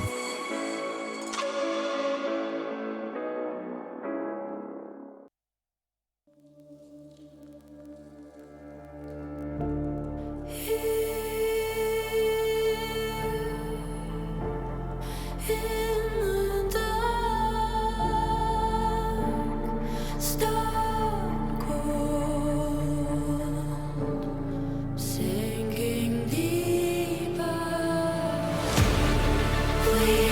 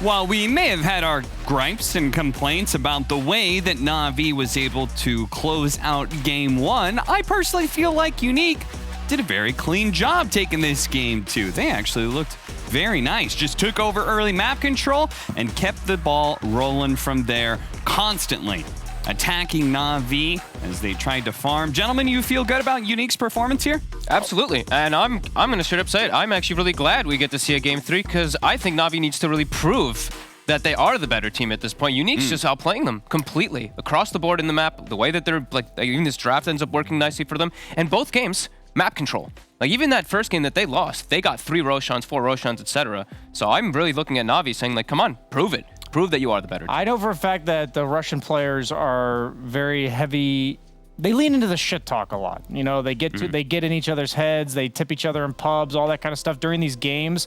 I know for a fact Unique knows what we said about Na'Vi first game. Not saying that they listened to us, but that they got a similar vibe of disrespect. Yes. Okay, so I don't know any of these individual players. Yeah. But out of a game that I've never known individual players, I am so biased to wanting Unique to win this third game. Yeah. Because I'm like, for their sake, I like these players probably get bested by the roster similar to Na'Vi's all the time. Yeah. Right? And this is their one chance to like bring it home. You dropped it to Winstrike earlier on in the season. Like, can you take a game off, or can you take a series off of Na'Vi, give yourself a legit shot at the major, shove it in their faces that they just like disrespected you in Game 1. I'm ready, man. I'm ready. Agreed. And I see Palantima, like, what a game from this Wraith King. These little armlet toggles and stuff to keep himself alive in mid-game, phenomenal. Like, I'm really looking forward to see what they bring in the third game. I really think it's going to be an appropriate one. Well, Fogged, I know you highlighted map control as being a big concept for both Game 1 and Game 2, and apparently T-Governor agrees, as it was the core concept that allowed Unique to be able to win Game 2. Yeah, thank you, Cap. So Na'Vi entered this game trying to maximize the jungle as much as possible. Roger's playstyle was pretty much putting him, after minute 4, he did not leave this tri-camp the entire time. You might see stacks upon stacks, stacks this camp, secures a rune. There's going to be a lot of stacking clips because, you know, he stacked like 9 times at this point. He gets mid some XP and, you know, we can stack. And the repercussions of this, if we look at the minimap right now, it's just generally the map pressure. When you have a Grimstroke who's living in this area, naturally you can start applying pressure to the rest of the map. Doom, PA's trying to farm jungle, Doom's just getting whatever he can. And unfortunately for Na'Vi, I feel like this gave up a little bit too much of the map. Unique punishes beautifully. Couple more stacks. There's so many stacks in this game. And unfortunately, it just never really transpired to anything. Again, if we look at the minimap, guess who's still in the tri-camp? It's the Grimstroke. PA and Doom are double jungling here, and Unique are expertly taking the mid tower once again. And what do we help? Close the minimap now, and oh, this one's kind of funny, right? So Grim, Roger, he pings the stack. Iceberg comes in and steals it anyway, but luckily, he gets his fix for stacking, he gets the small camp. You know, we're now away from the stacking. This is the key thing. We're into Roshan, and because of the way that Na'Vi played this game, very greedy, they were never able to control this top area of the map. They played only the southern side, so now this map control they have is literally just like this corner. They own this. It's like, it's not enough to play Dota, unfortunately, and Unique, they capitalize on that, they get the Aegis, and just look at the farming patterns. V-Tune, he gets 1.5 creep waves, if that, running away. Unique instantly form a wedge in their kind of, in Na'Vi's positioning, and they just can't play. And now we move to the team fights. I think this is the key thing. Unique's positioning in team fights was absolutely beautiful. Often here, when you have a go, people will be collapsing in to take the fight. But look at how Unique. They position very defensively away from the Wraith King. They know that if they jump him, it's going to take some time. And this is kind of the story of the game. Na'Vi, they have one good fight where they have the jump and they get the vision, but this doesn't happen again. Another Roshan, but this is key. They jump the Wraith King. How many teams here would be flooding this area, trying to take the fight? FN goes in, but instantly, the rest of Unique, they have that disconnect. They force that wedge. V-Tune wastes his BKB. FN expertly kills the Doom, has an Aegis. It doesn't matter. And it's just beautiful stuff. And this is the key fight, the most beautiful of all the fights. You have smoke on smoke action. V-Tune runs up. Na'Vi is currently talking about a dropped Windlace. And because of that, it just forces such a disconnect. They jump the PA, they have Wraith King going in, and I just feel the way that they played around this Wraith King going in, it opened up every single fight. Vision was key. Unique had perfect vision in every single fight. Na'Vi just a little bit underwhelming in just having kind of presence on the map.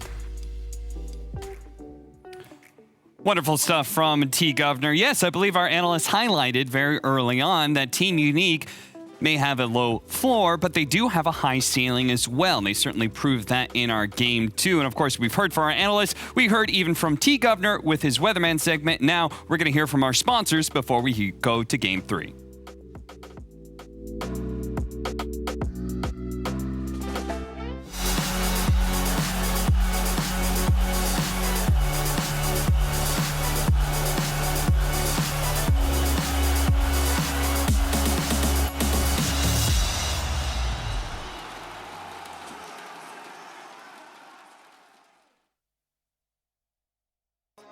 They ain't count on that.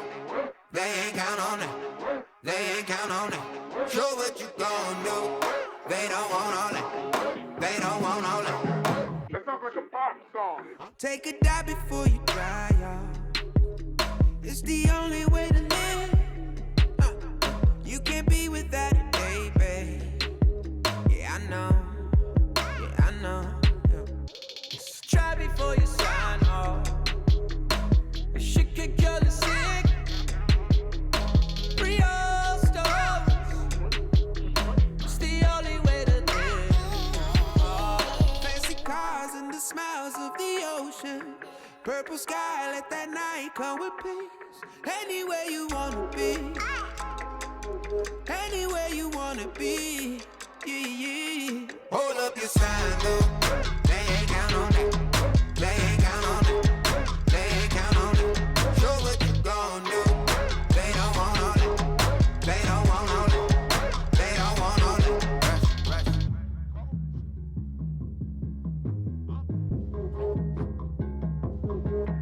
Pick up panel to be right on, yeah. Cause no one really gives. Don't look back, I'll keep your eyes on. Long ago, doesn't matter what it gon' cost. Never gave a shit, real soul. Let it take a hit. Hey. Who's getting high on emotion? Look around. People fight all their life for some peace. Yeah. Look around. Fancy cars and the smiles of the ocean. Purple sky, let that night come with peace. Anywhere you wanna be. Anywhere you wanna be. Yeah. Hold up your sign, though. They ain't count on that. They ain't count on that. They ain't count on that. Show what you gon' do. They don't want all that. They don't want all that. They don't want all that. Take off. Rush at the rush. Take off. Rush at the rush. Rush. Take off. Rush at the rush.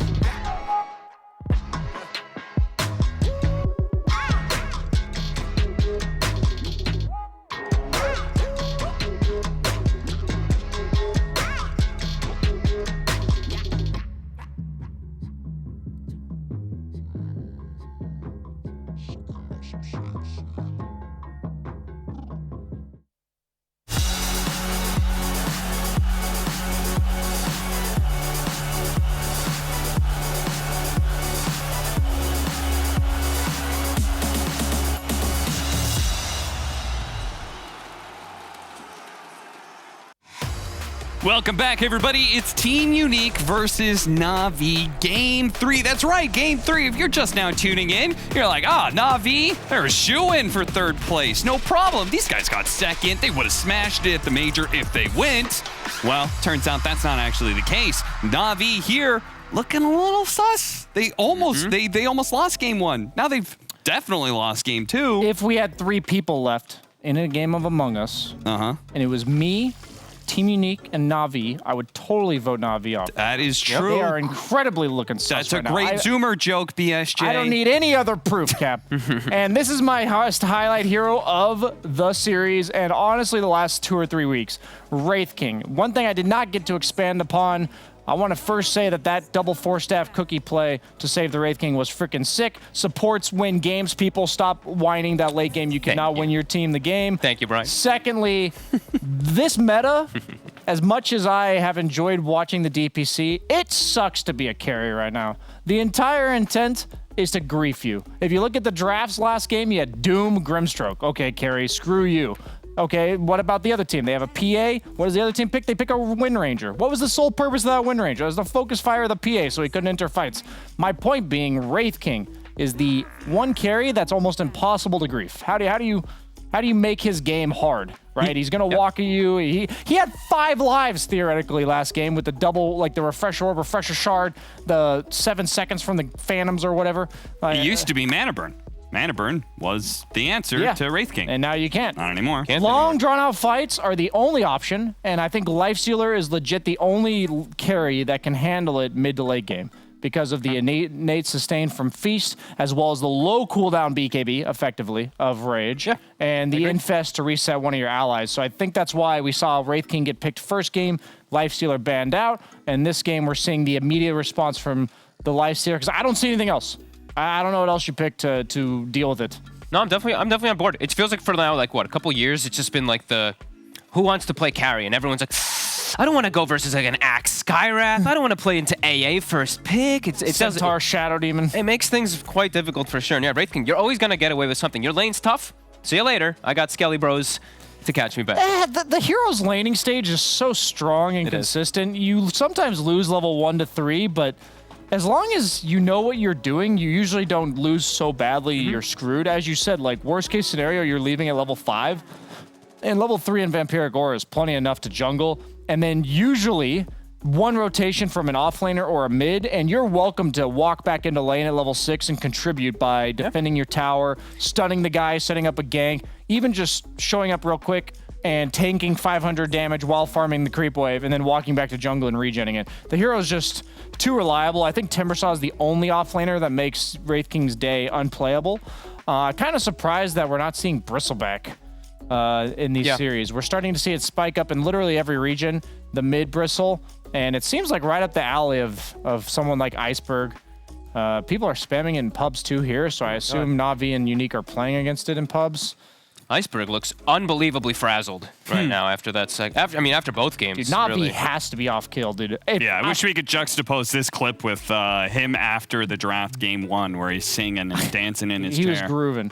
I want to be real with you guys at home. I know we were being very hard on Na'Vi game 1, but I guarantee you in the back of every player other than Roger, they're thinking we would have had such an easy game if this guy would have just built normal items. And that carries with you through the series. It is almost impossible to shake that without like a breather, you know, like go outside and work out real quick, or, you know, sleep it off the day after. It's like it's almost impossible to clear that out of your mind in the middle of a series. And Navi's just taking Unique's draft from last game. Copycats. They're actually just taking the exact same picks here. Great picks, great versus like the Centaur in lane, low armor, can be punished a lot versus this high physical damage. Enchantress, as we've seen, very strong and effective throughout all stages. Unique's bans, I do like this. Slardar, Razor, AA, as you said, long drawn out fights, trying to make this Lifestealer actually be able to fight toe-to-toe versus Wraith King.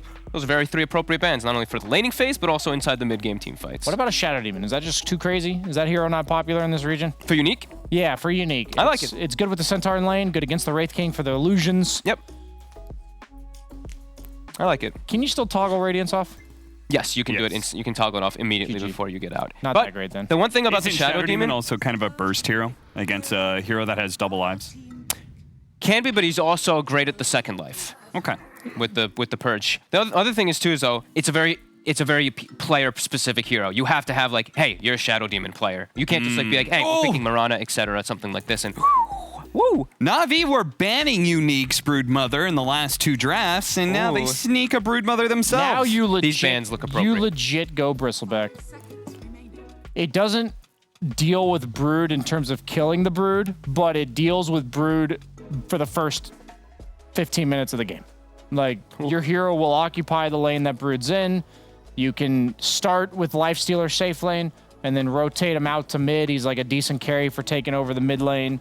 I think you have to. I think I like this approach too. The thing that I was so critical for Na'Vi, especially in the last game, is just map control. Losing map control. Broodmother, the way to claim an area, give map control for your Wraith King, give space. You're going to just be constantly invading that top, going for the tier 2. You're going to force reactions, so it's going to give Wraith King that opportunity to get that farm. You know what? You have Ember Spirit. You have Mirana. You have the Mirana. The chain set up for the Mirana. My two ways of dealing with Brood are one, the hero like Bristle that can occupy our lane. The other, you have to treat Brood like a sniper. I know that sounds stupid when you say it out loud, but if you don't have long-range gap close, you cannot kill this hero. Like, she will be hiding in trees. She's going to be constantly running away from you and creating that distance. If you don't have a hero that can kill a sniper, you don't have a hero that can kill a Brood. It's literally just a hero that, if you can't instantly jump full to 0, she will die. Or she will not die. Do you like they picked the Mirana after Snapfire? I feel like a lot of times you see like these chains, arrow setups and stuff like that, and a cookie comes out and messes up the whole initiation. I think the Mirana pick is trash. Okay. It's like a bait against Enchantress. I didn't get the chance to comment on it because the Brood pick was immediately after, but I think the Mirana pick doesn't really have natural synergy with Centaur and Lane. Agreed. It doesn't really go with like Lifestealer either, and Lifestealer usually wants like some sort of buff on his 4 or like a Solar Crest builder or something like that.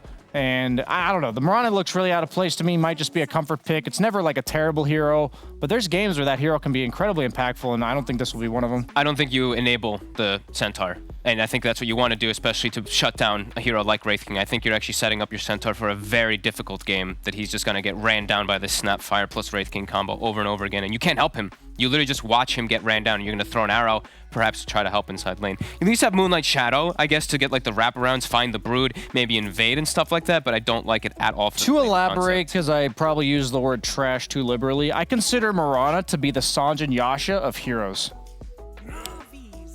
I'm curious if that means anything to you guys, or if that just makes no sense.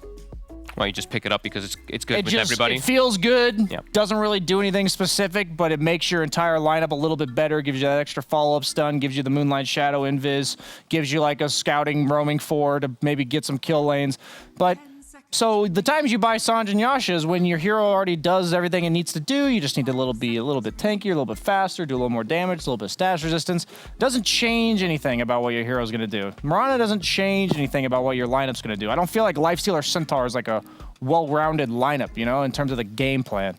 Yeah, like they needed a game what was plan. the weaknesses they needed to cover, or what strengths did you want to augment? I thought Shadow Demon was perfect. I think like some sort of save or some sort of initiator. Like Centaur is not an initiator for the first 15 minutes, 20 minutes of the game. Like, you needed like an Earth Spirit or a Shadow Demon or something like that that just gets the ball rolling. That's what I want. I mean, honestly, even something like a Willow, Shadow Demon, anything, Yeah, something Willow to would- enable. Willow- I I like actually Willow. would have loved something like that because now I just think you're not putting a single threat onto Wraith King at all, and we've seen just how dominant these Wraith Kings are. Is that just a bottle of water? What's happening here? I think that's a bottle of water. Yeah, right? it's Also, we didn't point out that he does have always on a 5 behind the whole time, which I find absolutely hilarious. And Sayoma. Sayoma, the 5 position for Team Unique. They took the Shadow Demon. Oh. They did. Okay. Interesting. So they're laning the Mirana against the Enchantress, assuming it's a 4, I think. Okay. Which is kind of still a bait because you arrow the creep, but Enchantress can just put more focus on the impetus and I think still outtrade you, but I'm not 100% sure, so we'll see. yeah, I'm just glad they actually did grab that Shadow Demon. Who deals with the Brood? I guess it just has to be Ember. They're going to plug the Ember top. So if they get a stun like Storm, okay, he's banned. If they get something that sets up the Ember into a cookie, the Brood lane's unenterable for the Ember. So that's what we need. They need like an instant jump for this Ember. Because right now, if they can prevent Ember from occupying Brood's lane, then Brood should just run rampant this game. And that means the Wraith King will have all the space in the world, and you know all the dominoes keep falling from there. So what kind of stun are you looking? Are you looking for like a Puck, a Blink DK? That's what I was kind of thinking was something like up the alley that you just mentioned. Invoker? It's greedy. It is. It's buff up V-Tune. That's what I see. Get Solar Crest, get Alacrity, make V-Tune the king of the carries in this game so he can man fight versus Lifesteal at all stages. This is a statement I don't make too often, and I'm totally down to be wrong, and I love it after the game if all the viewers can remind me if I am. I think this Mirana pick is so bad that they cannot win this game, so I will go for Navi. I'm leaning on Navi too. I'm glad that Unique actually goes for the Shadow Demon, but I think Lifestealer is one hero that can fight versus Wraith King. However, when you throw all the buffs like this, I feel like it turns the tide where Wraith King's always going to be able to fight toe-to-toe, and now they have just much better growth throughout the game as it just scales over and over again. Na'Vi have the late game 100% here. So I'm siding with Na'Vi much more this time. I'm rooting internally for Unique, but I don't think the draft will cut it. We'll see. You think that, I mean, this is going to be a 5-position Mirana that's, they are doing the Shadow Demon Centaur lane. You really feel like that 5-position pickup is just... That's what I'm saying. I don't think supports can change the game that much, but if I'm like a lifestealer and I first picked in a pub knowing the guy had Wraith King, and I'm like, I got 3 picks coming out, where are they going to go? And my guy goes Mirana, I would be upset. Yeah. It doesn't help you out in the lane, doesn't enable you. So yeah, I'm not a fan of... I'm glad they picked the Shadow Demon, but I think the Mirana was actually just a bait for sure. I agree. Okay. It is a fast lineup for Team Unique, right? And that they need to be able to play fast. Na'Vi did go greedy. They've been punished for that greed before, right? That's what we're going to be looking for Unique. So, absolutely. Game 3. Everything on the line for Na'Vi. It should have been just an easy ride into the major for them. But if they lose this Game 3, everything is thrown into jeopardy. So let's see what happens. We've got Moxie and Purge. All right, Game 3, there's a lot on the line, but the most important part is I want to see this Mirana do well, just so BSJ has to eat his words. No, I'm just kidding. I just like to tease everybody. But what do you think here, Purge? I know, that position 5 Mirana, not looking like the hottest pick here. Yeah, like what it accomplishes in lane is not going to feel good, right? Like you're not likely to land an arrow, but I think the goal is that number one, it's going to combo really well Slight Chains later, but it's also going to be able to offset a little bit what Enchantress does in terms of taking over creeps. And if you can do that, then you could argue that it has solved its job in the laning stage, and then later on maybe it can be effective. But yeah, it's I don't want to play with a Mirana 5 if I'm playing a carry unless I have a stun set up already, and even then it's a bit iffy. So yeah, I can see why it seems a little bit weird for them to pick it. And then how do you feel that this Broodmother is going to come into play here? Are we going to see, kind of that aura builder, sort of the Chinese build that we've been seeing a lot, or are we going to see it, slightly different with a little bit more damage? Yeah, I like the aura build. It definitely feels good because you farm fast, and usually heroes that farm abundantly fast, they either need to be like stronger than other carries, like Alchemist. When we get Radiance so fast that it just felt good. But another way to do it is to just buy aura items that you're effectively getting easier and cheaper than other people. And because Brood is very mobile, making her more tanky is a good way to make her feel good, because Brood as a right clicker is still just a little bit of a struggle. You can do like a hybrid build, but it just doesn't feel very good to rush it. I like what Ramses has been doing down here. He's cutting trees so that even though this ward is here, they're not going to know where he is laning, and thus they don't necessarily get the lane setups that they want as quickly. So kind of a cool little move here. Super sneaky spider. How do you feel about we have seen? Well, there's going to be the poor little courier. doot. Don't mind me. I'm just bringing my items to my. Oh, he's smart though. Look at this immediately. Because they spot over the people on the side. Just going to turn that courier around for a moment. Or if that'll... No, I mean, he's in lane. Okay. So let's see if they can get the disruption to arrow combo. This is a classic here. The downside is that if you try lane like this and you end up not getting the kill, it feels bad. Ghostic already burning a salve on the opposite side of the map, for example. Here comes the disruption. Here's the arrow. Oh, that is... Whew, where's the tip for that? But in reality, even if they land that arrow, Brood's not going to die. It'll just like lower his HP. I mean, it would have been okay, right? Lower his HP so that he can't necessarily lane for a bit. But yeah, put the pressure down. See if they can arrow this, the old Hellbear Smasher. Gets the clap off on two, though. Very value. It's not looking good. The arrow does land over on Ramses while this is going on, but FN needs to be careful. Iceberg kind of just controlling this lane completely here. Well, good for Roger. Roger's having a good game so far. Slayer has missed 2 arrows now, and BSJ was right. FN getting a little low. Going for Quas Exhort. The build's making a comeback. They want to get a week ago, but it's seen it again here. They want to get aggressive for sure, but it's Sunstrike combos is what they're thinking about. So maybe they could have killed the Brood. It's only 100 pure damage at level 1, but yeah, that's the goal. Disruption, arrow, Slight Chains into... Oh, I'm sorry, I'm confused. Wrong team. My bad. No worries there. Slayer is just getting plinked away here by Roger. That feels very, very bad. Look at this. Just forced to back completely off. Forced to do some of that regen. Always want to fly. Given the hop here to Ghost Stick. One more click or two should be able to do it. Can he find him though? Oh, he's a pretty tanky boy. really close. Ooh, and down goes Palantimos. Ramsey's just chomping away. This is a bit of a disaster for the side of So Unique. far, yeah. Vtune almost died. He got a 5-stack of poison, but didn't quite do enough damage. So, yeah, kills happening. I mean, Ramsey's able to stay alive. He's pretty low right now, which is a bit of a bummer. He's got to wait about 12 to get a full regen here, but Roger's doing a great job stabilizing him so far. The Iceberg harass seems is to be real. doing fine mid. Radiant structures are fortified. Getting a lot of these nice clicks off though here over on FN. He's got the Forge Spirit as well to help give him some more support. Oh, he's getting beat up by the small camp. Ooh, that was actually tough. He's got a His bottle. flame guard. His flame guard aggroed them. I mean, but he loses 100 HP that he didn't need to, you know? That's true. That's true. Like losing a bottle charge right there. That's a little annoying. It's very lucky that they didn't have a ward over there on the side, or perhaps Iceberg would have tried to go for a Sunstrike. It's gonna continue to blink away at him though over here in the mid lane. The Midas build on Iceberg, it's I just think back to where Fog pointed out being greedy. Going Midas just makes that more of an extreme example, yeah. So you got to be a little bit careful here. But they do have pretty good chain stun top lane. Like Vtune's got Wraithfire Blast, they'll have Cookie Fault. They can certainly get Sunstrike kills on people. So, and then once he gets double Forge Spirits, it'll help him control waves a bit better. He can push things out semi-safely. Is Arrow going to land mid? Yes, it does. A hop forward here from Slayer. Do they have the damage? Indeed, they do. Position 5 Mirana strikes again. That was a big one to hit for sure. Bignum falling in this top lane. That's such a strong dual lane. Double stun, lots of minus armor, especially on supports.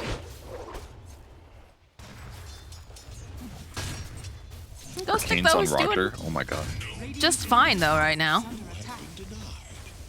Push back a little bit to the tower. And does have to be careful with the positioning, of course, but is sitting top of the current CS. But oh man, look at got 10 denies over here on the Invoker in the mid lane. Not too bad though. Great. Ember's got 7. He's doing a really good job pressuring. Palantimos getting hit a little bit here. Slayer does clean up the Centaur, so finally killing some neutral creeps, but... Sunstrike! Oh, sidestepping out of the way here. FN will survive. Palantimos, though, is getting munched away here by Ramses. They could go for the dive if they want. Look at this. They're forcing the Mirana to leap away. All right, Brood's working out. They're getting the trades that they need. Yeah, Lifestealer's Feast. The damage it does offensively is very small, 0.8%. It's like nothing here. It's like 8 damage or something like that. So, yeah, he's getting some heal back, but you're not competing with 70% lifesteal. So 70% of the damage Ramses deals, he gets healed back. So plus with Orb of Corrosion, he just has the mobility advantage. And we're going to see Lifestealer swap lanes 2 deaths now. And Palantimos doesn't want anything more to do with that Brood. They managed to land the stun over on the Broodmother, but that's about all they can do. They can't go too close here. How do you feel about the rework on Broodmother, by the way? I don't think I've ever gotten a chance to ask you about that now that there's no longer... you can't just build up spiders in lane. It's the ultimate. I think it's better in the sense that it makes the hero a little bit less cheesy, because, like, it's still a little cheesy, of course, but at least the spider build-up stuff doesn't happen instantly. That is the Another second kill on Bignum on the top lane. B2 and always want to fly. They are bringing the aggression this time around. Palantimos is just full out jungling. It's really hard to defend yourself with just disruption. Like, you need so much more. You have to, like, disrupt them before they throw their abilities, or dodge a stun if they're going in mid. They don't have the detection, though. Always bring detection when you're ganking an Invoker. Where are you going? But they do put the pressure down here over onto Ghostic. The Sunstrike connects. You have the Spider Babies off to the side. Here's Ramses going for the dive. Does have Bignum here. So some of these spiders, they're going to try to chase after him. The nuke comes out, and that's a dead Ghostic. And this might be a very dead Bignum as well. He's going to try to stack up some of that poison. The little baby's just going to chase after him here and force him to panic away. FN finding himself always want to fly in the nice little creep camp to boot. Not too bad. Just make something happen here in the mid lane. Yeah, a little surprising Iceberg grabbed a Wex point this early, so it's not super unreasonable to dive without Dust, but yeah, it would have been nice to have. That would have been good. Tower pressure continues. Ramses' net worth is towards the top of the charts. Everything going great for Na'Vi in all 3 cores, and Lifestealer's just trying to catch up at this point. He doesn't have boots yet, so... It's hard for him to even show up in lane. Neutral creep got the kill and always want to fly. Thank you, Observer. Cookie hop forward, the rage immediately coming out. Palantimos does not want that follow-up here. Lane's still pretty dangerous for him though. Like he's likely to just get outlasted and Leap forward here from lands. Slayer. It's another kill. Nice. He cleaned up the courier as it flew through earlier, so this is just the start of that, I suppose. We'll get a value stomp off though before the centaur goes down. And he's going for Medallion on Mirana, so will be survivable. We'll be able to amplify up his cores potentially. FN pressure in the mid lane is one nice advantage you have against Invoker. Invoker cannot push very fast, so as long as FN like puts himself between the Invoker and the creep wave, it's a bit easier. Oh, Roger. Gonna immediately pop the sprites. FN will turn around. He doesn't want the time investment to take down an Enchantress, but the tower does go down in the Broodmother lane as expected. And not much that Unique can really do against it currently. Really well done by Roger though. They need to delay that mid tower First down. stun into Cookie Hop. Nope. Right, just a little bit too fast here as the courier does get sniped. Pantimas is not having a good time. He's gonna have to hop into a creep here and hide in the woods. Heal is not too big right now. He's just gonna have to wait, but there's just so much overwhelming pressure. They've offset the pressure on the mid lane, at least for now, but this is the moment where it doesn't feel good for Na'Vi, despite all these great moves. Their mid tower doesn't look very defendable.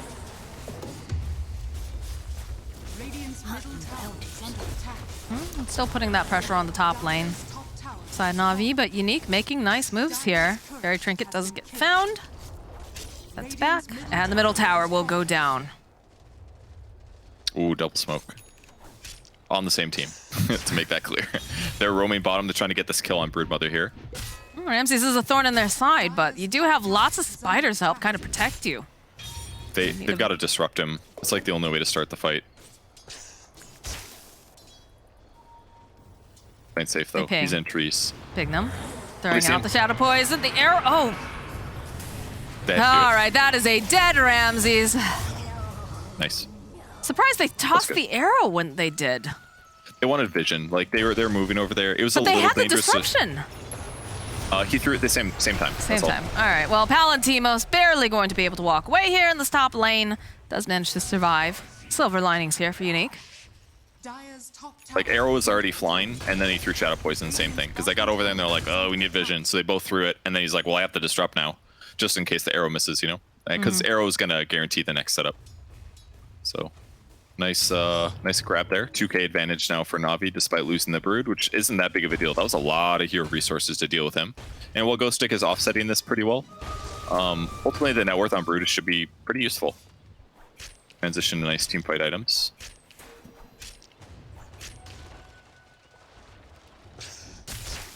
Just trying to cut the wave here and back and forth here in this lane. A bit strange. Not what we're used to seeing, for sure, but just kind of the gentleman's agreement of you will get farm, I will also get farm. On the wave, they've got a lot of heroes on top of Wraith They King do. here. Can they get their hands on them, though, is a question. All right, starting to stack up some of that poison here. But it's only FN who's chasing after him. Bottom lane, Ramsey's just nibbling away over here on Ghost Stick. Cookie hop forward from Always Want to Fly. They'll be able to go, lower that armor, and the Stampede will get used. So that way he can survive. I like that FN did that though. Just like limits V-Tune's farming time, right? Makes him feel a little bit more vulnerable. Like they definitely could have burned through Wraith King's first ultimate, but killing him afterwards unlikely, unless they land some nice combos. And they kind of disengaged, so they gave up. Bottom multi though. Let's see if they can grab a different kill. It's gonna be spotted by the sentry though. Timos leading the charge. Gonna walk right into Roger. Not necessarily. Oh, but they do see Iceberg. It's like they're just gonna give a couple taps over here to Roger. Another arrow that doesn't quite make the mark, but the courier is a pretty big deal. They can get it in time. Can they do it? No! Oh my goodness. You're watching a ballet. Eventually gets it, but it's already got its items delivered.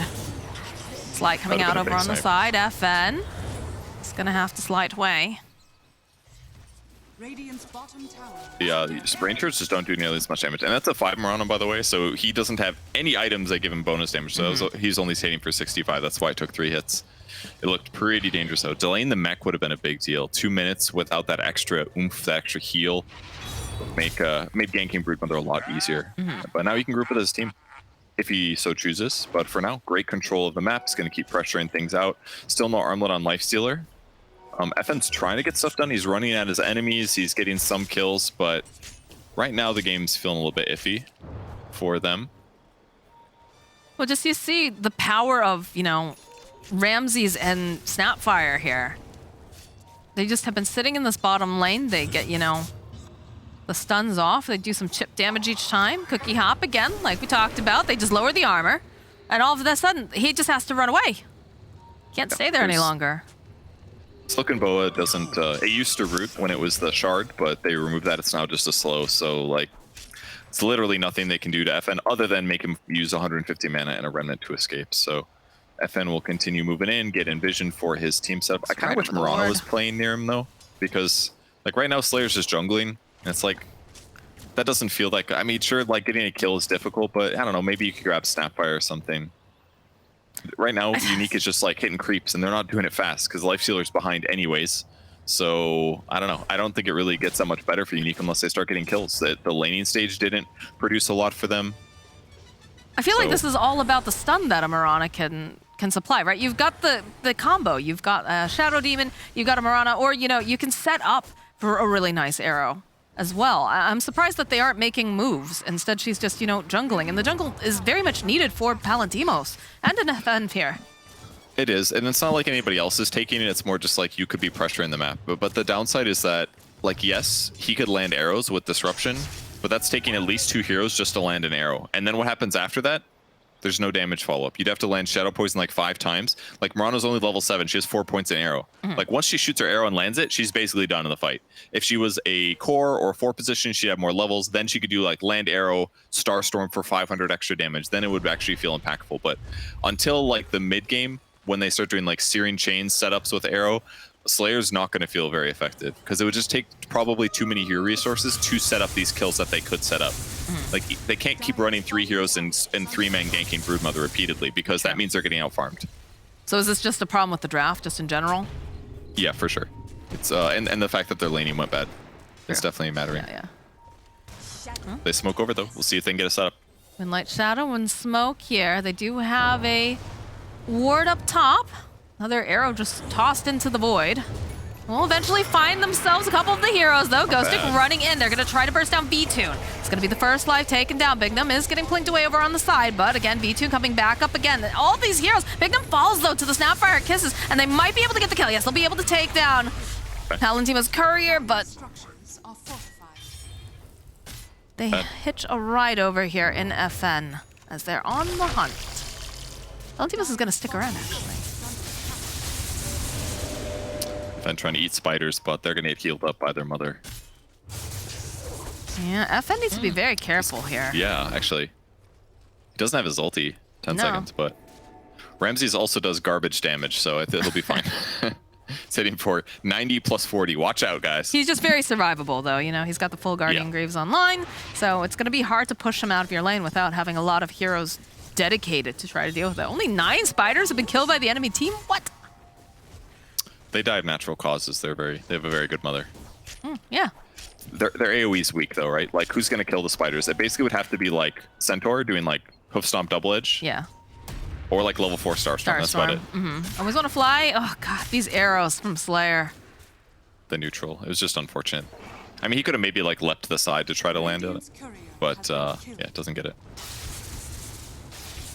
Felt a little inadequate, all right, but he hasn't fed at least. That is true. But gotta look on the bright side. They killed Wraith King earlier, so they could go take a fight and kill him a second time, but that helped. We haven't seen much of Invoker yet either. He's bought Midas, he got an Ogre Axe, he's queuing up Boots of Travel now. Just pretty slow from both teams, actually. But I think Navi's happy with it. Yeah, I got the BKB online, and again, Ramses is doing exactly what a Broodmother should be doing. Just constantly poking and pressuring this lane. He's going to take the tower very soon, too. Nice. Now they're missing just a lot of buildings over on the side of Unique, and they don't, like you said, have a good way of dealing with this Broodmother. Ramses pings the enemy shrine. They need to move the enemy jungle, take control of the area, take the shrine. It's going to limit experience gain for Unique at a really early point in this game. Pressure comes in though. Wow, they did so much damage with just creeps on this mid tower. Really nicely done. Skeletons as well. Team summon, holy crap. All right, good enough. That's what they want. They just want the tower dead. Limit some Roche advantage. Make it easier to pressure enemy lineup. Invoker's got BKB. Pretty good timing here. Yeah, Looks a little bit weird, but hey, it works. Yeah, he picked that up a couple minutes earlier, actually. As they do use the Moonlight Shadow, they should find Always Wanna Fly. Get the stomp off. And the Searing Chains. Cookie hop forward on 3 heroes. Is Always Wanna Fly? Is he gonna survive this? No. All right, Slayer coming in with the last hit. Arrow getting tossed out. Will land over on that Forge Spirit. They know the Iceberg is hiding in the corner. Should be able to just teleport out though. Oh, just a little bit too slow on Ghost Stick. And the tip comes out. The issue was he went to go use Blink, but he clicked it too fast, and he started hoof stomping before blinking, so he had to cancel then blink, and then at that point it was too late, so lost a pretty crucial kill. But either way, they'll get the tier 1 out of it. Iceberg on the mid lane tries to push it out, gets blocked, now being chased. Arrow's gonna miss. Yeah. Watching me play Mirana. It feels bad when you see like so many different setups possibly, but again, that time, you know, no one really there to help that. It's a little hard. He That maxed arrow Searing Chains landed. last. Can't do anything about it, but it did land. But they lost total control of the triangle here. Look at this Iceberg. He sees Bignum. He wants this. Immediate Tornado, followed with the EMP. Disruption comes out. Living use the Stampede, but it's not really gonna matter because they've got the Snapfire Kisses and they have the damage. So that's a dead Bignum. And they're just gonna toss the rest of the Kisses around the tower area. For vision, yeah. There's a lot of resources to kill support, but hey, if they get another tier 2, that's pretty good. Because Ramsey's got his core finish. He's got Guardian Greaves, he's got Pipe of Insight. This is a huge team fight advantage, actually, and they might just go high ground, honestly. They totally can. They don't even have the Kisses. Imagine if those Kisses could break trees, Purge. Would be good. He did a whole series on this. Oh dear, Slayer. Forced to leap away. He's gonna throw out an arrow. Not gonna be able to quite do it. But does manage to grab the creeps, like you said. He's gonna run for his life now. Break that regen instead of grabbing it? Oh no, or did it respawn? I think he broke it. That was weird. Could have used that mana. So basically they back up because he was cutting the creep wave. They still got a lot of damage to the tier 1 tower while Brood Ramses was pressuring it, so not the worst for them. But yeah, Navi's trying to fight their opponents, but Unique's doing whatever they can to buy time. They're not quite ready to take the engagement here.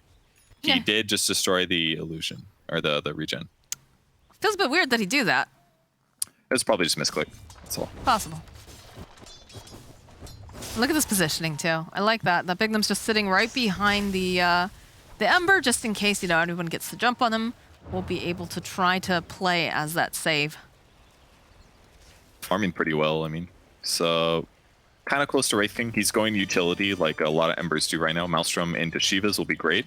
Help them do more AoE damage, offset what the Brood and the Spiders are doing. Get vision, just utility kind of stuff. Oh, there's so many more babies here I don't think that you were aware of here, FN. Tornado doesn't quite connect. The Cold Snap does, though. Cookie up forward. Now he's out of there. Right into B2. Hey, buddy. What you doing? Okay, but this is... Let's be real. His death is just like not good. Like that was like 4 heroes he just fought by himself, and they had no ability to kill him. This is what they asked for in the draft. They're like, we need a way to kill Ember. They don't have it right now. Sure, it was a Lifestealer bomb, but they decide not to engage here. It's a bit weird. Fearing the rotation, I suppose. For sure. That's what that was. And there's the Aeon disc pickup now. Who's got the Aeon disc? I believe it was the... Bignum. Okay. Shadow Demon, yeah. Shadow Demon, yeah. Alright, they're going high ground. Let's see if they do it. They do have Pottle Multi. They'll break vision. Yeah, the jump forward immediately. Can they burst down?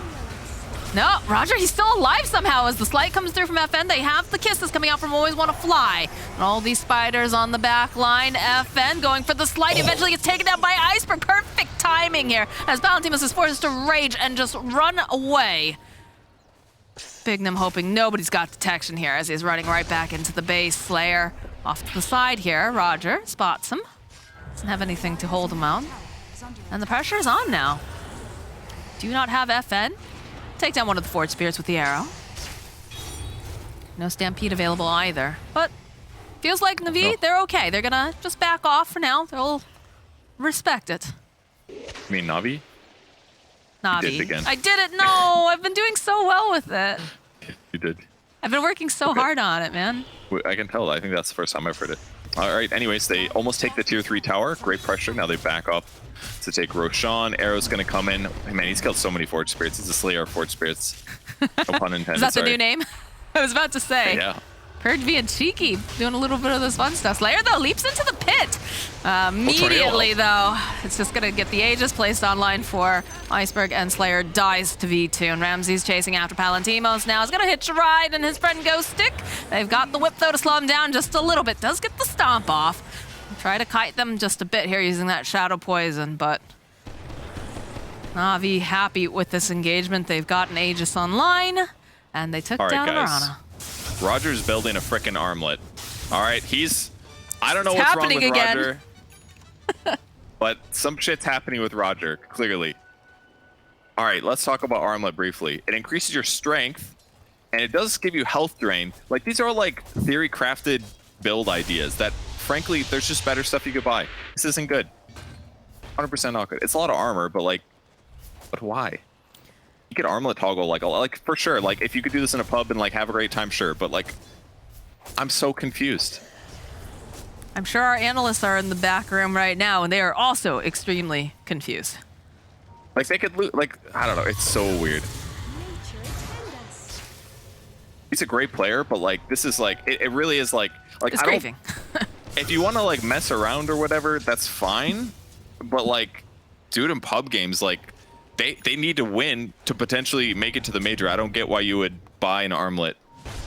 Like maybe he bought Helm of Iron Will and he was like, well, might as it's either well. Helm of the Dominator, Crimson Guard, Armlet, or Nullifier. So I guess Armlet. I don't know. I'm confused. So many Spiderlings that were just obliterated here by Ghost Stick. Sort of a false initiation here as they'll poke away a little bit. Nice Force Staff here. Gonna get V2 out of the vicinity. Radiant's top tower is under attack. 78 spiders. Okay, that's gone up since the 9. Yeah, look at it's all the Centaur for the most part. Respected the baby spiders until he got too big to fail, and now he's just like, do my bidding, babies. Almost got the AC finish. He's farming real fast. They haven't been able to put pressure on him. Yeah, these farming offlaners, it's like making Ramses look like such a good offlaner. Yeah, he's He's typically got so much carry practice, you know. Carry practice, and also the fact that he's, typically been a bit greedier of a player as well, so. All right, there it is. There's the first time this patch, the armlet on the Enchantress. Man, Dota's a wild game. You can build anything you want to. All right, here we go. All right, Roger, click it away. The impetus, Sugabola. I mean, cool. 25 attack speed, 40 damage, 9 armor, 10 armor, 5 HP regen. Look at Iceberg just waiting patiently. Look at this. Oh, he got the bash. Chonk, chonk. And then they'll go and murder this creep that he tried to hitch a ride in. This is looking pretty scary now for Palantinos. Are they going to continue to chase, though? Feels like they weren't sure if they wanted to or not. No, they just lost him here. Oh, the courier? Okay, all right. If only he would have sniped the armlet. I know, right? Kicking out forward here on Roger. Oh, Roger, he's a predator. He wants Palantimos. They'll even go use the Mortimer kisses as Ramsey's closing the distance here. They do have the Crimson Guard completed. Sunstrike comes out. Can they do enough damage to Palantimos? Can they get there in time? Roger coming in. Oh, the disruption. Oh, no, he's coming back up, and I don't know if he's going to survive this here. Roger decides to show mercy.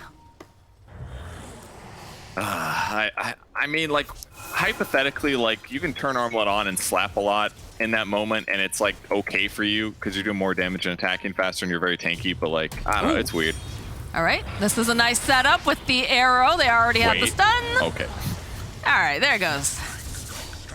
Why not buy Dragonlance instead? You know?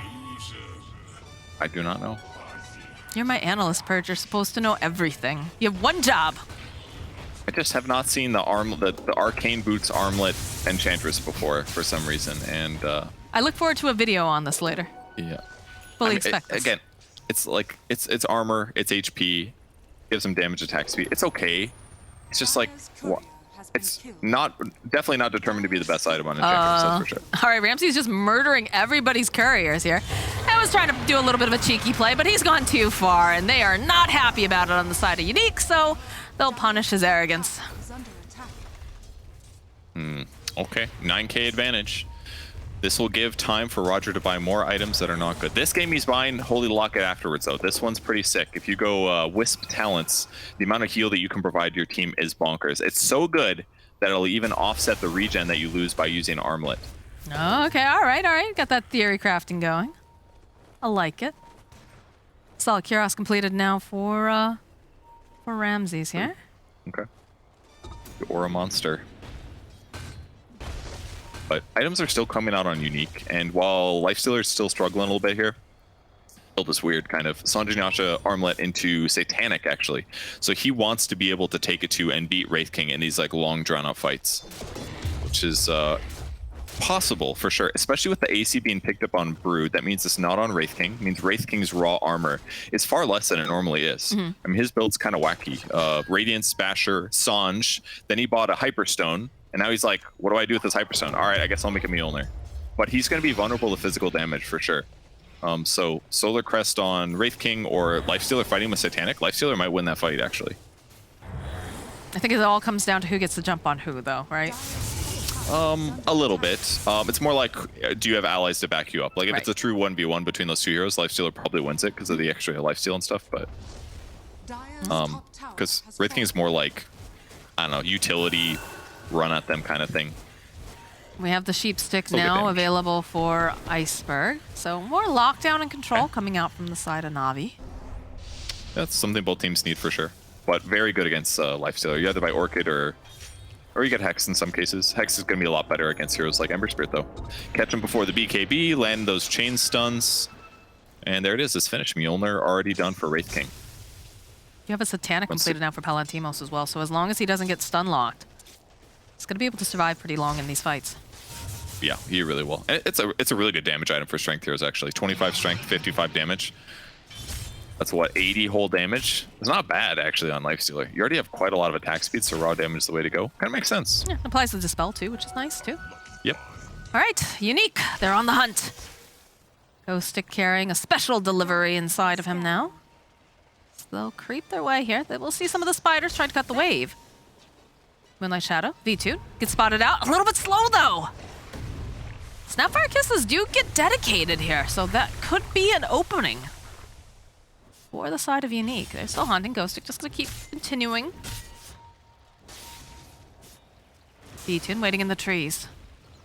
Bignum. All right, slides come in. We'll land over on Roger.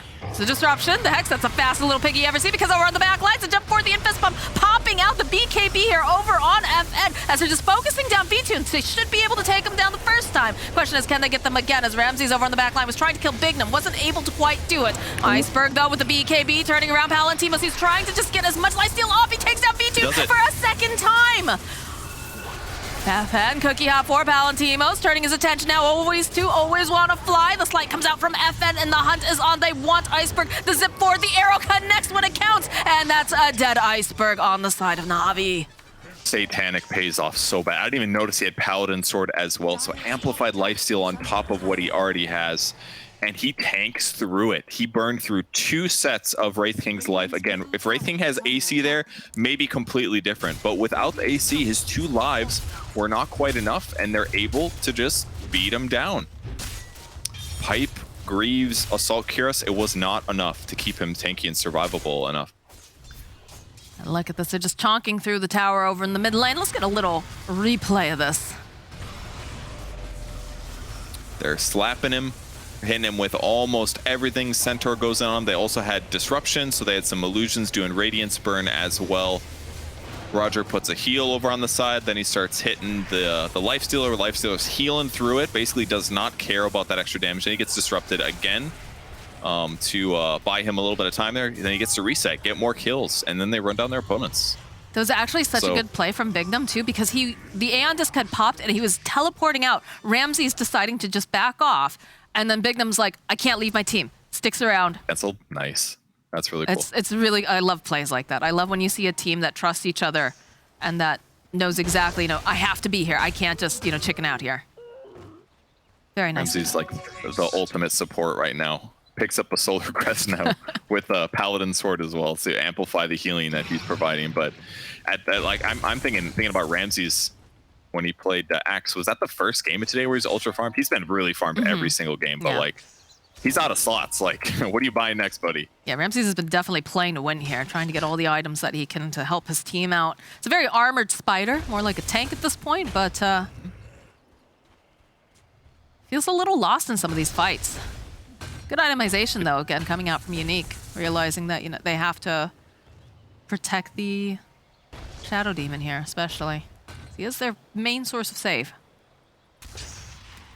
See what happens next with Wraith King itemization. He's queuing up a BKB, but I don't know. His impact in the fight has felt a little bit iffy. Like, he's still only got 7+4 armor. That, like, taking the AC out of his item build, I feel like has really put him in a bit of a weird place.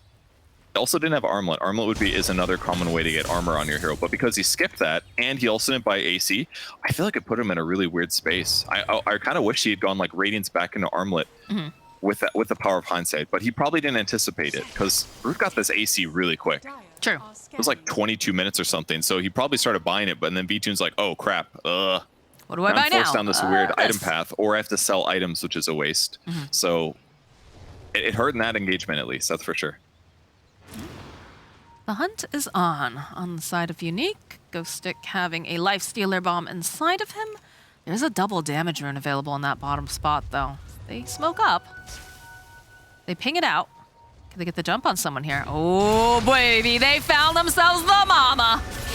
And that's a dead Ramses and a double damage on Ghost Stick. It's the value out of their heroes. The burst damage is really, really good. And they run straight to Roshan here. Slayer's going to clean up some Observer wards first. Iceberg in the area. He's got his items. I just haven't really felt the Invoker presence just yet, I gotta say. Mortimer Kiss is getting tossed into the pit. We'll force them to back out, but there's nothing to hold them in place. Ghost Stick a little bit off the mark here on Roger. Taking a decent amount of damage, but they go right back into the pit now because they have nothing to fear. Tornado just gonna zip on through. An arrow gets tossed out. We'll miss those Forged Spirits this time. The MP also getting dropped. The jump forward on Roger, though. Can they blow him up fast enough is the question. So hold him in place with the root. They need just a little bit more damage, and he's trying to toggle here. He's got that armlet, but it's not enough. As the jump over onto Always Wanna Fly there, just closing in the spider legs. He's trying, but he cannot escape Palantimos. So right back into the pit they go, and it's not much that Na'Vi can do here. I mean, Armlet helped a lot there, actually, because Lifestealer, when he uses Rage, is immune to magic, and therefore he doesn't get affected by Untouchable. So, like, despite the fact that he was getting slapped by Lifestealer, I mean, he had 10 armor, a lot of HP, and it definitely elongated his life. So I think that's what he was thinking when he went for the Armlet this game. So, like, oh, I'm going to counter the hero that counters me, the Lifestealer, while also giving me some other stuff. It's not just greedy, though. I don't know if I'd say it's greedy. It's more like you're solving a problem that you don't necessarily need to solve right there, is what kind of happened. But it's just you. Yeah, of course. But like, Your supports support. do need to stay alive. Yeah, by all means. Like, but you do need to stay alive sometimes, right? I guess. So, like, I'm not saying it's ideal, but I think that's what he was going for when he bought the item against Lifestealer, because it was certainly good in that exact moment. Usually, Enchantresses don't have a huge amount of armor, but right there, he had a 10 armor. He basically got a plate mail plus extra for 2,500 gold, which is a decent trade-off. Okay, the BKB picked up now for VTune. So that's going to be a nice item timing here for the side of Na'Vi. I guess, yeah, when you say, the more I think about it too, you have the Aeon disc that has been purchased on the Shadow Demon, but I feel like Shadow Demon already has so much built into his kit, and that's a dead Iceberg. Do not feel good about the Invoker this game. So 1, 3, and 4, not a very, I mean, he's farming well, but I just haven't felt his impact yet. He bought the Scythe, he's got a Blink Dagger, so he can do like Blink Scythe stuff, but Na'Vi hasn't been able to find those grabs really.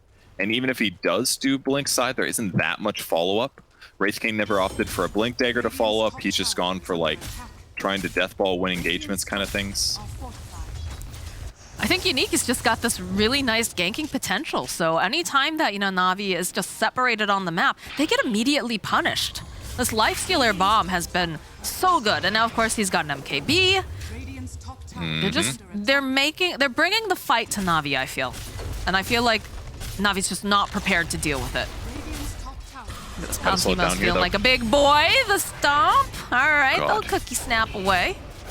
Some of these kisses are raining down some hellfire, but look at Palatimas. He doesn't care. He's just trying to man 5 V2 in here. Has to be careful that he doesn't go too far, but look at this. Just taking down everything here in the space. They can't get rid of him. FN joining on in. Immediately the stomp, the cookie coming out from Always Want to Fly, trying to keep him alive again. V2 trying to focus down Palatimas. They do manage to land the stun. The slide's going around. V2 still alive. Thank God for the flicker. Try to lower the armor, but immediately Stampede. Barely able to stay V2 there. He'll be fine from the Shadow Poison. The flicker has been amazing. This delayed his death by so many times here. Illusionist cape dropping for Dire's side. I mean, V2 is just clearly not able to take these engagements against Lifestealer. Way too much physical damage. He doesn't have that extra armor that we normally expect. He actually can't slap the Lifestealer. That Satanic build has absolutely changed things for Lifestealer. Now, maybe V2 should have the Paladin sword that Broodmother's using. I think that would be super reasonable, but right now Flicker has been really good for sure. Well, it's saved his life multiple times now.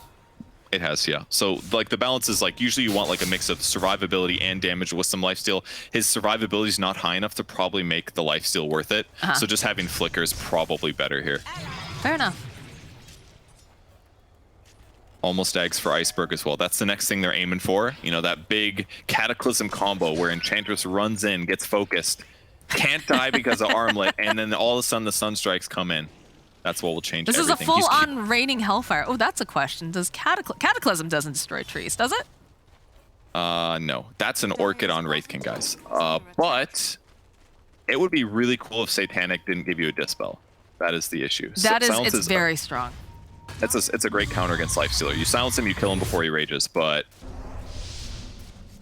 so many weird items coming out. It's a peculiar game indeed, as they are making their slight ascent over here, throwing out a casual arrow. Of course, they don't have everyone there just yet, but it's an Ember Spirit. He can be there on a GIF. Orchid revealed now, and now he's queuing up the Bloodthorn as well.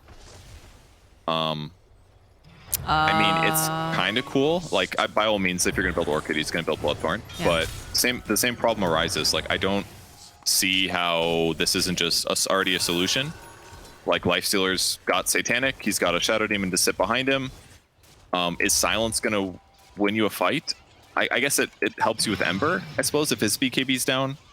That part's kind of cool. Maybe he wanted an item that kind of covers both bases, but I'm sure that if Abyssal was the same as it used to be, this would just be an Abyssal dear instead. Iceberg, he has to pop the BKB, and he has got to run because he does not have that TP. They're trying to make something happen over on Ramsey's over on the side.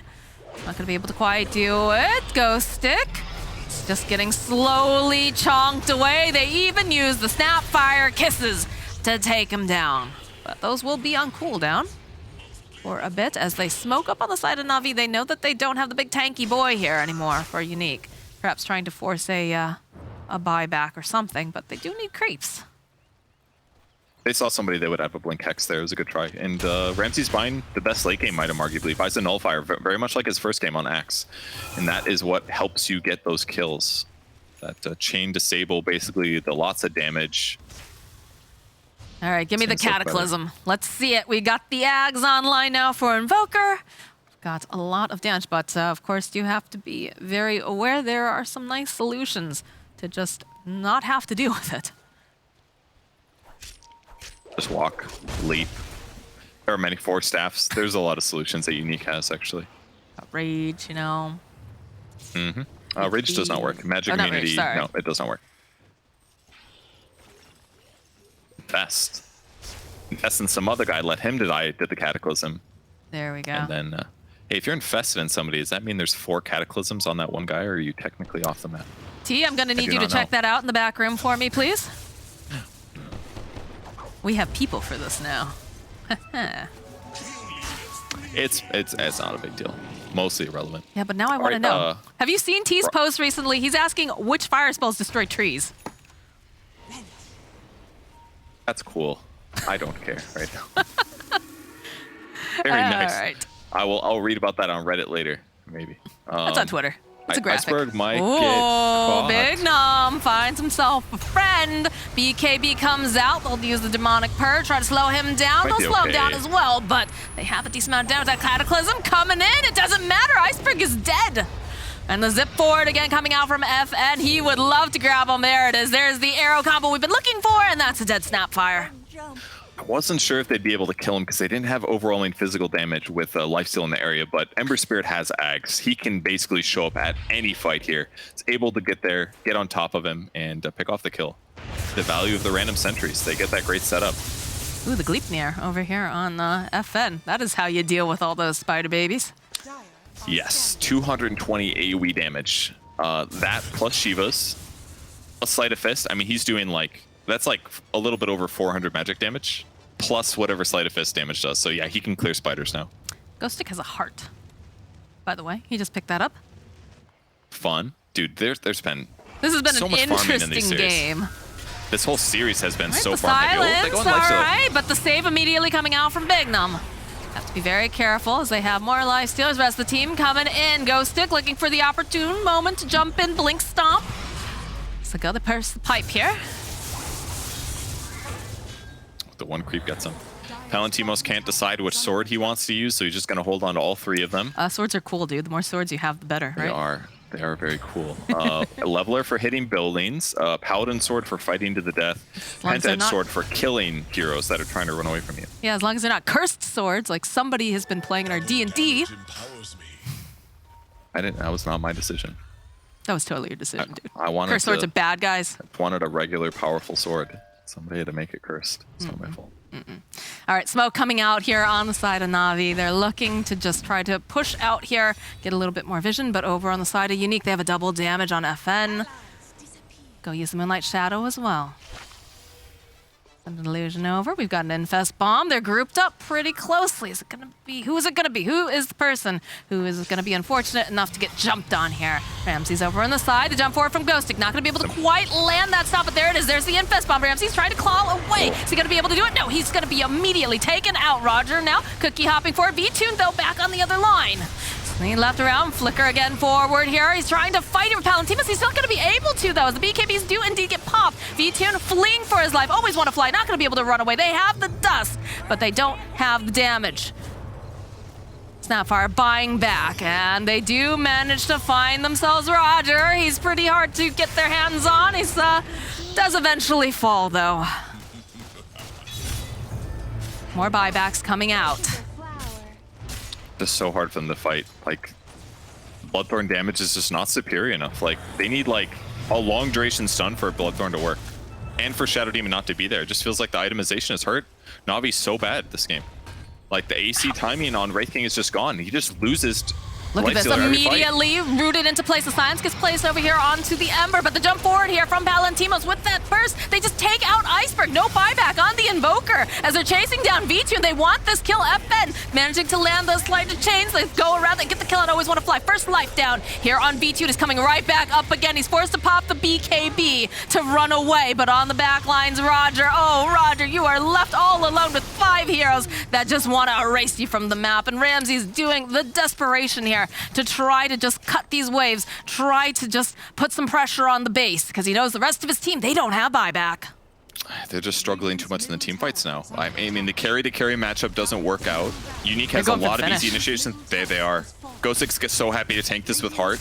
He's reflecting all this damage. It's a big boy here. And feel V2, he wants to get in there. He doesn't have that reincarnation, though. How does he step to them? This might just be it. Morana support, so good. BSJ. So totally dumb. wrong. The GG gets called. Unique will take this game 2-1. I'm kind of flabbergasted here. This is not a match that Navi's supposed to lose. I mean, obviously Team Unique is pretty solid, but that puts both of these two teams at 3-3. Tiebreakers are going to be bonkers for this region. Maybe. There's still one more series to play for everybody in the Eastern Europe region, but Na'Vi has got to be crushed right now. Like, this was like, even though they like kind of almost won this series, it felt like Unique won every single one of these games. So I don't know. If I'm on Na'Vi, I'm going to be really disappointed right now. And it wasn't just items. It was definitely like their strategies were very like defensive. They were pretty content to farm almost every single game, but clearly that was misinformed. They needed to have heroes that were better at getting stuff done on the map because they didn't hit these like mid-game strength timings that let them overflow their opponents like they did in game 1. So it just lost them. It feels like it lost them game 2 and 3 a little bit. I mean, the draft seems a little bit strange. Some of the itemization, though, I know that was one big thing that you kept harping on during the actual game is the fact Na'Vi, they had some interesting item choices. And, despite the fact that Ramses, had himself a very nice lane, was getting everything he needed.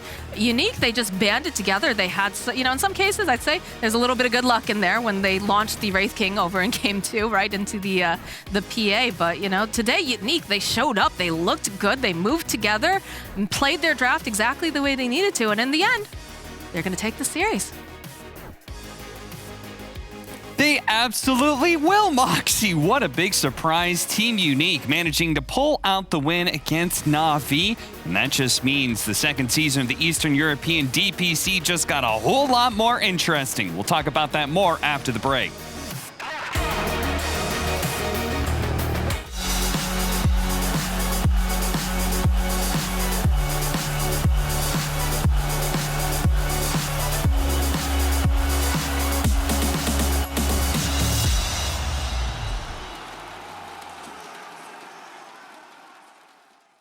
My name is Jordan Gilbert, aka Nothing. Hi, my name is Sue Lee. My handle is Smix. I think it's important for these initiatives to happen. Empathy really, really goes a long way, and it always means so much to us, and I think that's where initiatives like this really help.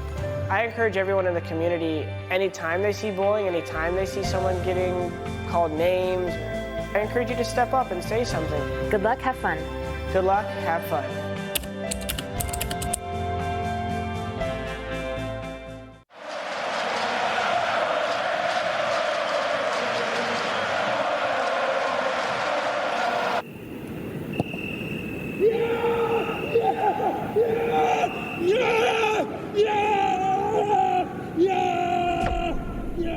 Start your esports career now at play.eslgaming.com.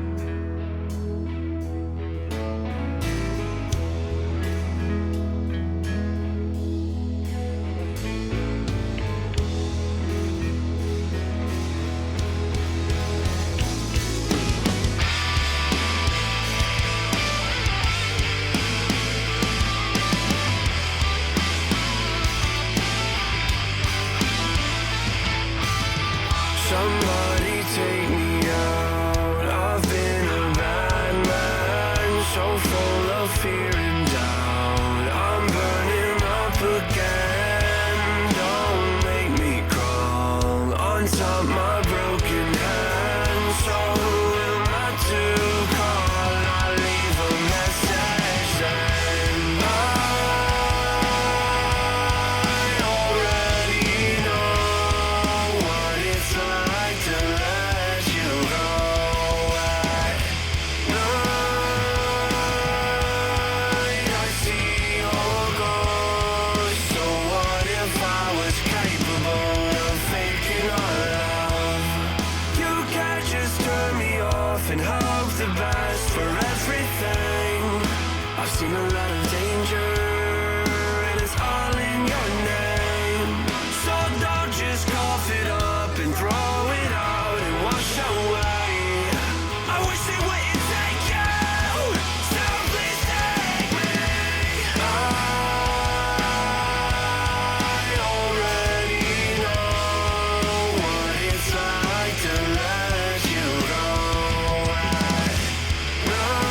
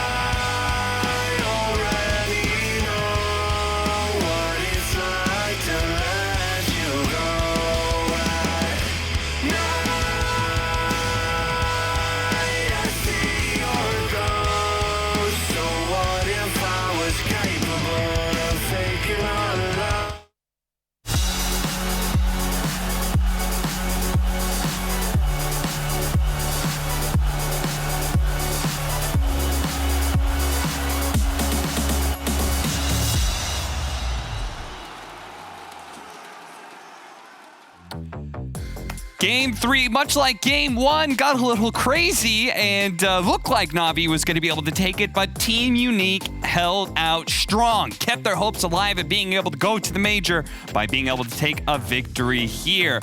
On the other side of things, Na'Vi letting yet another game slip through their fingers. Again, some questionable positioning, some questionable item decisions, and I know my analysts are scratching their heads a little bit. Me and Fogg are fuming in the back. I'll just be honest. This is the most deserved loss I've ever been a part of in any series I've ever casted or paneled. This is a pathetic performance by pretty much everyone on Na'Vi. Itemization, Sheep against Centaur. You have no armor items and magic damage based items on Wraith King Bloodthorn last item against a Wraith or against a Lifestealer with Satanic, which purges it off. Mjolnir's a horrible item against Lifestealer. That was your only purpose in the game. The armlet on Enchantress, laughable joke. This series, I have never been so happy to watch a team lose that should have won. That is it. Yeah. That's strong words. Sums it up. Yep. Okay. There was just some really weird stuff going on in this game. I don't know if they got complacent, if they were just disrespecting the opponents, but your Wraith King's purpose is just to man-fight Lifestealer. He gets 0 armor items. Unique's itemization, flawless. Yeah. Loved it. They did an excellent job of recognizing what they needed to do in the game to stand toe-to-toe with this Wraith King, and I feel like Na'Vi was all over the place. Who cares if you're 13k down if all of your items are great and the opponent's items literally do nothing? Yep. All right, well, fair enough. The one of the more interesting item choices was the Enchantress. Actually chose to go for an armlet, and we got T-Governor to be able to break down the damage differences. Woo! Don't know how to follow that one up, lads. Let's start with a happy play. Look at this. Whee! Okay, yeah, no, jokes aside. Enchantress, all right? You look at the armlet. Let's look at the stats real quick. You have an extra little bit of magic resistance, physical resistance because of armlet and obviously your magic talents. You get a bit more attack damage, so it looks not too bad. And the main thing here is the reason why this could technically work is because of Nature's Attendant helping mitigate that HP loss. Am I saying it's good? No, just pointing out some facts here, maybe why Roger looked towards buying it. And then if you look at the damage, we're going to throw 5 impetus here with the armlet active, and in the end we will be doing a total of 1,317 damage. Now let's flick over to the other side, where let's say a more conventional build with the Dragon Lance, some treads. Of course, you lose a little bit of physical resistance because you don't have the armlet. You lose the bonus damage because you don't have the armlet, and your attack speed is going to be better. So again, swings and roundabouts here. Let's look at the damage. Simply put, 1 hit, 2 hit, 3, 4, 5. Surprisingly, it actually does more damage buying an armlet than a Dragon Lance. So you can respect the idea of the item, but it's very selfish and it's very kind of, you're playing your own game. And unfortunately, kind of that was the story of Na'Vi, where everyone felt like they're playing their own game rather than a team game. And the item build, it has its perks, but should it be in this level of game? Maybe not. It certainly felt like Na'Vi was figuring out some things on their own, but on the other side of things, I mean, Unique, they played a fantastic series, right? They did. Their early game was a little tough because of the things that we mentioned. You know, Mirana 5 position, we saw he had to ditch Palantimos almost instantly, tried to make some rotations. Actually got a successful arrow onto the Invoker early, but Palantimos was forced to jungle. But they made up for it. Mid-game itemization, ways that they played around it too. Ghostic on the Centaur, leading the charge, finding the right targets. I thought their play was actually very nice, the way they made up for these mistakes that Na'Vi showed a lot of. And Ghostic did do a great job on that Centaur, and we've actually got an interview with Ghostic. Ghostic, hello. Congratulations on a big win against Na'Vi. Hello, guys. Thanks. All right, so I want to start off. Game 1, you guys almost managed to make the comeback with that Morphling, and you didn't quite make it. What was your guys' conversation after the game? Well, I kind of threw this game a little bit. They picked off me on top lane when Axe and Mirana jumped me. My team didn't wait for me a little bit. They could have waited 20 more seconds when I respawn, then we can go on them, because I have a boost of travel level 2. But didn't play patiently. When I understood that we were playing good, it was all about laning. In first game, we played lanes awfully. We needed to switch our lanes, like Clockwork should have go with me to pull creeps and then TP to Axe to pressure him. But we didn't do this, and we understand that they doesn't do anything in game, literally. They just farming, even when they have advantage, huge advantage. They just farming. They not they're not going on us. They just keep farming, and if we get our items, we will crush them. That's what we thought. Speaking of those items, I know BSJ has a question about that. I wanted to ask what you think of Roger's items in game 1 and 3. What was in game 3? He had Armlet on Ench, right? And what was in game 1? Game 1 was Dragonlance, Witchblade, Ags on Wyvern. Yeah, it's questionable. It's like solo pub player. Like I see this kind of items in pubs a lot, and I think that people just don't respect enemy if they buy in this. So we saw. Oh, sorry, I thought you were done. No, I'm done. So for game 1 and 3, you had a similar story where you were down by a pretty good amount coming out of the laning phase, and you didn't pull it off game 1, but game 3 you did. What was going on in the game, like in the team comms, like had to get back in that game? Well, I'm kind of brute player, so I know everything about this hero. And if brutes like picking this aura items like Greaves, Pipe, she's strong at 20 minutes in the game. But if game goes late, she doesn't do anything, literally. And my hero, even if I have less farms than brutes, I will do a lot more, like on Centaur. I will use Stampede, I will stun heroes, and Brute does not do anything, because spiders before level 25 on Brutes literally useless, because Ember kills them, me killing them, and stuff like that. So we're not thinking that we're losing this game at all. Wow. All right, well, Ghostic, thank you so much. Congratulations on the victory here. Still keeping those major hopes alive. I just got to ask you, you feel like it? Are you guys going to be making the tiebreakers and giving yourself a good shot for the major? I hope so. I think we were kind of found in our game. Finally, like, we're on a good spot right now, and we'll do our best in match versus Gambit. Hell yeah. All right. Well, I wish you the best of luck in that matchup against AS Monaco Gambit. Thank you for the in-depth answers. Honestly, they were awesome. Yeah. And hopefully we'll see you again. Thanks, guys. See ya. All right. And that was, of course, Ghostic from Team Unique on a big win over Na'Vi. Now they need another win against AS Monaco Gambit, and they could be heading to the major. Exciting stuff, but we got to focus on the next series that's coming up. We've got Virtus Pro, and we've got Winstrike. These two teams match up against each other in a series to close out the day.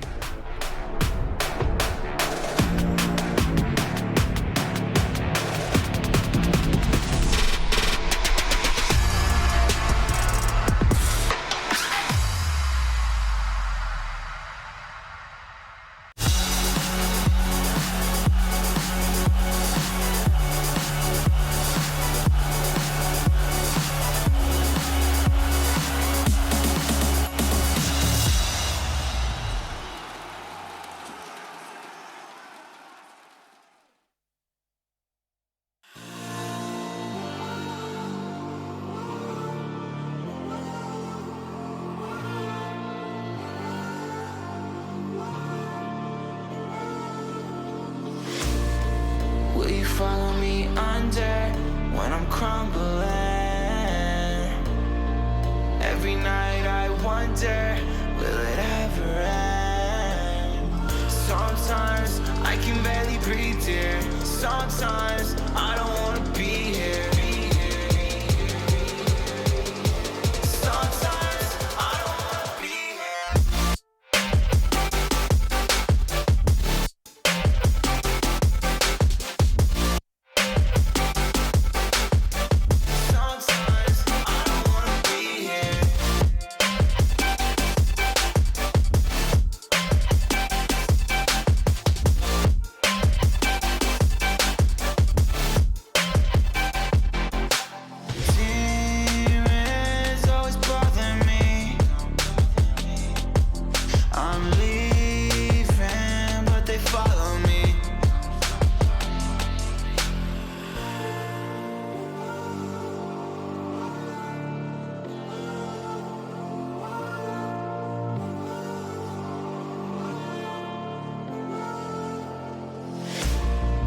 Will you follow me under when I'm crumbling? Every night I wonder, will it ever end? Sometimes I can barely breathe here. Sometimes I don't wanna be here.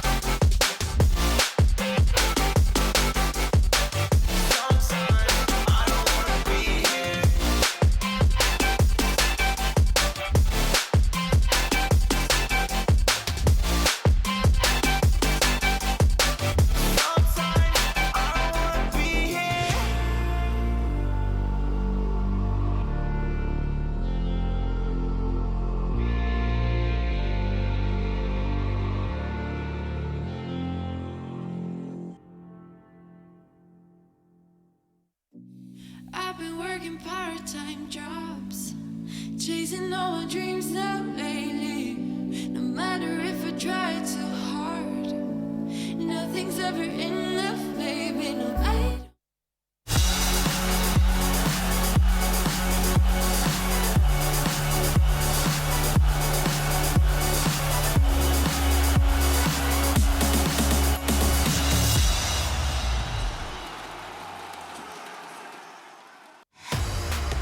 Welcome back, everybody. We are going to be speeding things up here because Virtus Pro has faced off against Windstrike. For VP, this means they have a chance to be able to go not 1 but 2 seasons without a series loss against any Eastern European team in this DPC. And on the Windstrike side, they're looking to be able to stay out of relegation, to be able to stay in this upper division. I've got T-Governor as well as BSJ joining me. And gentlemen, let's talk about VP first, right? This is a team that has a level of confidence that I'm not sure I've ever seen out of a team, where they are willingly handicapping themselves to try and train in a better way. They are putting weights on their ankles. Yeah, I think it's a product of them not having to reveal too much in the draft. Like we just seen in Western Europe how Alliance, they just came first with the same strategies every time, playing it well. VP, same thing again. They pick up their offlaner quite early. They pick up a strong 4, be it some Lion, be it some Windrunner, be it literally any hero Save wants to play, and they're just crushing the game. So why should they have to show new stuff when they are just cleanly winning every game with the same strategies? I just think they already know they're pretty much the EG of Europe. Like not just Eastern Europe, but I'd say all of Europe in regards to the laning stage. They're very well known for just dominating the first 5 to 10 minutes of the game and always having a sizable lead at that portion of the game. And it sounded like they straight up didn't feel like they were learning much past that, because every game was so over. So they're just like, we need to practice our teamfight coordination and our spellcasting, so let's just draft weak lanes. And hey, if you're 6-0, I ain't gonna fault you for it. Yeah, you're talking about a team that, only a team that is as young and as confident and as determined as they are could pull off something like this. And Virtus Pro, we actually had an interview with Kingslayer about those very concepts, their goals for VP. Watch for this Chrono collapse. He's in with the Ravage. I think of the follow-up. They got the arena, the control, onto the Magus. The Chrono's gonna get dropped down onto the backline. They find the 2 squishies. Both. My first semi-pro team was like stuck with Crystal Eyes, Scandal, Yo, and Shacho. It was like 3 or 4 years ago. We played Open Qual for the International 17. I guess in VP I become a little bit stronger player, like everyone of us became like this. My goal is like keep become stronger and stronger. We want to reach the same level like VP was past years. We just need to be better. Tokyo will fall as well as Mira. As nightfall, he's ready to keep the cleanup going. We have only 6 people on our bootcamp. We 5 players and 1 manager. That's all we need. Manager is our good friend. We find our convars. He delivers the food when we need, and he do all things what we need on bootcamp.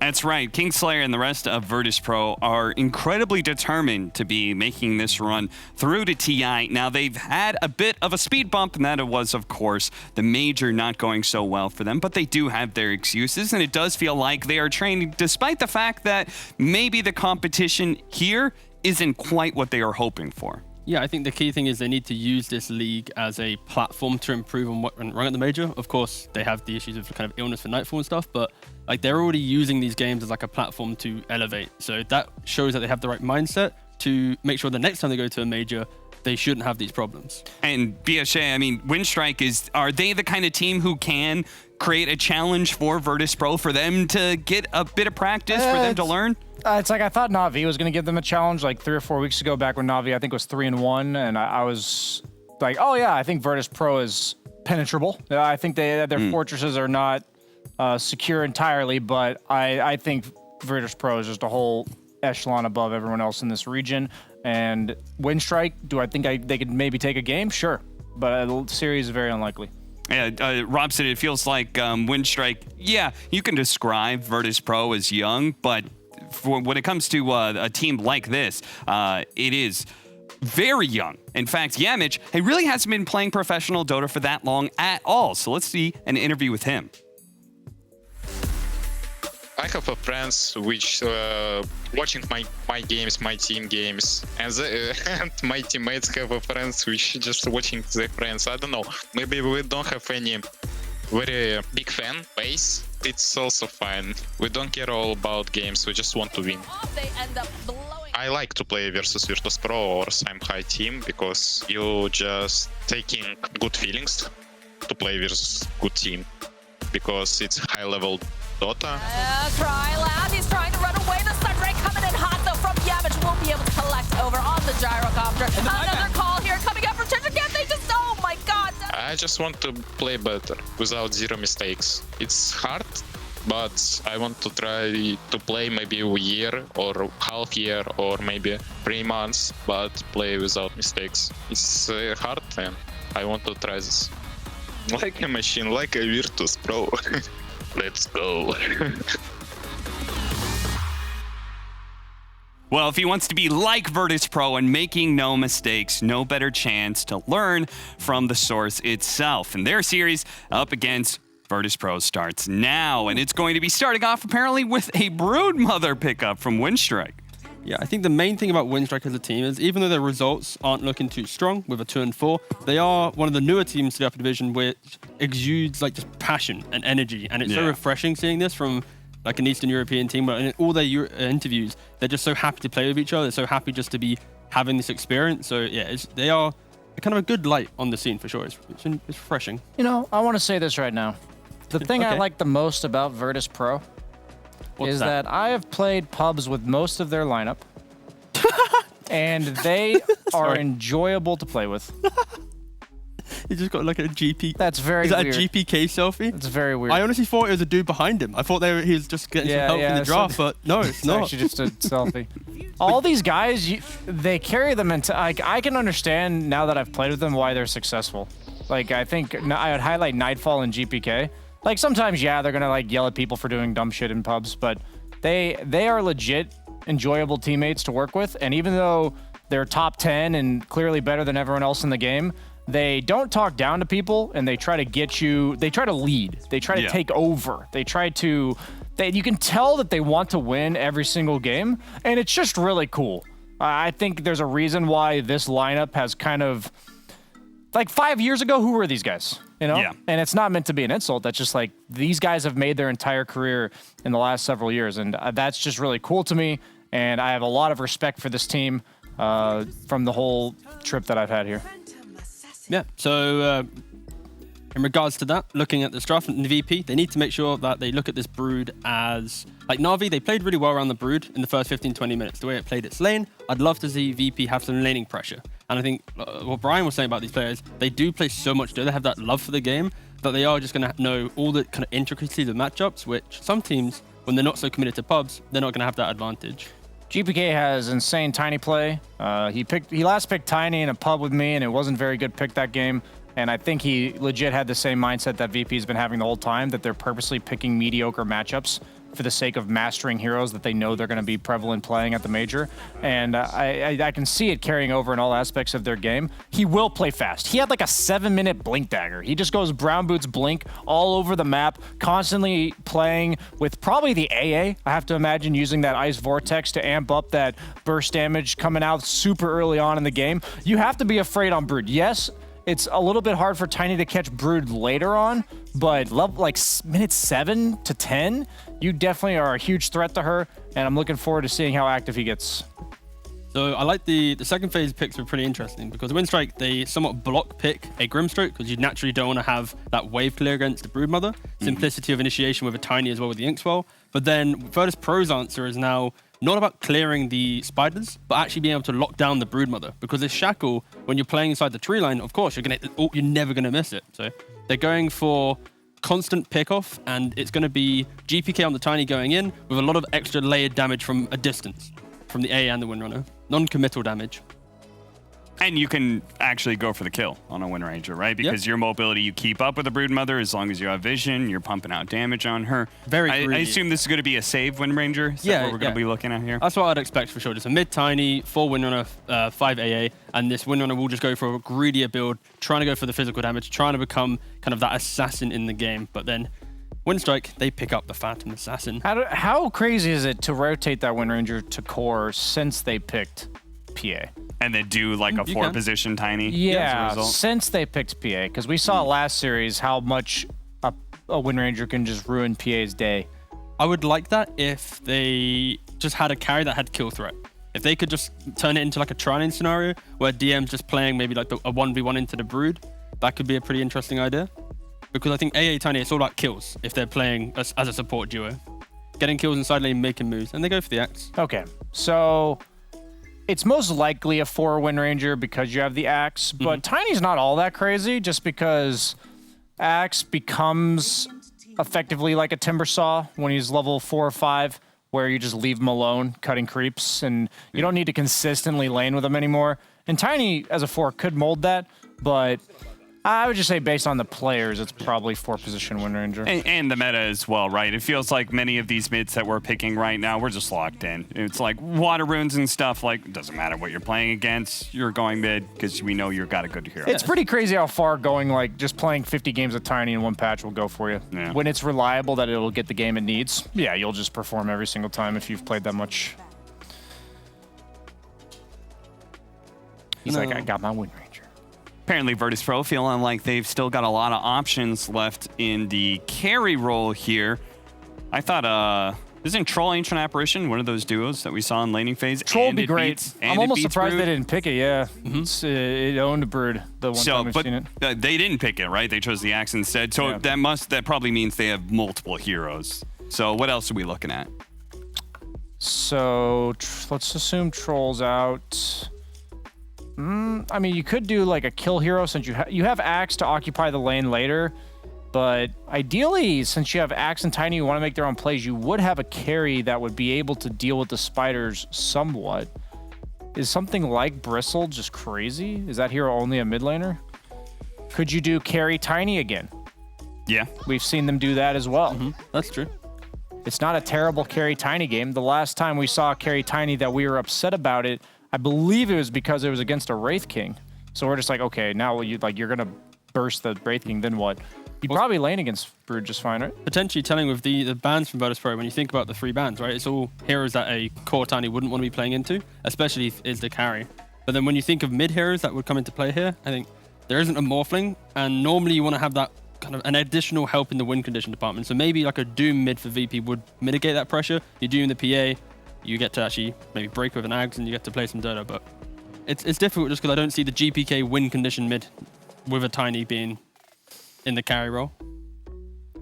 I think the spirits can be win conditions. They ban the Doom themselves. Okay. Because of the Grimstroke. So yeah, like what carries do you like playing into PA? But also have to be able to deal with the potential wave clearing shenanigans. So they don't have a hero other than Axe that would move into that Brood mother lane. So they do need a carry that can somewhat play that lane with some pressure. And that's what I was saying is like no carry immediately jumps into my mind. Maybe they'll pick something, I'll be like, oh, of course, duh. But that's why I might lean towards Tiny carry. Brian, I know this hero is a bit out of meta, but I know people used to pick it with the Maelstrom build, and it used to be good against Broodmother because of Boundless Strike. Monkey King? Monkey King. Is that hero bad now because of the miss percentage chance? Yeah, I wouldn't hate Monkey King here, to be honest. You'd be going like Deso, though, because that's the way you deal with Brood, is like Orb of Corrosion, Deso. And I don't know how much I like that kind of build. Yeah. It's just a weak match. It's like a mediocre matchup against PA as a carry to carry. But I will say, I think it works well with their lineup. You could do a lot with just Boundless Strike this game. They don't really have a way to reliably get you when you're on the trees. And a lot of these heroes are banned out, the Storm Spirits of the world. But they don't seem to be banning to protect that hero. I guess Viper kind of does, but there's a lot of heroes that are countered by Viper. I kind of see 2 options here, which is either like an Alchemist maybe in the safe lane, just casual, bit more wave clear, bit more acid spray, apply some pressure, and then you don't really care about the supports when you get BKB. You quickly go for armor items to deal with the PA, and it just gives you a very quick team timing around Tiny. Other than that, it's Monkey King. So you're okay with the Monkey King? Yeah, I don't mind, mainly because of the Viper ban, I guess, Okay. is the telling part there. But And yeah, is there any 4 positions that stand out to you guys? If we did the safe lane Tiny and then the... I think then if you did that scenario, which also I actually like that as well, like a mid windrunner, a carry Tiny, it does answer the threats that you have, and then you'd go for a very active style of 4 with a bit of pressure, like a Willow or something, just to have chip and poke.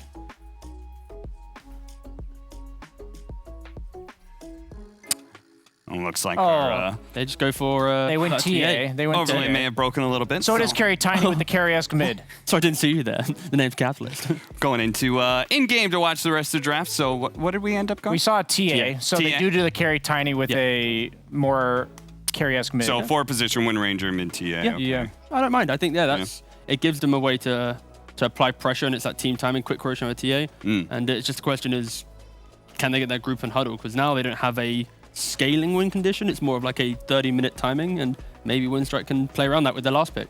Okay, well, let's go ahead and jump over to our casters. We've got Moxie and Fog to be able to talk about the game further. All right. Well, our earlier series had a lot of surprises, but this time around, it seems like a fairly standard draft coming out from the side of VP. And Windstrike, they're going to try their best. They did pick up a very early Broodmother. They did. Just stating exactly the type of game that they do want to play. VP, no funny business today, though. I thought maybe we'd see them do some type of funner picks, because we have heard them in a couple of their interviews. They try to challenge themselves, but this does not look like they are. This is just a straightforward draft that they've gone for. The carry Tiny a few times as they've ran, and they do pick the TA. That one is a little bit new, for sure, but can definitely see the reasoning. But that's why we also see the reasoning for the Rebel Batrider. See how he's able to at least capitalize versus this TA. Off to a quiet start as expected here.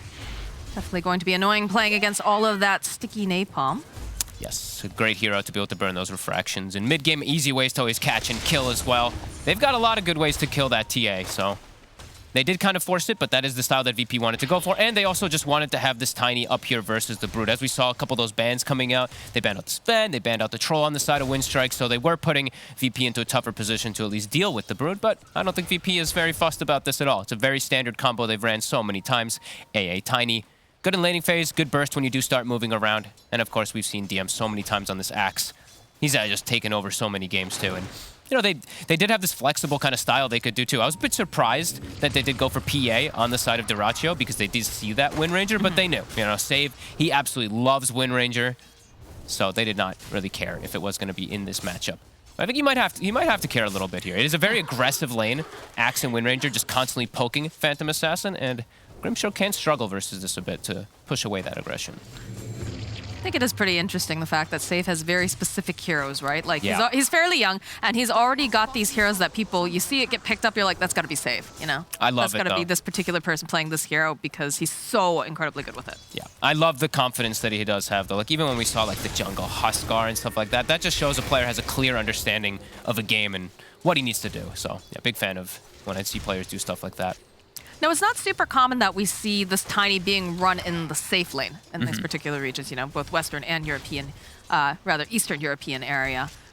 How does this differ in terms of, the way that they're going to play this? Because usually, you'll see someone in the mid lane playing the Tiny, and then, of course, the Ancient Apparition will join up with them and become that gank squad. Yeah, it's a little bit slower. It's more about your own game rather than securing like your carry's farm in particular. So it's going to take him a little bit longer to get the Blink Dagger, but besides that, it's the same build. You're going to get, like, I guess as mid you go phase boots, but as carry you're going to go your treads, then you're just going to go blink afterwards, likely Echo Saber. Similar kind of style, as Courier just walks in and dies to Nightfall. Okay, a bit of a slip up there from Cheshire. And he's going to go Soul Ring, as you do need some type of mana item as bottom. We were mentioning that heavy aggression from these two is always there. And Pataman can't even connect with the Inkswell. But yeah, you have to get a type of mana item on these Tinies. Since you don't have a bottle, since you're side lane, Soul Ring, it fits absolutely perfectly. As mid, GPK holding his own very nicely here versus the Batrider. Usually these Batriders can take advantage of a TA a lot of the times, just a pop back, but GPK playing nicely around these stickies. So he's going to back off, go and farm up the small camp. Yep. Classic moves here coming out from a TA. Yeah, it's just even better. I'm actually a big fan of TA right now. I think this hero is a different beast, even toward later stages. I used to not really like that hero late game at bottom. Oh, goodness. Shouldn't be able to kill him off, but it's this constant harassment He's just having to blow all his regen. How much do they actually have left down here? They only have 2 tangos left on Dyrachyo, and he's super low. Well, top lane, though. Nightfall's going to have to throw the avalanche out. He's sitting a little too close for comfort here as Yamage just continuously running. I'm trying to get the air spike. Not going to be able to quite connect it, though. It was a valiant effort, but Rabel going to go grab up this bounty room. GPK is just running in to contest this. Yeah, he's not afraid.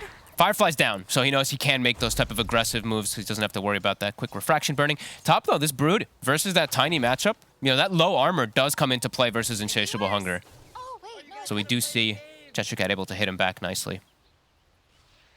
Cheshire Cat's been making some nice plays this DPC, and then you say that too, though, but over in the other off lane, DM. Man, he is so good on these playmaking heroes. You know, we've seen him on the center, we've seen him on the Magnus, and especially this Axe, too, so... Yeah, he's just bullying. Difficult time here for Dyrachyo. Yep, love the build. 1-2. You get the Hunger at level 2. You only need the 1 point in spin because it's not that effective. Even though it's like pure damage, you want to just be able to poke from a distance with this Battle Hunger and just be super annoying. So I do like that he's gone for this. This is the poke lane, for sure, when you've got a Wind Ranger and an Axe. Poor Pantherman. He's doing the best he can. He hasn't, you know, hasn't fallen to any of them just yet, as the pressure's definitely on Dyrachyo. It's even just for the mini stun, as we see there with the shackles, just to get in connection with the call. And we see this from Save like every time. He doesn't get power shot at level 2 ever that I've seen him play the lane. Like almost never. He always gets his shackle, always gets his Wind Run to survive his top. Cheshire Cat. He's got that Insatiable Hunger. Is going to be able to just lifesteal back up again, but was looking a little bit scary for a moment. I like that he brought the raindrop up here. Very important always when you're playing versus Tiny. If you just get one-shotted, then you can't turn and get your Hunger off, so he is always going to be able to turn and get some type of lifesteal. It's a nice little insurance policy there for him. Nice interruption of the pull from Yamage. What are we looking over here in the mid lane? 37-4 on GPK and 27-6 currently on Rabel. Of course, you have to keep in mind there is some of those neutral creeps coming into play here. It's a good Earth Spike, though, in the top lane. Just going to push them back away from Cheshire Cat. He's trying to get a couple of these little nibbles down here over on Nightfall. The toss back, though, will force him away. Oh, I thought that was actually going to proc the Cold Feet onto him. It was very close. They're actually glyphing the wave there, so he can't lifesteal off of it. Nice play. That was probably Kingslayer who popped that glyph there. It kind of, you know, that's one of those where it's just like, I'm sorry, mid player. You know, I'm taking your glyph, but it has a extreme purpose. Like now he can't actually walk up. He's just going to get comboed if he does. So securing Tiny several waves there just with the glyph play. Ooh. Inkswell should be able to connect with the shackle? double shackle, though. They have the power shot. They needed just a little bit more damage. They have the battle. Yeah, there it is. Save, getting the first blood on Pantherman. As always, Save just connecting with some absolutely gorgeous shackles. Must have been good at geometry in school. I must have been. Again, another shackle connecting. They've got the battle hunger. He's going to try to dodge away here, and he's kiting successfully. Okay, kills the courier, gets rid of the hunger as well, too. Nicely done from Dyrachyo, even though he's under so much pressure down here, keeping his cool. It's important. Top lane, too, you know. Cheshire Cat's been able to do a lot here. Oh, nice spike here from Yamage. Tubble over on the side. Kingslayer's trying to run away. He's not going to be able to. So he will fall to the hungry, hungry spider. Not so bad here for Windstrike so far. Mid lane also even. The PA definitely under a lot of pressure, though, as we've been seeing. They've had to spend a lot of regen down, a lot of money on regen. Does have the Ring of Health at the very least to counteract it a little bit here. But yeah, it is a very threatening lane with these two. And now it's level 6 on the Axe, too, with the Vanguard. So you can't actually push the Axe out of lane whatsoever unless you bring probably that Bat Rider down here, which might actually be the first rotation we do see from Rebel. Might want to see him actually make the move down as soon as he has Boots of Travel, just to alleviate some pressure from the PA. That literally was going to be my next question, is he's got his level 6 online, and it feels like this lane has just been so difficult for Dyrachyo, so I would like to see, you know, some sort of rotation, like you said. Comes at a risk, though, right? You're versus TA. TA immediately going to see you leave the lane, is going to start pressuring that tower. So it's got to be quick if Rebel does look to make the move. And you do have a rune coming up in about 8 seconds, so if he gets a good one... Oh, the shackle, Pantomim. As the Inkswell just will back off. He'll be all right. And the rune, ooh, it spawns bottom. And it's a dream one for GPK. Illusion doesn't have a bottle, but would have been a good one if he did have it versus that bat. But doesn't need it since he can go stick. And he's going to go the Lance build. All right, cool. Not going to go for the Deso. Seeing this a little bit more in, at least in pubs in particular. I know he was considering picking up the bottle early, but like you said, when you've got all that sticky spam coming out. Yeah. Double bounty rune, easy peasy. Just walk into the jungle, start hitting these creeps. But we've got the spider army amassed here in the top lane. Cheshire Cat working on pushing it. Rebels got the bots too, so that's that first move. I'd like to see it come down bottom just to help out Duracho a little bit. He's just walking right back to the fountain right now. Yeah. Top lane, toss back here. Get out of here, Cheshire Cat, says Nightfall. But Cheshire Cat still hanging out in the vicinity. He's got the 6, so he's got the spiders to Oh, work the with. call. Where is it? They don't quite have enough damage to get the dunk off, as they do have the rotation now with the Inkswell. They might be able to punish DM for this. Just ticking down, and all of this Fireflies trying to dance around. He cannot seem to do it. Duracho And dies. Duracho, he dies to save as well. Oh my goodness. Oh, he actually gets taken out. So, I mean, the rotation's still good from Rebel, but Duracho does go down, so ends up not being as effective. Cheshire Cat looking to get the spiders there for Nightfall. Won't be able to clean them up. And he is going to go more aggro build. He's going to go for the Orchid. I've been hoping to see more of this. I do like the Aura build, but that does mean you're not going to scale. As we heard from Ghostic in the interview too, especially when you go for that, it's all about timing. And I feel like when you're playing versus VP, timing plays, you have to be so perfect about it, and VP is a scary team, so we'll see if that one does end up working. So what's the hope? Is that Cheshire Cat, gets on the back lines and just eradicates the AA beforehand sort of deal? Yeah, I mean, it just gives you a lot higher kill threshold versus like any hero in particular. Right. DM. Oh, DM. And Rebel still has lasso. He does indeed. They're just going to go for a dive here. Stacks a sticky coming up, gets the call right into 2 of them. The rest of the team, though, they're here. Can they do it? Can they turn it back around? Good Earth Spike from Yamich buys a little bit more time, but the loser Rebel and Cheshire Cat is limping away. Oh, he just barely makes it up, but over on the back lines, they go and they clean up Yamich. The last tower hit actually follows Cheshire Cat and takes him out. And another, I mean, save these shackles. It sets up the Nightfall to get the perfect combo on top 2. It's Wind Ranger. Level 7 already has a Javelin. So now he's kind of like this mid-solo Wind Ranger. He can gank the PA by himself now as this Wind. He's higher level than the PA. That feels very bad. That's just insane, really, from Save. Well, he's played his lane very, very well. He and DM, dynamic duo there. Yep. All right, Rabel. Still has lasso. There's going to be the Ice Blast, though. Connected another shackle. shackle. Beautiful. GPK gets another kill. And the pressure is on. We talked about VP. This is a team that plays fast. And Duracho as well. He is left behind. Okay, blinks out. Another 10th. Does GPK go for a dive here? All right, no. He's got the fraction. Oh, the toss in with the tiny. The Hex does come out. The Side Blades. Oh, Duracho. Very, very close there. Oh my god, he almost just dies to Side Blades.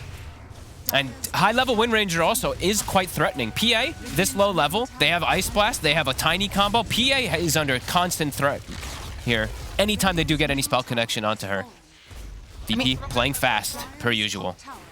It's interesting because it feels like the draft coming out from the side of Windstrike is very fast. Like they're trying to out-tempo VP, but that's such a huge gamble. This is a team that plays at Mach, I don't know, 6 or whatever you want to call it at this point. Yeah. They don't give you that breathing room. You really need to just be on top of the lanes constantly and win them very hard if you're going to do this kind of strat. So it feels, very ambitious, but perhaps too much so. Gotta try something. They gotta have to try. At least they're trying to make the moves is the important thing. I'm glad they're not like sitting back and farming, but I mean, Save has been there to counteract every single one of the ganks. And now there's a Blink Tiny. So these, the speed is just gonna keep continuing. And Duracho, he is so weak. Like they're gonna see him, they're gonna go immediately onto him. And look at this, the Shackle, the Ice Blast, and he's just gonna fall to the supports all by themselves. Top lane though, DM. Possibly in a awkward position here. He's getting a couple nice spins, but is taking a bath at all this Firefly. So they should be able to get themselves this kill, at the very least for the Cyto Windstrike. But losing the PA, oof. It's painful. And he already picked up the Blink Dagger on the Axe too. So they get the kill, but yeah, they've already got every initiating tool. Blink Tiny, Blink TA, Blink Axe. Everything there for VP to make these aggressive moves. For Windstrike, it's going to be a lot harder how they do approach this. His TA is massive right now, and they can just set up for the next tower. So all 3 tier 1s quickly pressured from VP. Nightfall is so scary here. And they just find another one.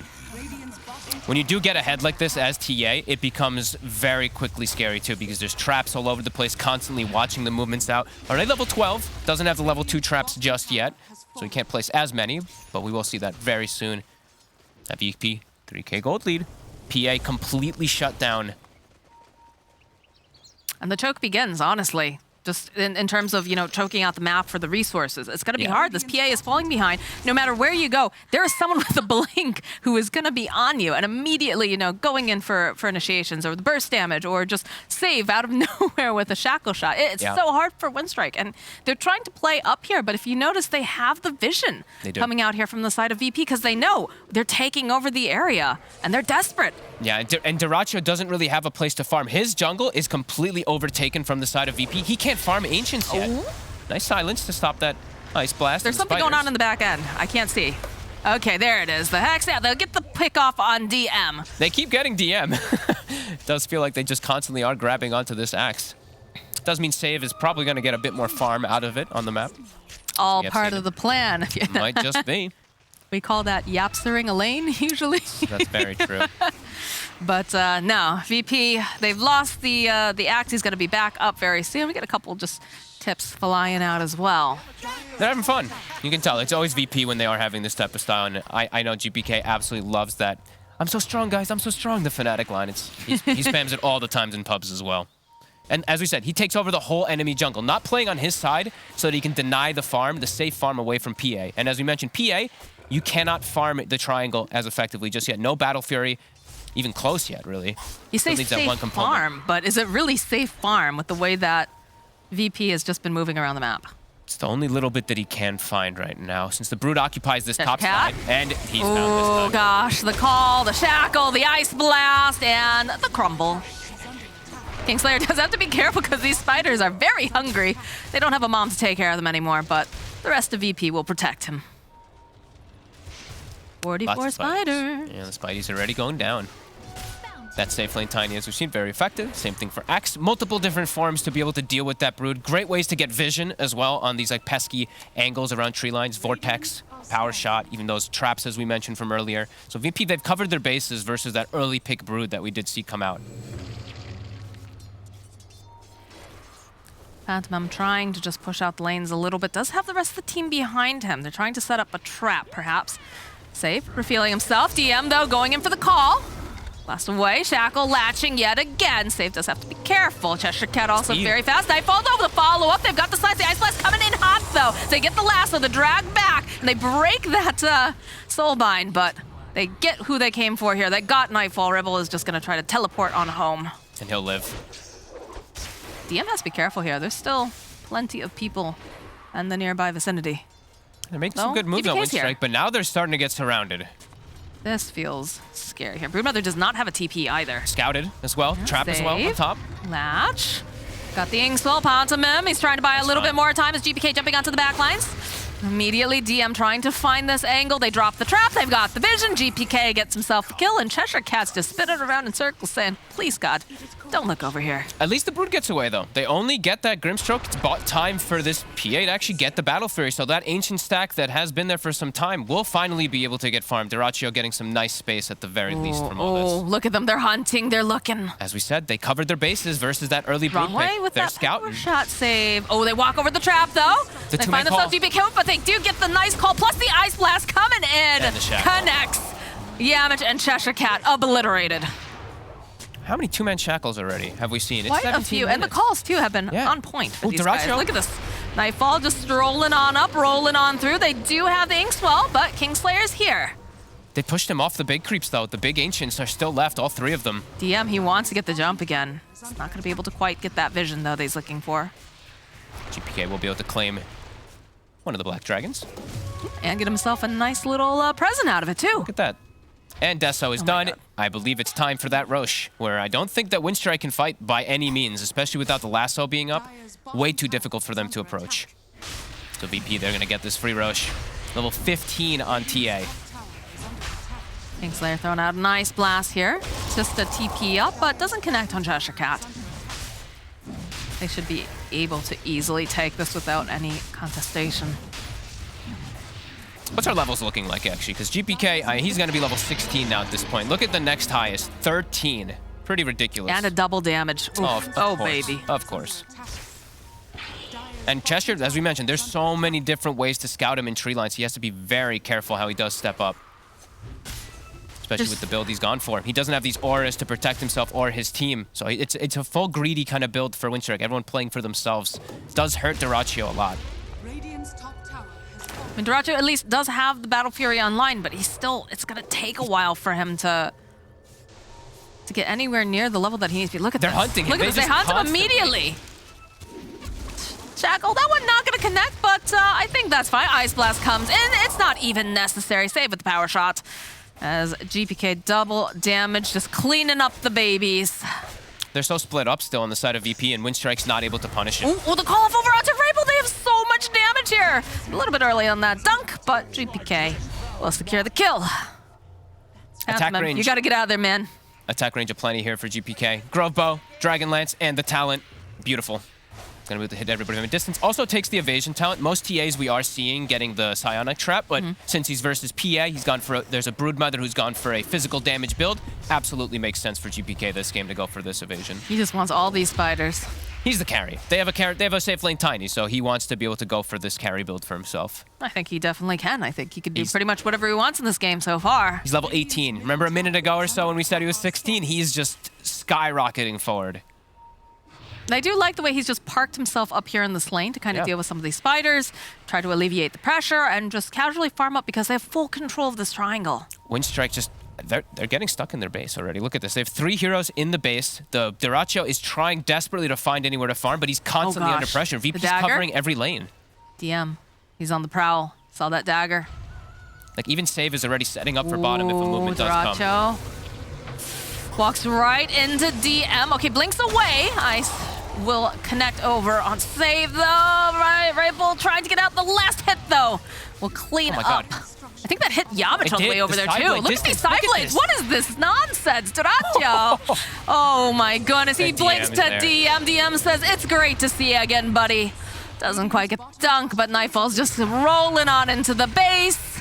Got the battle hunger. Looks like they'll behave, they'll back off, they'll respect it, but they're not gonna go for a full-on dive just yet. This is what I mean. This new TA, like this talent is just enabling the hero so much. Level 19, 20 minutes. The range that he can actually connect with these blades is ridiculous. He almost actually got that Grimstroke in the base with that last one on the range creep.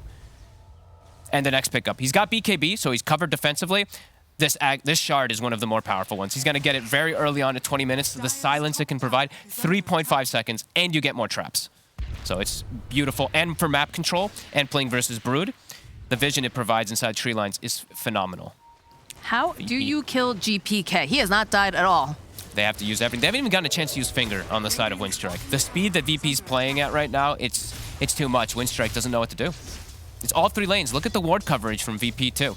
They just got full info sweeping from lane to lane every single time they do see poor Dyrachyo trying to find some space. They know it's all about the PA. The only way that Winstrike has any hope is if PA gets farmed, and she can't find anything. They're effectively just starving them out here. Yep. Through pure aggression. I mean, the levels that are coming, this is insane from GPK.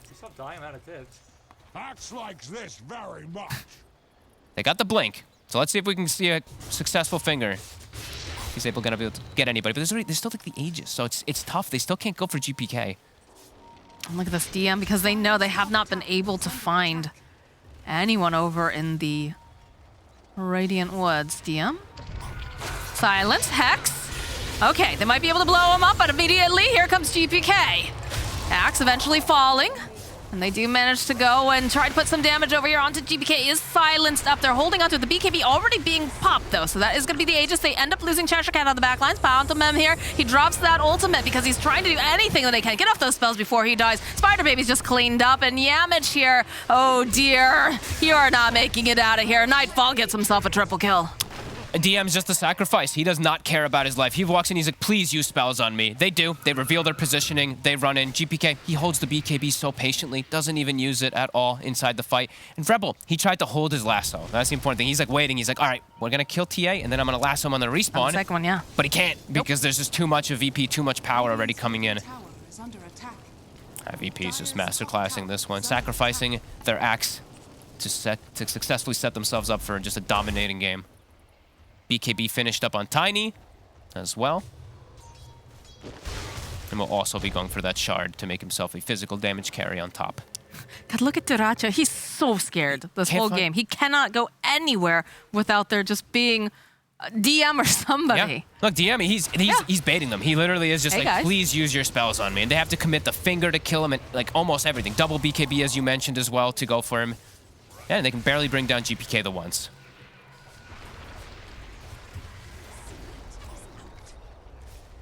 Look at poor Pantomime on the back line. He's like, I gotta get some spells off. I gotta do something. And Yeah. And that's like the only information they had on the map too. The only ward that they could get out, and the only place they could play is the most unsafe place, which is that enemy jungle, because it just it's this constantly, every single time. VP owns their side of the map. Level 21 TA, 24 minutes. it's pretty ridiculous. It's very, very difficult for Windstrike here. They're trying, but there is no breathing room. Now he's got Meld Dispel as well versus the Bat Rider versus.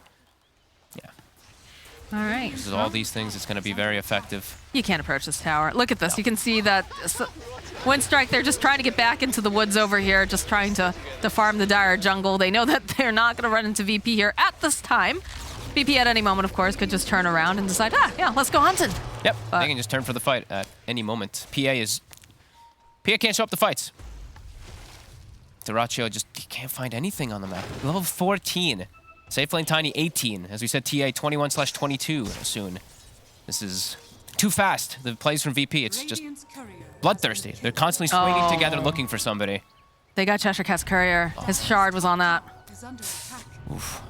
That hurts a lot. It does. And a hidden thing that Cap did tell us is that shard also reduces cooldown on webs by 15 seconds. Does not say it on the tooltip. Anywhere. But it does do that. Yeah, I think he was watching, was it the Chinese region when they were playing it and he realized it? Yeah. It moves it from 40 to 25-second replenish time on those webs, which is very important for broodmothers. So it's very surprising it doesn't show that on the shard. Is that intended, or do you think something went wrong with the code? It happened. I mean, it's intended, I'd imagine. Feature. Doesn't say it, so. Bonus feature. For those brave enough to play Broodmother. Yeah. A little treat for you. Yeah. 14,000 gold lead. Just no ways for Windstrike to really get out on the map at all. These traps, there's that plethora of items on GPK. Bat Rider can't find any opportunity for lassos at all. Look at the vision. Look at all of these traps. Oh my god. That's the power of the shard on top of just having such an early level 18 etc. So they can't get out. Look where Duracho's farming. He's the one getting something. Cheshire Cat has to just play tree lines, but the rest of the team stuck in the base. There's a double damage down there. Don't mind if I do. GPK. Thank you. Getting very close to finishing up that data list too. Damage is going to be insane. Casual 500 plus damage right now at that DD when Refraction's popped. Is Roche back up? Roche is up, yes. Yep. It's time. Time to go back in that pit, and I don't think they can do anything about this on the side of Windstrike. If VP even wants to go for it, VP might just be like, let's just slaughter them. You know, they just showed They have a double damage on GPK. They can do whatever they like, honestly. Absolutely. Plus the BKB, everything here. It's a scary season here. Windstrike. And it's a gem as well on the axe, so the limited vision that we do see out on the map from Windstrike, it's going to get taken out if VP even ever swings back over there. And this Roche will die in a matter of seconds. Cheshire Cat's sitting up over on this eye spot, but send some babies. Sacrifices. A couple of his children. Yep. The smoke play, they're going to try to challenge this. They can't get over there fast enough. No way. Spooter's looking around here in the pit. Look at this. Okay, we do get the call from DM just cleaning up the babies, destroying the army. How dare you touch my AA? As that is some of the fastest item timings I've ever seen on a TA. Sure. It's 20,000 net worth at 27 minutes. That is... All right. They've got the jump, but they've got the BKB here. All right, finger does go off. They'll be able to take down Kingslayer, but Rebel, he gets dunked. It's not going to be allowed to be a part of this fight. Yamage will pay for that finger. So he will fall next. Pantomime here should be able... No, they have the toss. And there's a Tiny. He's silenced. He does not care about your silence as they follow up with the call, the shackle, the damage, and down goes Duracho. I believe it is time to call it. It is impossible. Cheshire Cat just has to watch from the trees the entire fight. Cannot even get involved as this Broodmother. Look at Cheshire Cat. He just can't do anything. If he walks in, he's like dead. Panicked, like Mom, like, oh, what do I do? Yep. Because he can't. That's why we do see the aura built auras a lot of the time, because in these some of these games, it just gets out of control where you're just gonna walk in and die as, VP continuing to do what they do best and just dominate this region. Game's not over yet, but it certainly feels very difficult for Windstrike. Radiant's bottom tower is under attack. Tower going down. They can't do anything to TA. He could one-shot most of these heroes with the crit. Oh, for sure. For sure. They do have a tier 2 up in the top lane. So looks like VP, you know, they want all the towers. It's GPK. It's just going to clean up these creeps. I'm very surprised Windstrike's sticking in this one, I gotta be honest. This PA, there's no space for her to farm, even to catch back up, but there's just nothing they can really do on the side. Oh, look at this Wind Ranger. He's hunting. Yeah, he finds him. He finds him. And the itsy bitsy spider will fall here. I don't know, this Fnatic line is, I love it. I'm so strong, guys, I'm so strong. It cracks me up. I told you, GPK loves it. And yeah, VP, another incredible performance from them, just giving no hope really to Windstrike. When they tried to make the moves on the map early, they did try to make these early aggressive moves, but every time, like, save was just there. Really, in the beginning of the game, it's been this Wind Ranger just always reading the movements before they happen. Duracho has to be so careful here. He's very far forward here with Pantomime. They're just lined up like little ducklings. If Nightfall decide to do an Avatos, that they had any sort of inkling that they're over there. They're gonna try for one more fight. Smoke be, oh, the power shot. They see them, the avalanche, the hex, but GPK immediately blows up Yamich. BKB's the lasso drag though as they try to pull them out. Can they do it? The cheese gets munched up and they'll take down Duracho. Rainbow will fall. Pantomime's trying to teleport out here. He's not gonna be allowed to leave unless it's in a body bag. And the G's get dropped. They got the double lasso, but yeah, it's irrecoverable at this point. VP just stomping, really just beautiful plays all around. Save with some unbelievable shackles early on in the movements. I love how they can sacrifice somebody too. They recognize, they're like, you know what, DM, you're gonna just have to tank some of these ganks for us just because we need to get information just so we can crush the fight. And that's exactly what he did. It was, yeah, perfect performance from VP. I mean, that is definitely the power of, you know, having that synergy with your squad and having faith in one another. The fact that, you know, DM Dice is like, that's fine, bring it on. Every spell, everything, you know, silence me triple times, I don't care, because I know that my cores are going to get in there. And it's not even just the cores, it's the supports too, following up with some of those saves. So again, you know, Virtus Pro looking very, very good here in this first game. Windstrike gonna have to go back to the drawing board and bring something new for game number 2. Yes, back to the drawing board for them indeed, since Broodmother pickup tried to secure some sort of laning phase advantage for them, but ultimately it only really seemed to take one fight, a big turnaround, and Virtus Pro controlled the rest of the game. We'll talk about what exactly Windstrike can do, if there are any weaknesses about Virtus Pro, after the commercials.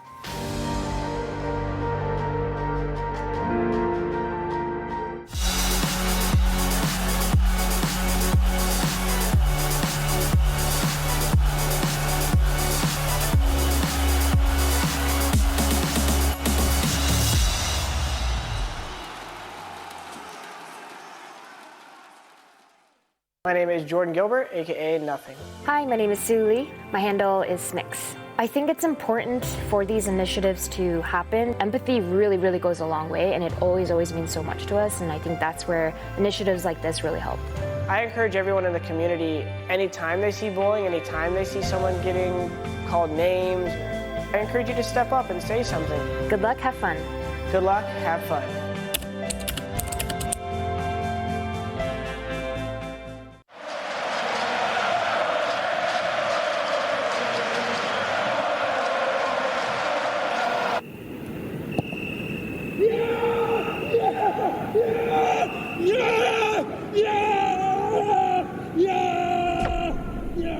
Start your esports career now at play.eslgaming.com.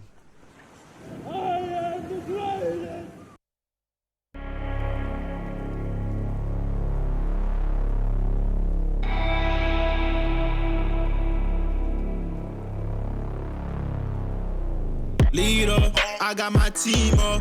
I've been a dreamer. I switched the scene up. I done got that green up. It don't make me fiend up, but they know I'm being with the rats. Call me the fiend up. Every word. Smoke up, no lean up in my soda. Fresh and clean, got no odor. I've been an outcast, me and scared, we told ya. Been in that backseat, facts we move that word, but it ain't no D-R-U-G, M-B-M-U-S-I-C. I'm only human, if you cut the skin, I bet I bleed. And when my back against the ropes, put in that work, I lead. I see the vision clear, seeing things that y'all don't see. 2 dubs on the vision, call it 2020.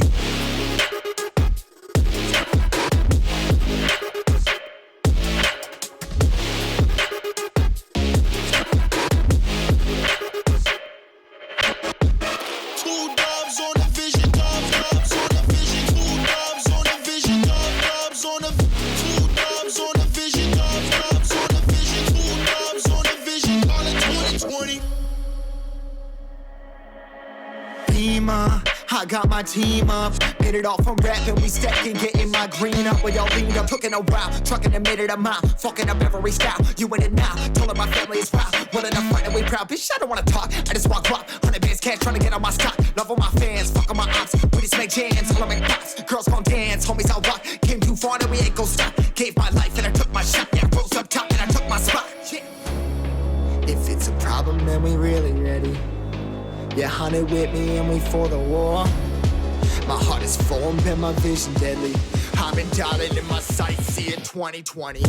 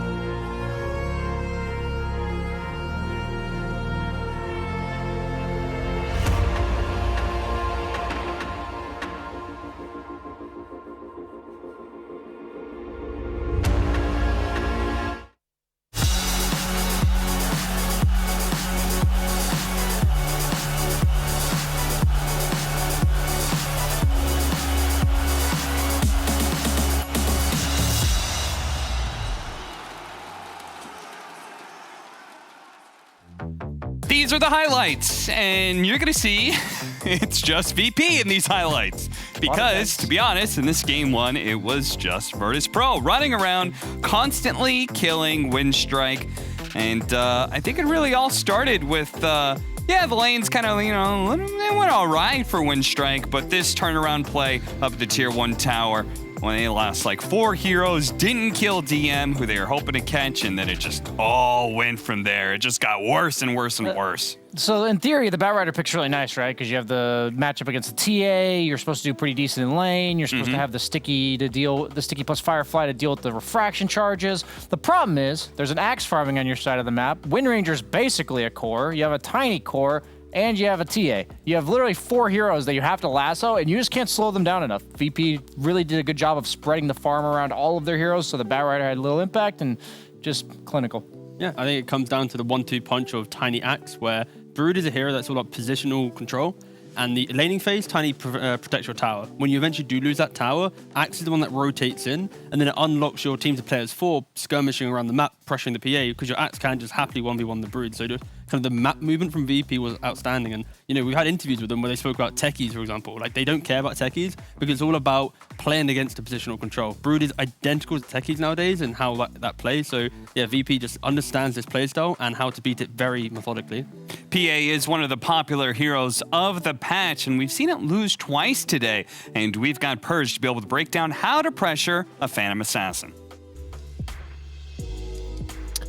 Thanks, guys. Yeah, there's a couple different ways to do it, but the most successful thing that they did was have two heroes that are good at running at you. Constantly two heroes right-clicking the PA, and not much that Grimstroke can do to respond. The other cool thing is that Wind Ranger used Wind Run in this moment to harass without taking creep damage, so pretty consistently, they're always favorably regen trading against the Phantom Assassin. And one of the weaknesses of Grimstroke is that your hero cannot well stop enemy heroes from going on you. You're great at initiating and following up, but when they go on you, look what Pentimum can do. He basically has to eventually say, all right, I'll spend 130 mana on an Inkswell to maybe save you, but it's just so expensive just to buy a little bit of time. Almost every single time this happens, they use Wind Run to run away or the trade is favorable. I had like so many clips of them doing this rundown. Look at DM, knowing he's so far ahead, doesn't even have Vanguard yet. He stands between PA and the creep wave, so he doesn't even get to dagger. He like misses last hits just to make sure that PA is zoned and feels pressured and continuously gets battle hungers off. Eventually they do get kills. This time Grimstroke pop forward a little bit too far, great shackle, double power shot, which gets the first blood, and then eventually Batrider TP's in, and it looks good for them. They're like, oh yes, they finally get to punish DM, and they do kill him. But take a look at Wind Ranger's experience level while she gets this great, really good power shot here. Gets almost an entire level with that power shot, a huge advantage that helped get his level advantage. PA shifts to the mid lane and says like, all right guys, here's where I'm gonna farm, but look at the damage that GPK does. With 3 hits on Duraccio, lowers him all the way down to 30% HP. Batrider TP's in, gives him a bottle sip, instantly dies in the mid lane, and PA says, oh, that's too bad. Well, I guess I'll go hit neutrals. Then what happens afterwards is he starts getting pressured again. So even though he just got a little bit of heal in him, they run at him, they slap him here, he runs back to his allies a little bit, dodges the meld strike, which is really nice, but watch these crits, cleaves, sorry, 1-2 hits, almost dead from this, which means that PA is again being zoned out of lane. He goes all the way back to base, TPs to the bot lane. Watch how many creeps he gets before he has to deal with enemy heroes. He TPs in instantly, gets 3 creeps, blink strikes for the catapult, throws 1 dagger, got 4 creeps out of this.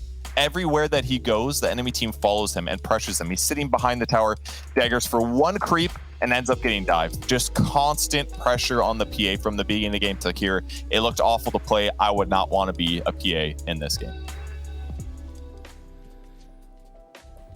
It was a masterclass performance for sure by Virtus Pro and showing exactly how to be able to bring down Phantom Assassin. But the weird thing about VP is we know they like to be able to test themselves in further training for their goal to be able to win majors and win the international. So game 2 may not be so simple. We'll have to see what happens though after the break.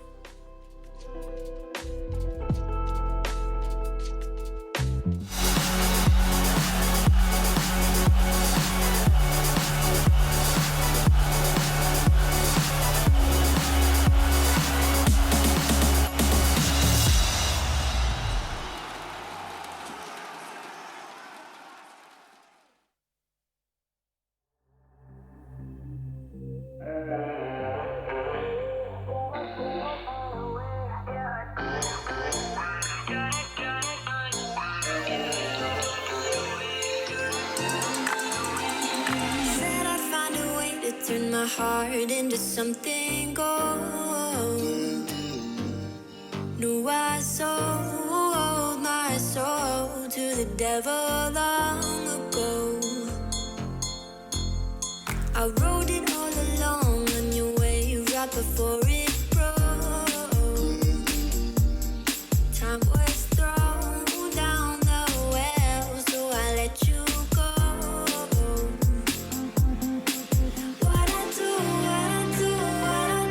right now. What I do right now for you, for you.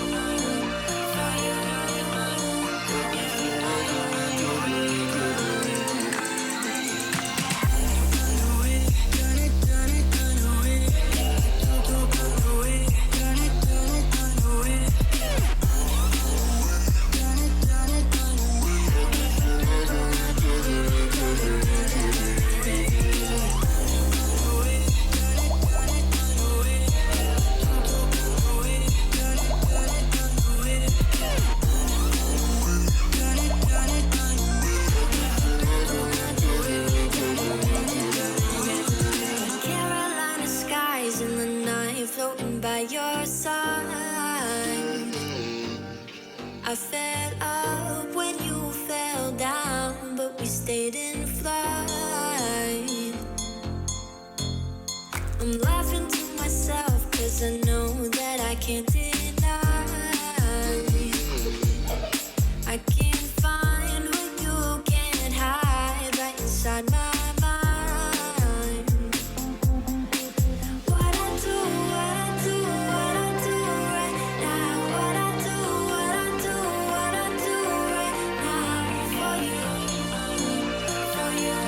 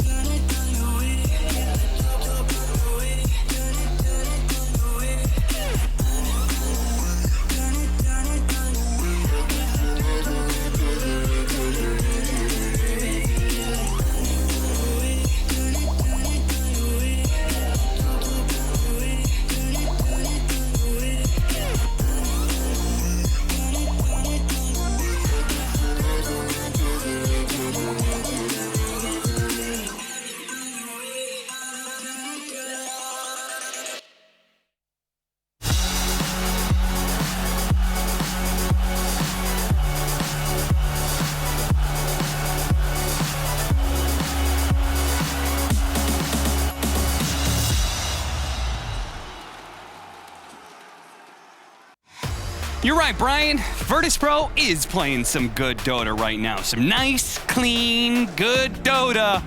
But there's probably going to be a twist here. The last two series we've talked to Virtus Pro, in their wins, they've said they've done something specific because they wanted to be able to get some better practice. Last time they faced up against Team Spirit, they said, we repeated our draft because we wanted to be able to see how far we could push ourselves.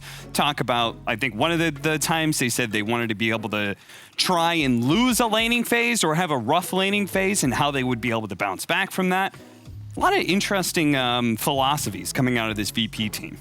I will say, I think this is potentially their final game in the DPC. They win this series, they go 7-0. So I know that they've done that before during the league, but I'd hope for the final game, they would just put on a kind of a show of, this is our final performance before we turn up at the major, and this is what we're going to try and bring. So I hope they aren't trying to add some training wheels and all this kind of extra gimmicks. I hope this is a clean game where they can just present what they've kind of learned over the league. Amen. Yeah, man, totally did.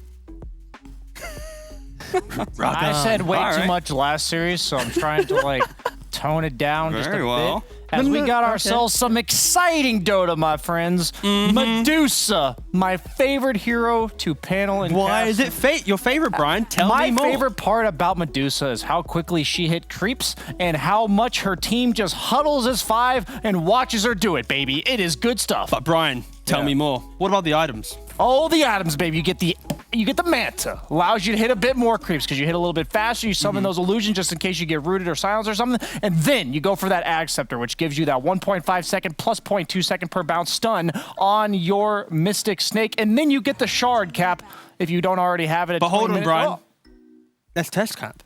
Test. What does the Shard do, Cap? What's the Shard do, Cap? The Shard allows you to be able to bounce back as Snake, a single target Snake. It does not bounce on anybody else when you are hit by a single target spell. I know. What's the range on it? Exactly. I was going to ask you that, Brian. No, Brian, that's for you. God. The range is global. My man! Yeah. There we go. He knows this because he's a Spirit Breaker spammer, and he's I want to see. Oh yeah, Spirit Breaker spammer. Yeah, dude, that's pretty funny. charge I want to your see cooldown. Assassination. Yeah. And all of a sudden the snake just comes flying back at him. Do you know what the cooldown is on it, Cap? There is no cooldown. 12 seconds. Oh. Wow, on 12 seconds? the Is it really that long? cold-blooded passive. Yeah, it's 12 seconds. Huh, It's basically a Lincoln's that instead of blocking the spell just says Yeah. shoots the I like that, slippery yeah. snake back at you. So is it a play when you've got a bunch of single target for somebody?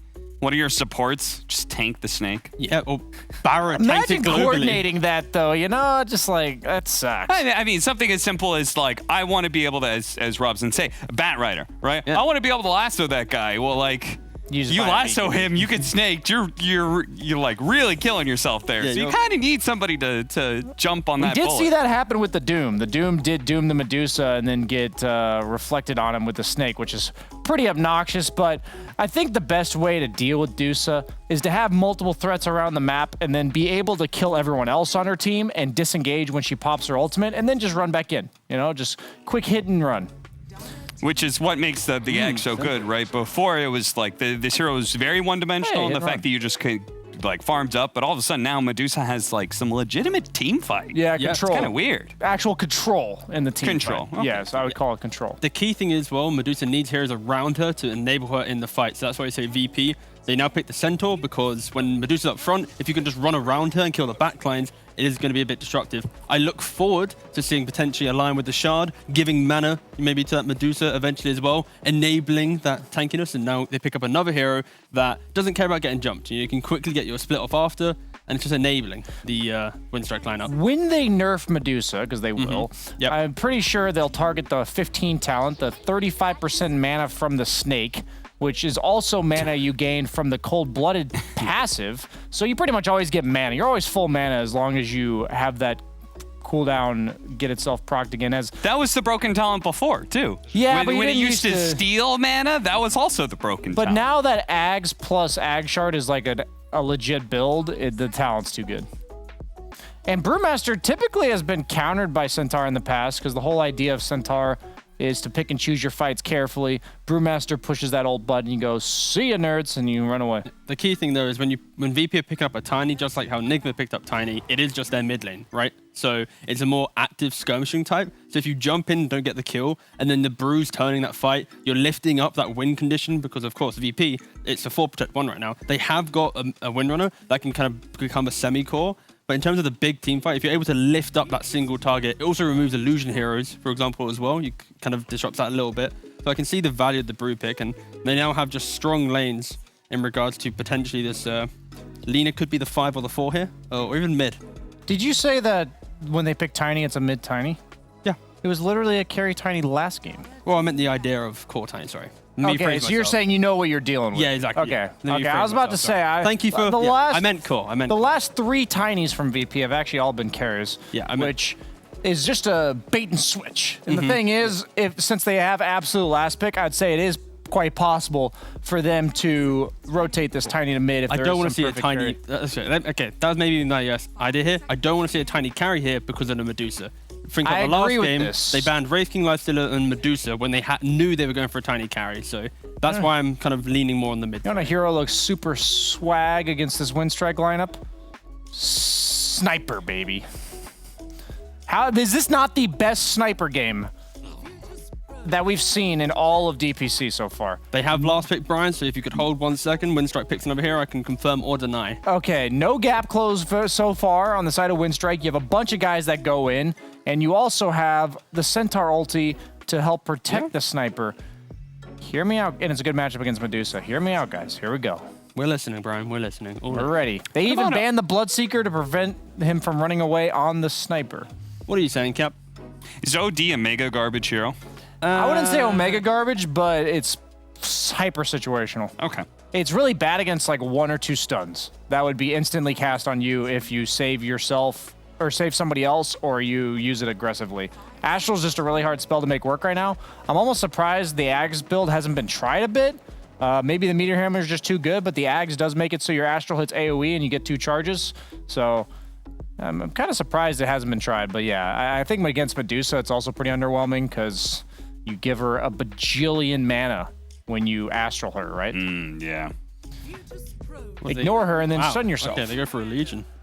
So they now pretty much completely remove any chance of like illusion heroes coming into play here. The literal best sniper game in the history of DPC. Just to be clear, what are the cores on Windstrike? It most likely will be Legion offlane paired with a Lion, with a Brew 5 enabling the Medusa, and a Lina being the mid lane, most likely. Okay. That's what I thought, but I just wanted to be clear. Looks like what it's going for. Yep. Wraith King, I've been hyping him up all day. I think it's a really good hero. I think it's a pretty solid pick. I actually like Windstrike's draft a lot better this time around than the previous game, but VP is clinical. Even if they get off to a little bit of a rough start, I think they're going to be VP. Yeah, the and key we're thing... not going to a game 3. Okay. I had to rhyme there, sorry. No, that's fine. Yeah, that was nice. For Windstrike, they have good lanes in regards to farming, but they're not pressuring. A Legion won't die, but a Lina will pressure. A Medusa won't die, the Brew could, So they're going to be playing for a very slow farm game in laning phase, and that's where VP can utilize, punish that. A bit more pressure, collapse them out quicker, there's a lack of damage for Windstrike in the first like 20 minutes. They are locked into items and not levels to get themselves into the game. And when there's no jungle to farm, because you've lost early towers to quick VP rotations, it can be difficult. So Windstrike needs to adjust from game one to be able to deal with that pace. Who can step up on Windstrike to win this game? Yeah, Brian. Who do you think should step up? I'd say it's all about this Legion commander. Legion commander. Because if she does not have an insanely good start to the lane, she will become a third support, and I don't think Medusa will be enough to solo carry this game. So like every Legion commander game then. Yeah, Legion's a pretty hit or miss. I'm saying you can't afford to have that this game. I think. Yeah, no, absolutely. They're going to need, seriously, everybody on Windstrike to be able to step up their game to bring down the big dogs of Virtus Pro. Is VP going to go completely uncontested in a second season the Eastern European DPC and crown themselves the champions? We'll have to see with Moxie and Fog. All right, we have game number 2, and we have a slightly different approach to the draft this time, coming out from Windstrike. Do we like this, Fog? Is this going to be enough? Thanks, guys. It's very passive. It concerns me, especially with how VP plays, just super aggressive, right? And this just feels like it's an all-in Medusa. We've got the Legion Commander buff up. We've got even eventual, like this Brewmaster just being able to just full-out support the Medusa, just be that blanket to give her the help. But yeah, I think this is just going to be another really tough one for them. VP, they're not messing around today at all. I thought maybe we'd see some of these, trying stuff out. No. Not today. They start out with the Tiny every single time first pick. They're picking Save as Wind Ranger. It's a very clean, straightforward draft for them. That is actually so triggering, the Wind Ranger laugh. Oh my god. If only it was all chat. It's only right? to allies, I was about to say. If only your it was all teammates. chat. You could definitely tilt some people, gain that advantage there, because, the psychological warfare is a true thing here. I mean, these guys they're gonna have so much fun. Honestly, you can tell the way VP's just the way they played that first game was no messing around. It was just ruthless, especially versus a team like Windstrike. Look at this, they're just running around as a train, spamming Arteezes. Getting a good angle on it there for GPK. My favorite are the cursed Arteezes, the ones where you put him on multiple levels of terrain and he comes out all funny. It also works very nicely with the Sunsfan one too. So no aggressive play there, no real aggressive smoke besides just checking out top, getting themselves a river ward there, standing outside the Roche. Interesting. Possibly to check any sort of rotations that might come in, but I don't really feel like we're going to see any crazy moves, honestly. No, maybe just to see if they do look to secure runes early, they're going to be looking to secure bottom more so on VP. It's usually what that type of ward does tell out here. Yeah, we'll see how these lanes do end up being. Mid, we saw the Batrider unable to take advantage versus the Templar Assassin in that last game. So let's see if Rebel's going to be able to do better this time on the Lina and actually put any pressure onto GPK.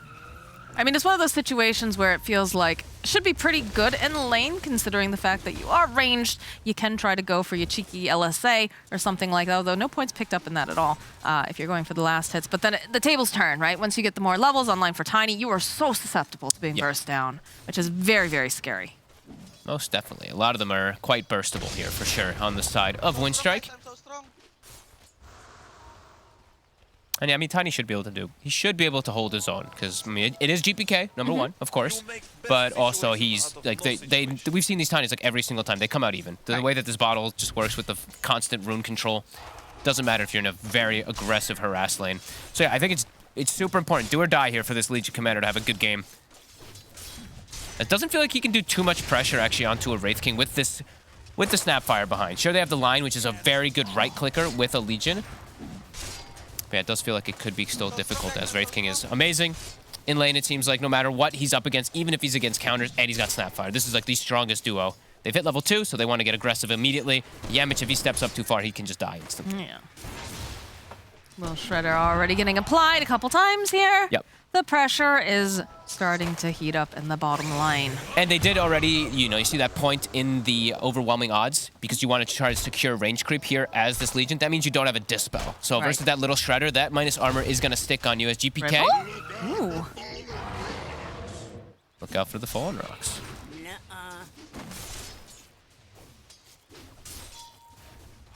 Otherwise, fairly quiet here. Have that little bit of that level 2 going on safe, just being as annoying as possible, just poking away over on Pantomime. They keep running into each other pulling off to the side. It's just letting DM do whatever he wants in this lane. Yeah, they can't get aggressive up here. This is just like your ghetto clockwork is what I like to call it. The Brewmaster with your Medusa. It's a similar kind of concept where you tank the brunt of the force. You're just trying to get some harassment, secure range creeps for your Medusa. Oh my word. Lat Shackle over here on Pantomime, and he just gets clicked down. Does have a couple tangles, does have a couple stick charges, but definitely feels bad. He's just got to secure the farm.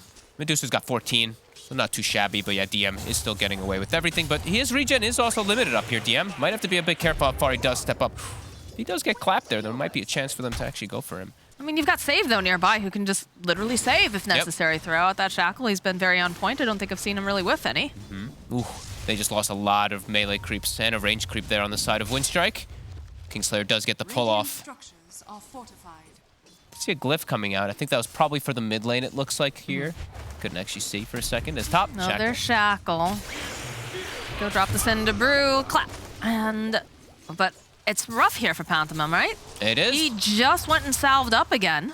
Yeah, they've He's had to gonna burn run out so of much. regen. Yeah, so much regen. That's not cheap, my friends. No, and Duracho doesn't really have much at all on him either. So yeah, DM now will be able to get that full free farm, get that Vanguard at a very good timing. Ring health already online. Dire structures are fortified. Do get the side pull, range creep at least for the side of Windstrike. As we said, you have to be very aggressive and be careful how far you step up. Far forward here, Cheshire Cat. I'm not sure if they have quite enough damage. The Hex, though, Cheshire Cat's pretty fast. It's gonna be all right, but again, you can see that very potent combo in the bottom lane. Feels like both of these lanes, honestly, for the side of VP, they're very, very strong. It's very hard for them to approach. Yeah, it is. You can't connect the snakes onto the Wind Ranger either, the way that Save is playing on the side here. It's only hitting DM, and Centaur is one of the lower intelligence heroes overall, so that mana gain that you do get from the snake back is not as valuable as much. And he is hitting him, too, with Mana Shield on, actually, a couple times, so he's burning his own mana a few of these hits. Does have to be careful, too. Now that there's a level 4 available, DM is holding a skill point for if he does look to have a double edge, which he most likely will. GTK in the mid lane. Secures Isn't range gonna go creep. for the toss or anything, but like I said, yeah, goes for that ranged. Rebel's doing a good job, though. Is coming out ahead in the lane a little tiny bit here. I see what you did there. That DM just feeling very powerful. Save, looking to put out a little damage. At least the snake bounces to save there, so for Duracho, it does get a little bit more mana. Yeah, the constant plinks, though. Constant poking and prodding here on the top lane. Look at this. I mean, Duracho's just hurting himself. Stop hitting yourself, Duracho. I just don't know what this... Okay, we are seeing a rotation now. Okay. They're going to bring the lead to level 6. Rebels here. It's Laguna off. All he needs to do is press R, and Save is just going to run out. Nice move. Very necessary, honestly. It doesn't feel like this brew can do a whole heck of a lot there in the top lane. No, he had to use... I mean, he blew through his entire regen in just 2 quick minutes. Top they... The double damage rune. Hey, they might Look at GPK. He wants Rebel here because he has the vision. LSA coming out from Rebel. They get the avalanche. Save. Gonna go just land that shackle. The damage is here. The toss into the air. He's using the fairy fire. He's gonna go for a bit of a dart. The tree, though, coming in hot. I'll take down Rebel. That DD making all the difference. Tiny also having the grow skill, so all that increased base damage. Yamich, he whiffs it. Totally off the mark. Hex coming in. Look at the save. He's running on in here with this wind run. Oh, the bounty. Looks like they're just gonna snap up the bounty instead. Ooh, stolen away. And they're not able to put pressure on the Wraith King at all now. With that movement away, the line's forced to leave that lane, which means Wraith King is going to get absolute free farm. Trying to slow down DM, but he's got the Vanguard. Save is here. They can turn this around if they're like. No, they're maybe just gonna disengage. Yeah, I thought maybe they could have actually killed the Brewmaster there. Yeah. Tower's gone, though. Wow. That is Early tower. early. That DD coming into play for not only a kill, but also a first objective. That's incredibly early. Look at those. A-N. Look at those. Don't look at it. Don't look at it.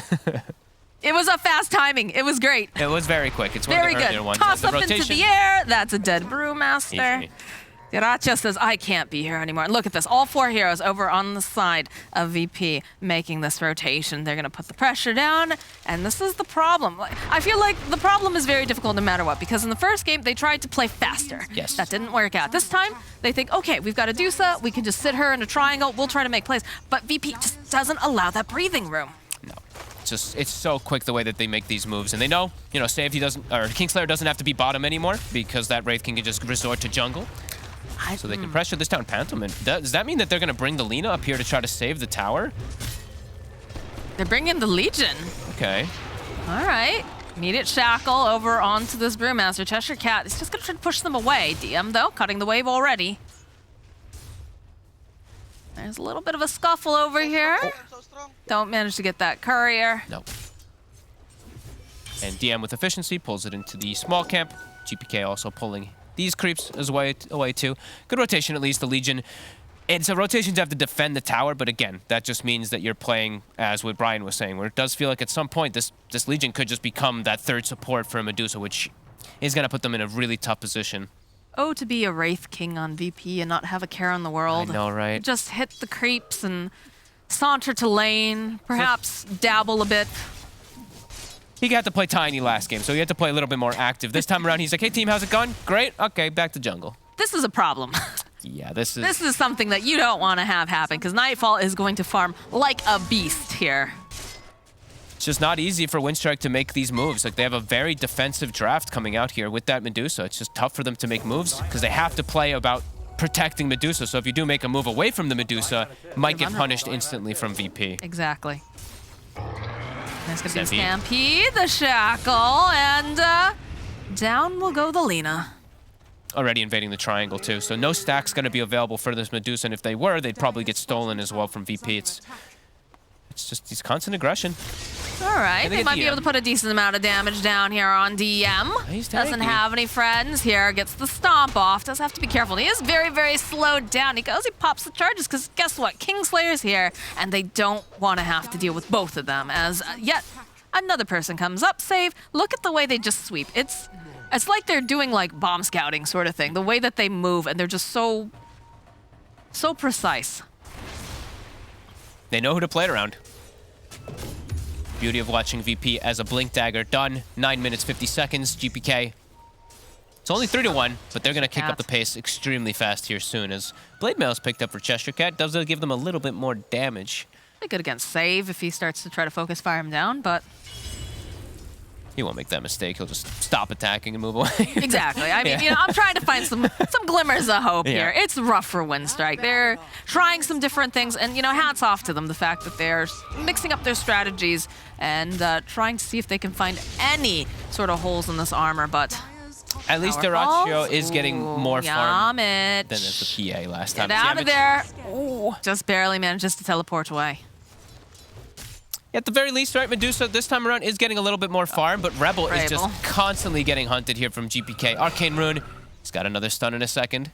Pushes those phase boots. He wants it. The Stampede comes out. The Avalanche connects the toss into the air. And again, a dead Rebel top lane, though. They're going to try to put some harass over here to DM. And he is starting to sit a little bit low, but he is very, very tanky. And look at this. The cookie hop forward. They're going for the duel, but save immediately. Following with the kisses. It is beautiful. They don't manage to get the kill on the Pantomime. He does have the split. But look, they still haven't taken down DM as these pandas are hunting on the back line. The stomp comes out. The rock will connect. And they do finally get the kill on DM. But Pantomime, he's got to be careful. Kingslayer's gonna go for him. Kingslayer's got the little shredders, trying to apply some of that negative armor. The shackle not quite connecting, but the cookie hop does. And the power shot snipes out here. Meanwhile, bottom lane, Nightfall, doing whatever he wants to do. No pressure whatsoever. And Diracho, his area is also warded. The triangle is warded out, so Medusa doesn't have safe places to farm at all. VP, it's just hunting. Hi, Cheshire Cat. Bye-bye, Cheshire Cat.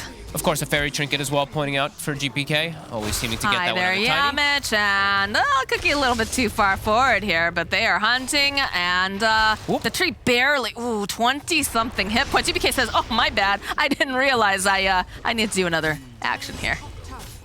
Oh. Feels tough to be a support this game. Feels tough to be Windstrike this game. Yes, that too. GPK. They're putting up a good fight, though. Yeah, they're trying to at least counteract any of it. Like the Bruce split at least gets him that 1 kill onto DM, but it feels like DM is going to be one of the only ones that does die again in this game. DM is just the damage soaker. He is. As in most games, DM presents his base.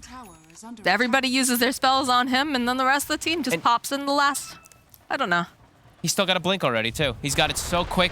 He's gonna be able to follow up the toss right back. Alley-oop. That blade mail's cute, but it's gonna be Kingslayer. Gets it, and then Rebel. Oh, Rebel. He just can't seem to catch a break. This poor Lena. He's gonna be able to walk away, but look at, we've already got the Sacred Relic online now for Kingslayer. Relic's done. Double blinks are at the ready. Windstrike, they got to look to make some more moves. This Lion and Lena, they do have their level 6s. They have a haste rune also, of course, on Rebel. They got to go kill something. They have to just use their double ults onto one of these cores to catch back up. Like, hopefully for GPK. That's one of the bigger targets they can get.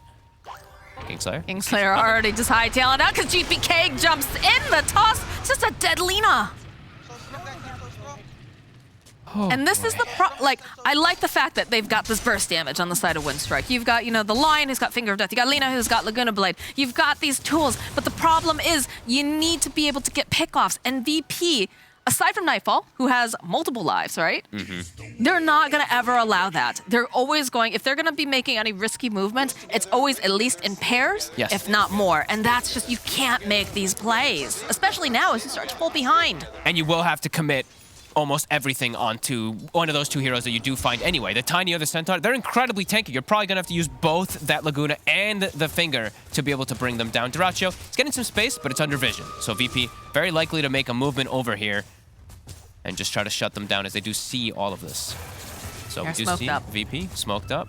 See a Diffusal Blade being picked up also on save. Not yet, but he is going down that route just to counteract Medusa with Focus Fire. Good lord.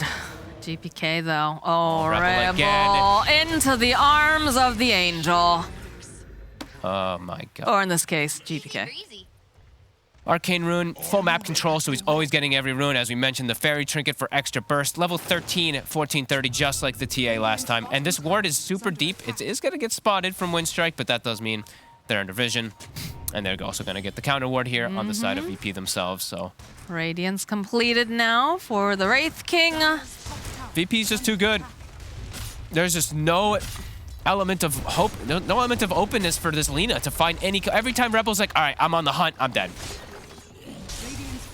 It's just so quick the way these moves happen. They've gotten the Mantha on the Medusa. As we said, it's all about Medusa this game, but they are going to have 3 or 4 even glorified supports just sitting behind her. So it's all about Dyrachyo at this point, as he is having a way better game as the PA this time, but I think VP doesn't care. That's why they're hunting the Lena. They're hunting this Legion commander as, yeah, Sun Sven even looking down on them. What is the voice line that he's got again? I don't even know. Shannon has a couple. I don't know. My favorite is the one, but I think there's one that's like, well, you guys tried or something like that, you know? I don't know what this Lena can do at this point. Died 5 times, hasn't been able to get off hardly any spells. And just every time that they show up on the map, they just immediately, and this is the problem, like you said, it just feels like they have a lot of supports now because they don't have the items, they don't have the levels, they can't even step outside the base without immediately having a GPK there. I feel like they have to try to do some type of smoke movements, though. You're just letting VP really run at you, and you're splitting away from your Lena. You have to be able to support Rebel so he doesn't just get... So if they do commit, right? Like if they do just pop the Lena, you have to try to get something out of it at the very least. Have the Lion behind, have the Legion Commander behind, or even the Brew, like anything. Maybe even just group up as 4 around the Lena to look to make plays at the moment, because it is VP looking to make these moves in like 2 or 3 man groups. So if you do outnumber them, perhaps you can actually punch back. I mean, they're getting the farm on Dyrachyo, as we mentioned, actually top net worth, but he's not going to be able to carry the game by himself versus VP. No, it's going to be everyone around him crumbles and falls, and then he is the last bastion that, unfortunately, does feel like VP will easily be able to cut down at this point. And I think we're just going to have a highlight reel of poor Rebel just getting ganked over and over again from VP, just Death always seeing the #1. movements. Yeah. Here we go. They even go for the Stampede. This is death number 3. And we're going to see another one. Okay. Same this place. is number 5. We're skipping a couple here, you know? Yep. But again, every time he shows his face, hello. Where's his It's backup? GPK. Right? But where's his backup? Where's the Lion? We need to see where they are to be at least a position to help out Rebel, because he's just running by himself. Like, they need to be able to back him up until they can at least punish if VP does try to make these moves. Just bring the 5 heroes, bring the 4. Just have Dusa on one side and run as 4. Because they're just getting completely owned around the map here from VP while the Wraith King does get free farm. I don't want to say it's tilt, but how much of it is just, frustration? Gets the bottle, gets the illusions. It's so many different things. It is VP, so it's just they're moving too quick for you to even be able to react. But they do need to, they have to do something on Windstrike. You can't just sit back and let this happen. As they're showing the Lion bottom, so that means that VP's got information to just make a move wherever. They're trying to get the Blink Dagger just like last time for Yamich, but it's gonna come too late. I feel like they did the same exact thing for this Lion in the last game, and it didn't work. I want to see much more active out of Yamich. GPK is just waiting for somebody to show. Is this VP's last game of this DPC? I'm trying to remember the schedule. I think it might be, yeah. Can't remember. Pretty big deal. Yep, I mean, they're dominating. Yeah. They're proving why they're the kings of this region. New neutral items, double Phillies, Fan Brace as well for the side of VP. Bullwhip 2. 5k gold lead.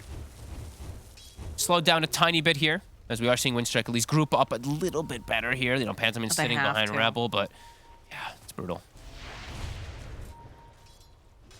But they are trying to move, like you said, try to be a little bit tighter. It's just so frustrating, especially when you can't find a footing at all on the side of Windstrike. You're trying to make room for the Stusa. It's obviously very, very important, but at the same time, it feels like the rest of these heroes over on the side of Windstrike, they're too squishy. They don't have the capability unless one person's out of position over on the side of Virtus.Sport. Maybe then they can, get a pick off. But VP, they just play so tight when they reach that certain item timing and they realize that they're in the driver's seat. Yeah.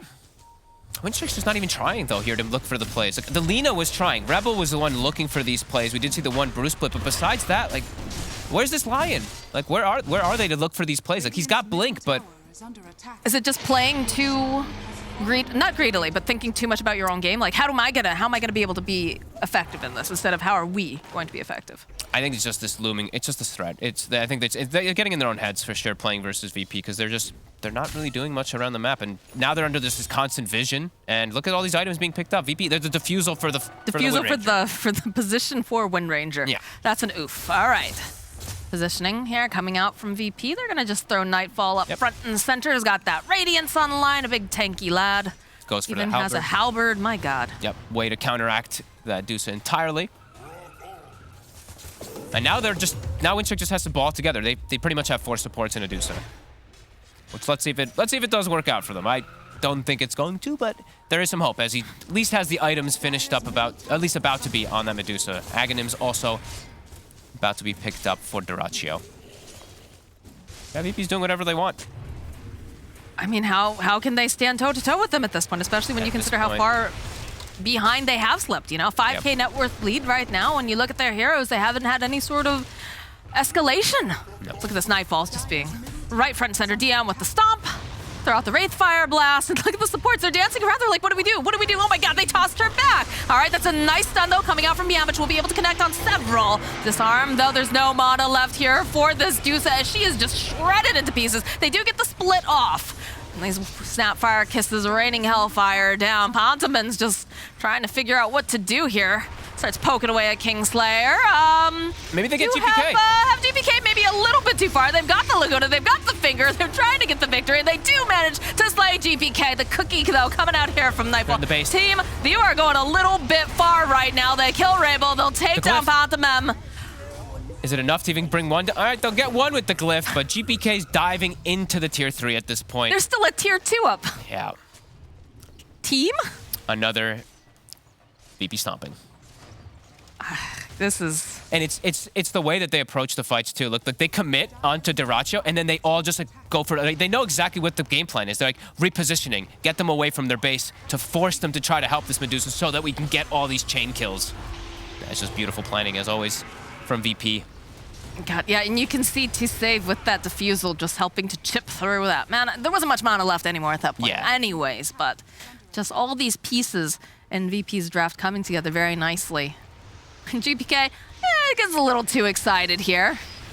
They do get some dual victory. I mean, that's something you gotta be very proud of. GPK hasn't died very often this season at all, so you know you at least got that underneath the belt. Yeah, we see that glyph. Look at it go to work. Beautiful. Not much they can do at this point. Ag's online, though. As we said, all on Medusa. Stop dying out of this. Stop dying out of this. Did also find a grove bow. Gotcha. Didn't actually point that one out, so at least get some luck on his side. For sure. Perhaps, perhaps VP gets a little too overzealous. You know, we talked about the fact that GPK's just diving into the tier 3s over there. You know, they amass a decent amount of gold as this game goes on and they can find kills. I don't think he's going to... I mean, you never know, right? Yeah, it's just been no funny business from VP today. Like, sometimes you're seeing a little bit of, like, craziness with them, like, diving in for it, even at the tier 3, but this is, like, appropriate. Like, this is just them asserting their dominance because they know there's no reaction. Like, Winstrike's just not doing much of anything, so they're just letting VP play the map however they really want to. DD outside the Roche pit. Solar Crest finished on our Snapfire, and Nightfall is pretty much approaching that BKB any moment now. So we'll be able to stick on his target very easily versus that Medusa. We'll be able to completely avoid the Brewmaster disables, the Lina, the Lion. We'll have no worries.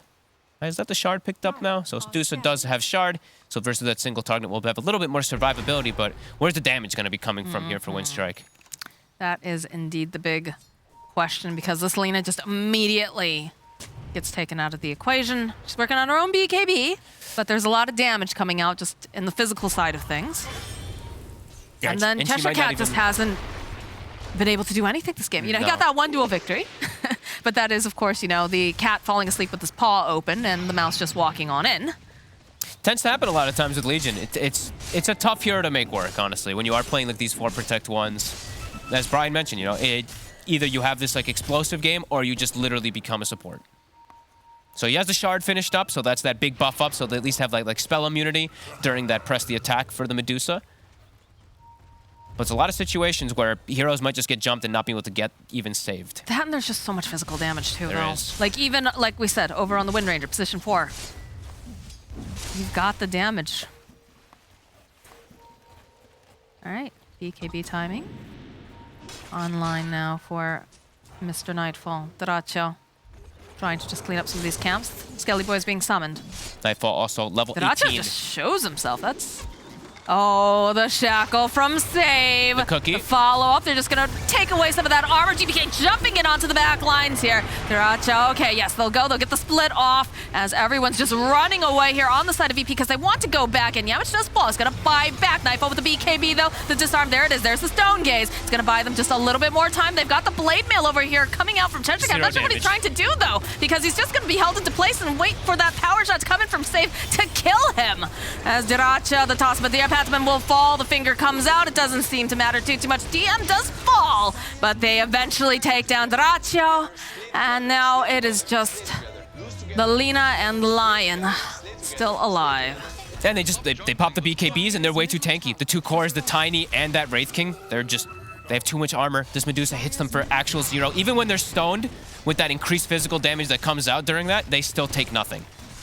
They get the finger kill, at least on DM, but that, as we said, that's been his job. He just tanks a couple of the spells for his team to just roll over the game as another stomp for VP. How do you get into... the problem is how do you get into the back lines here? You know, Save and Kingslayer's not even that squishy, let's be honest. And then Save, of course, you know, just has very nice positioning. Like, that needs to be the target that they possibly take out.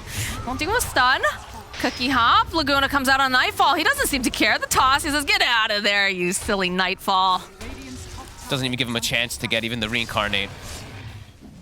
VP's just, it's too clean. It really is. It's always them getting the initiation, the jump too, so it forces the reaction from Winstrike, and they have no way to get into the back, as you mentioned, because they're the ones getting gone on. And yeah, VP just spamming the sprays, knowing that this one is impossible for this Medusa.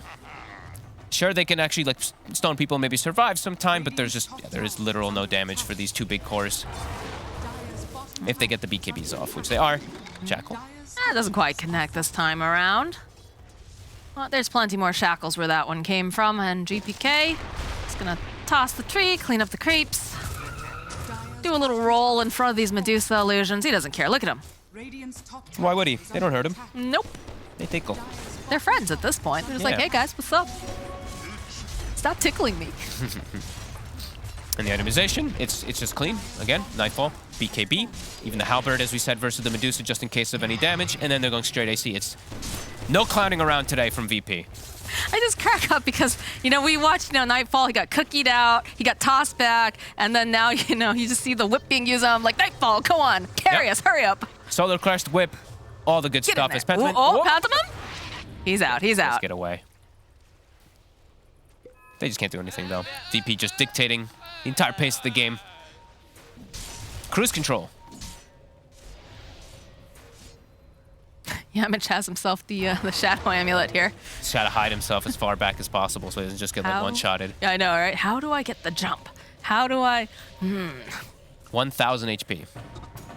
Will die almost immediately if he gets connected by anything. Oh, yeah.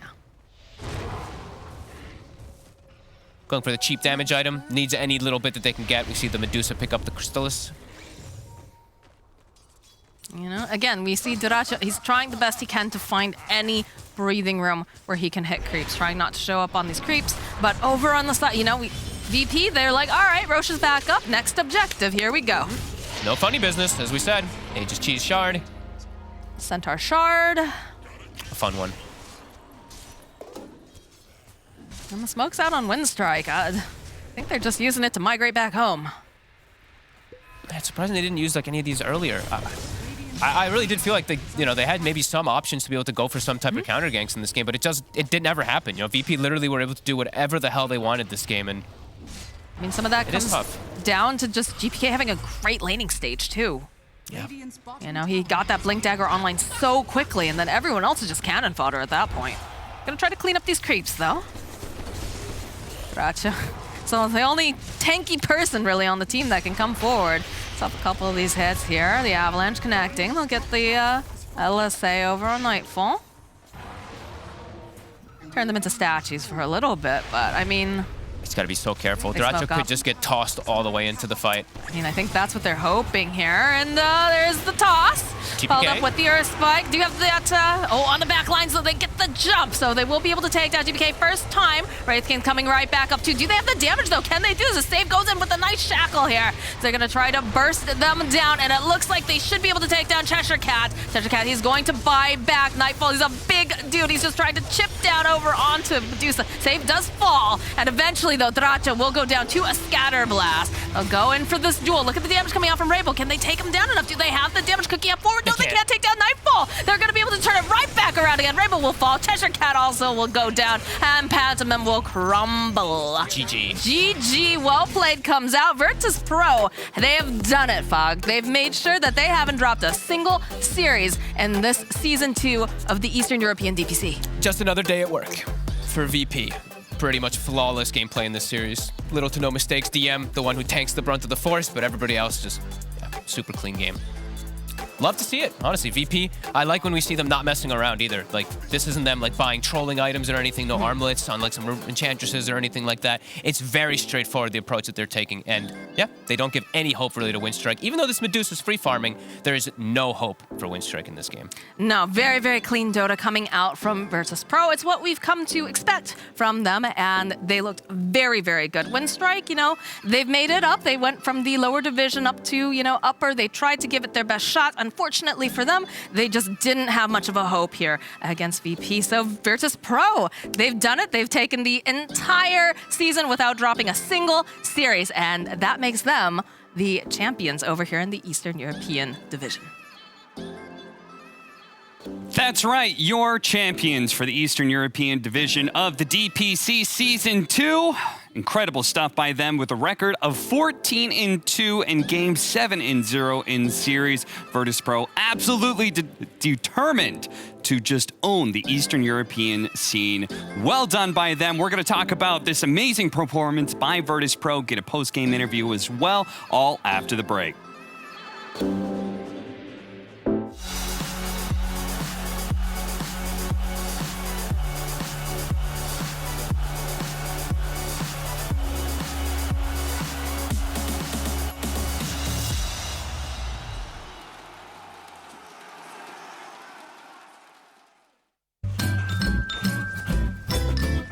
ready? Huh? Hey, he's a good boy, huh? You ready? Huh?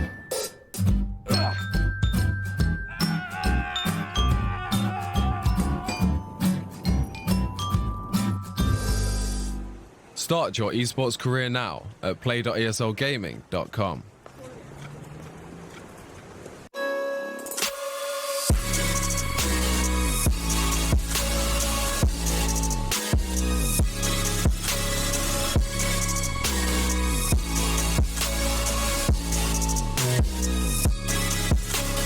You love it, you wear it.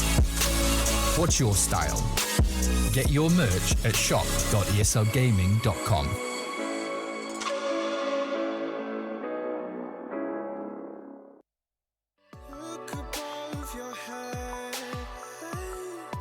At the moonlit sky,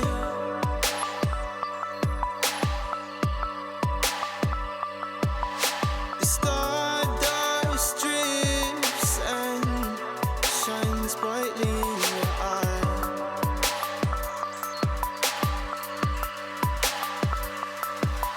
So baby, stay with me where the sun doesn't go down, and we will drift away until the day the world stops spinning.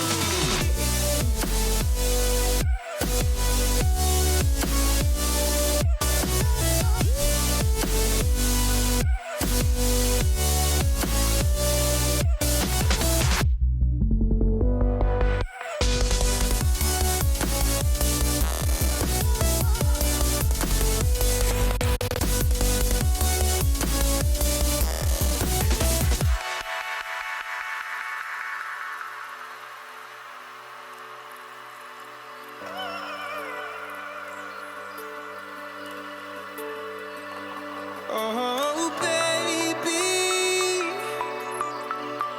Oh, oh, oh,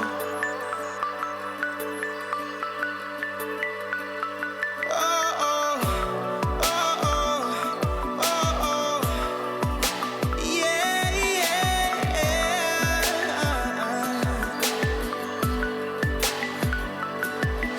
the stars falls around us, entwining us.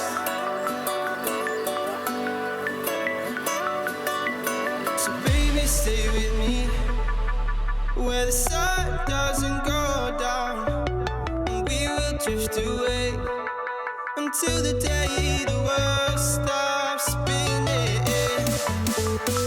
spinning,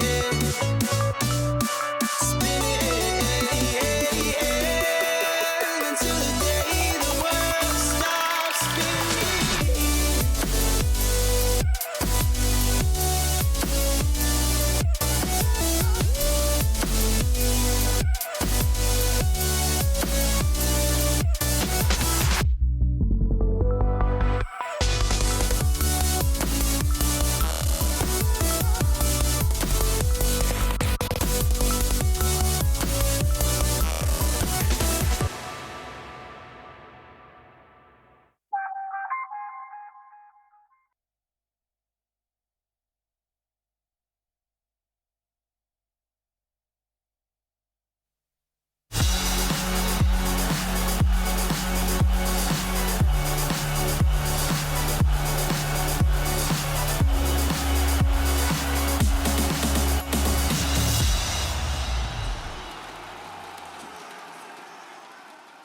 With a combined score between two seasons, 28-3. Absolutely dominant performance by Virtus Pro, showing that they are absolutely the kings of Eastern Europe. And hopefully we will see them perform well at the major, because this is looking like a team that is going to be a serious threat for TI. You see, just utterly dominant against Windstrike here. They were not messing around at all, as Fogg was talking about. Robson, BSA, this was a pretty terrorizing performance by them, right? It was just clean, methodical. They had aggression. They had, a pip in their step, and they just didn't really allow Windstrike to do anything. Yeah, it was just a very, very solid performance that we expect from VP. they are firing on all cylinders, and I hope to see it carry on into the major, because I think it was very disappointing what we saw from them last time, albeit for whatever reason it was for. Watching them during this league is always incredibly impressive, and I really want to see that on the international stage. Now, one of the highest renowned players on this team is GPK, who was wanted by many different rosters, as he is looked at as one of the best up-and-coming mids, and he was a terror inside of the server for this game too. Yes, he was. GPK played super good this game.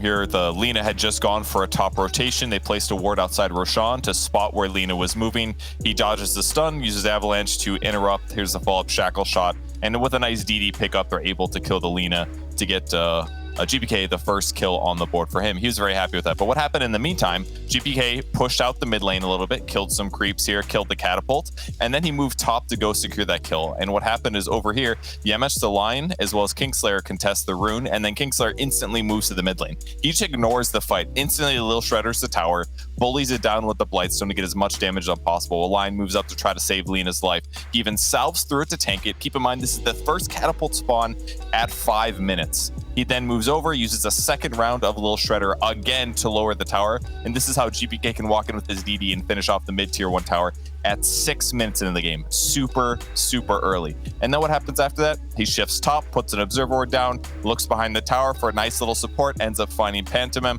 clears out the next creep wave. He's having a great time. Then on the bot lane at minute 10, he spots the Lina, instantly stops what he's doing, and he teleports in with the phase boots and the blink dagger, and luckily an arcane rune.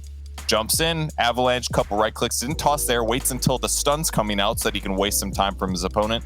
And with phase and the stampede, he's able to gap close again without even having to use his blink the second time. Huge kills for him so far. Here's a vision from a Windstrike at just about the 12-minute mark, trying to safely push out the offlane. No, it's not safe.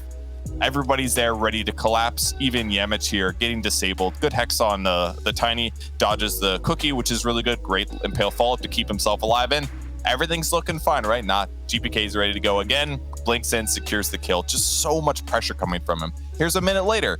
Sitting under Cheshire Cat feels he's safe. Hey, he gets a lot of blade mail reflect, but that's all he accomplishes. Gonna dodge a stun once again. And now Lina's trying to get in the game. She's farmed her Yule Scepter, moving in to get kills. No, GPK ready to go again. Just constantly pressuring everybody on the map. Observer ward placed really deep.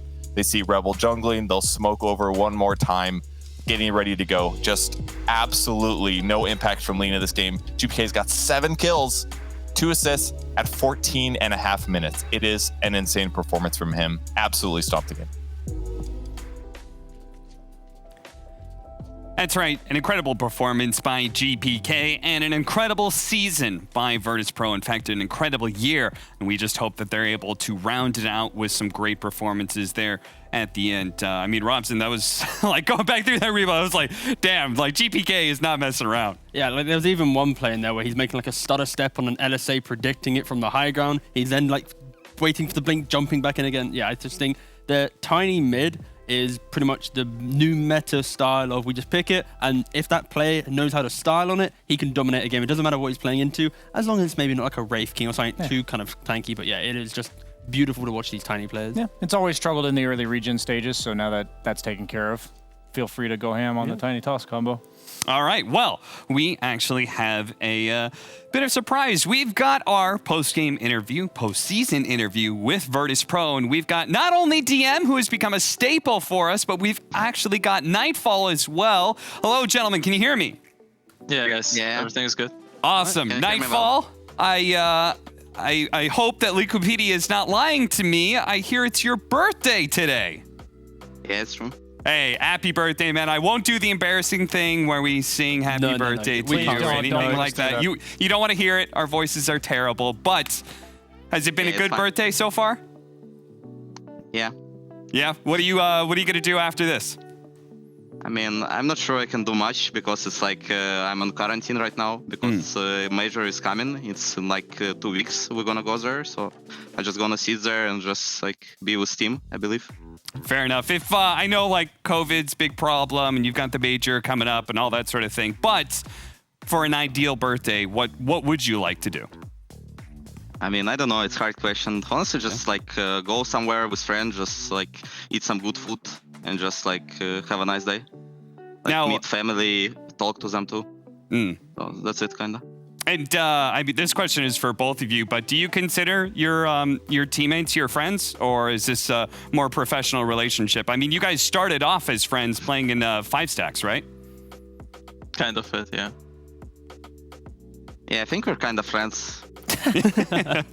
All right, fair enough. I wanted to ask you, so DM has been telling us that you guys have been, I don't want to say handicapping yourself, but you guys have been taking a unique perspective to these matches to train for the major.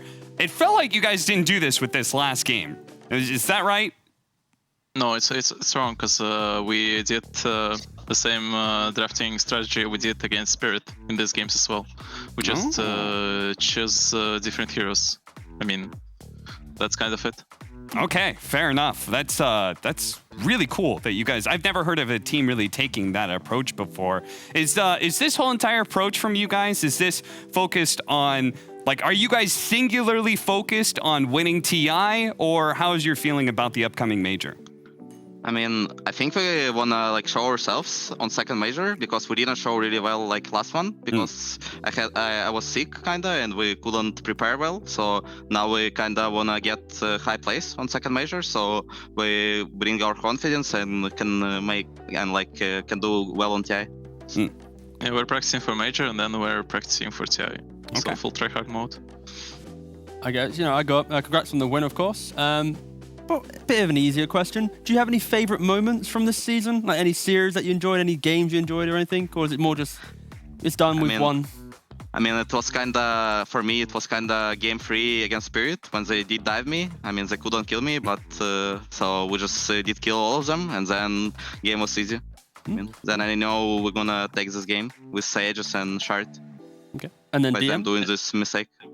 Nice.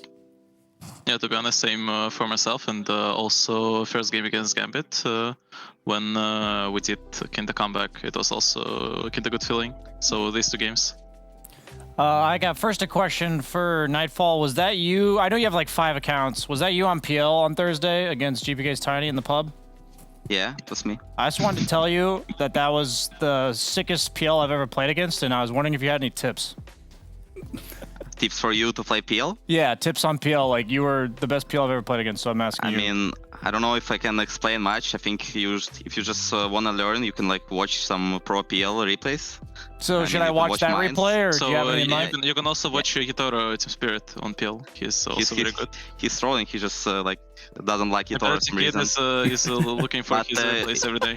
If you want to learn, just like can open some of my replays and like watch out what I do and like try to think why I'm doing this. Okay. My question for both of you is that my experience thus far playing pubs with your team has been very pleasant, and I was wondering if you guys as a team hold each other accountable, because there are like some teams with like, the wild players or the somewhat toxic players. Do you guys like hold each other accountable for your behavior in pubs and everything, and your attitude? Yeah, we're super calm in pubs. We're not rude to anyone if in our team, and we're not rude to other players as well. So that's it. For me, I'm just kind of chilling there, like because I already like had like the one account. I mean, I have it now, I think so, and I have having like 2 accounts, 11k. So I'm just chilling on some other smurfs. Just chilling rank 25 Smurf. Okay. Yeah. All right. Well, I have a question. One last question for both of you guys. You guys are both younger Dota players. I know Nightfall, you said you started pursuing playing Dota like seriously around 15, 16. Now you're what, 19, right? It's yeah. Do you look at your career back then when you were first like, okay, I'm going to pursue this professionally? Did you view that you were going to achieve this kind of success? I mean, I think for like getting success in something, you need to just put all your time in this and like be really tryharding. So I did that, and I kind of knew that I like gonna get really high there if I put all my like time there. And DM for you? That's it. I guess for me it was I was 15 and I hit rank 200 Europe. And then I was like, all right, I'm going to get into this game deeper and deeper. And I was just playing more and more and more, trying, some European teams, some CIS teams, and now I'm here. So that's just it. All right. Well, congratulations on being the champions. You guys have any last shout-outs you want to give? I think we're gonna want to say thanks to our fans who was kinda rude to us after major, but overall they're very kind guys. So yeah, thanks to all of them. I mean, if we're talking about shoutouts, like can I give shout out to Virtus Pro? Like they're doing all for us, so we can show good results, and like personal shout out to. I mean, just want to say hi to like Bulba. He's watching it. Hi to Kitrixon. Awesome. Thank you guys so much. Wonderful job this season, and thank you so much for coming on and having a great interview for us. Hopefully, wish you guys the best of luck for the major. We'll be cheering for you guys. Yeah, thank you. Thanks. Have a good, enjoyable evening. Yeah, you too. Congrats. You too. All right. Well, I hope Nightfall has a great birthday. I mean, it's already started out well. I mean, it's just nice having, the new generation Dota players being so nice in an interview. They're not starting with the yes, no's, they're doing yes, ands. It's crazy. Some players don't know how to do that. I just want to say that I know the whole community has this stigma around how toxic everyone is and how crappy everyone is and all that kind of stuff. Please, if you guys are like younger Dota players, doesn't matter how old you are, but like especially these guys as role models, they have been so pleasant to play with, and I don't say that lightly. Like their work ethic from pubs, like they are trying every single game, no matter what role they're playing, no matter what's going on in the game. They're literally like, if the team's being incredibly toxic, like guys, come on, let's get back on track. They're not yelling at anybody. They're not like perfect angels or anything like that, but they're just professionals. There's a reason why all these young guys have made it. Take them as a role model, not all the stuff you see on Reddit and crap. It does really feel like the new generation of Eastern European players. I mean, there have been so many old dogs who have been holding down the grounds, but it feels like this new generation, they're different. They're sick. The players are likable. They have, personality, and I guess that's the main thing, I guess, with the DPC. We're seeing a lot more players and just getting to know them more than just kind of the guy that plays Lion. And it feels like they're super determined, right? I mean, they've got not only the confidence, but it feels like they're just training for one thing, which is they play pubs. That's the key thing, right? Yeah. When you're young, you play pubs, you play scrims, you look at the game. When you get a little bit older, you get a little bit more reluctant to play the pubs. You focus more on scrims, and naturally you kind of get a little bit loose. So I like they're in that perfect period right now of just like doing everything to best. How do you convince all these like 19-year-olds to try as hard as they are? Like to have so much on the line, like do or die? I don't know. Brian, I'll let you into a little secret. There's a thing called the International. Surprisingly, it has a really big prize pool, and that alone can motivate quite a lot of young lads. Yeah, there's just so many like them. Yeah, totally. All right. Well, that's as we know, Virtus Pro is first place, but let's go ahead and take a look at those standings to see where Winstrike is at and everybody else. That's right. Winstrike is now 2-5, meaning if PuckChamp lose their game, we're going to have a tiebreaker between the two promoted teams to see who actually gets knocked back down to lower division.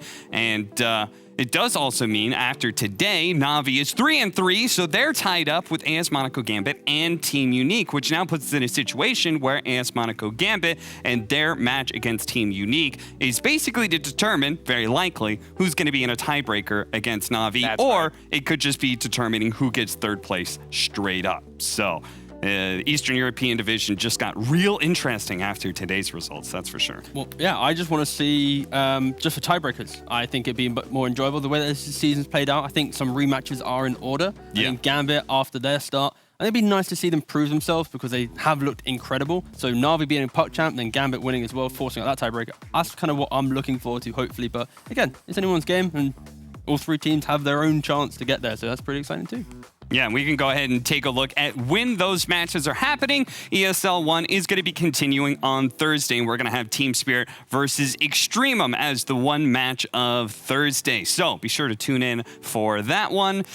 Though I guess that one doesn't really have a whole lot of... Even if Team Spirit loses, right, they're still going to be second. Pride's on the line. Unfortunately, it's entirely a pride match. It means, nothing. Because Extreme cannot get higher than 8th, and Spirit can't go to 1st or 3rd. So it is just going to be a fun match. Potentially, we see some different drafts. See some pudge. Yeah, like unlike sometimes when money's on the line, this is one of those rare moments where neither team can go up or down. So yeah, this could just be... It's just a show match, pretty much. All right, well, could be a fun little Thursday.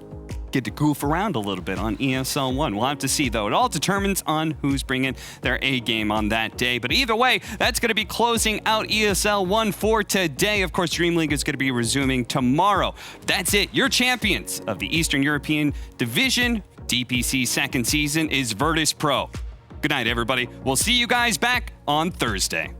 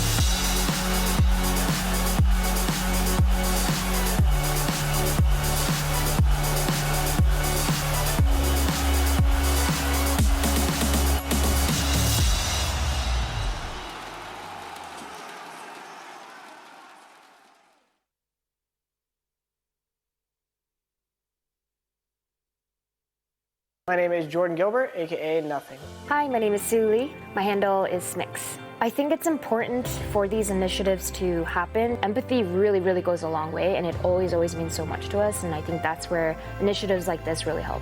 I encourage everyone in the community, anytime they see bullying, anytime they see someone getting called names, I encourage you to step up and say something. Good luck, have fun. Good luck, have fun.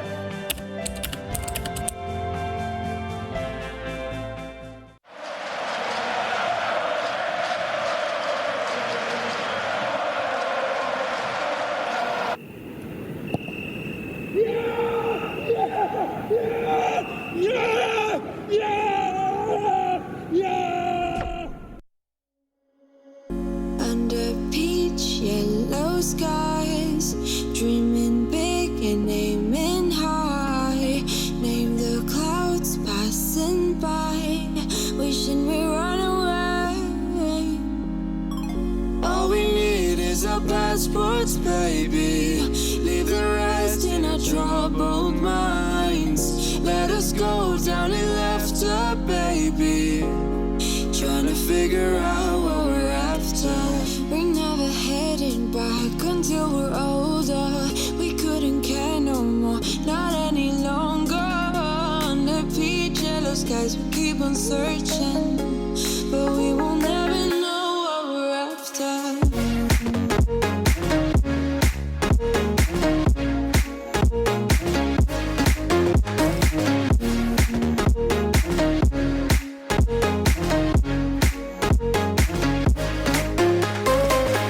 Book a plane, fly away.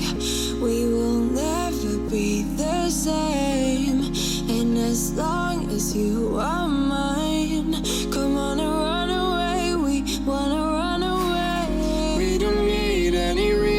once, baby.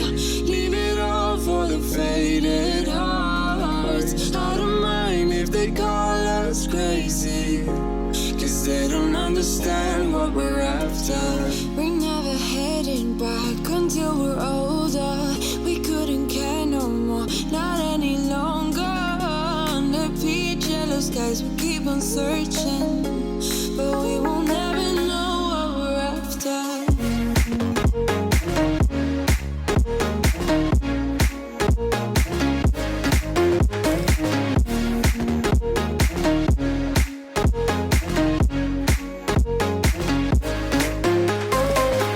We're no kids no more. I need to feel alive in this dreadful town. I'm running out of time, and as long as you're mine, I wanna run away. We're never heading back until we're older. We couldn't care no more, not any longer. Under peach yellow skies, we keep on searching, but we will never know what we're after.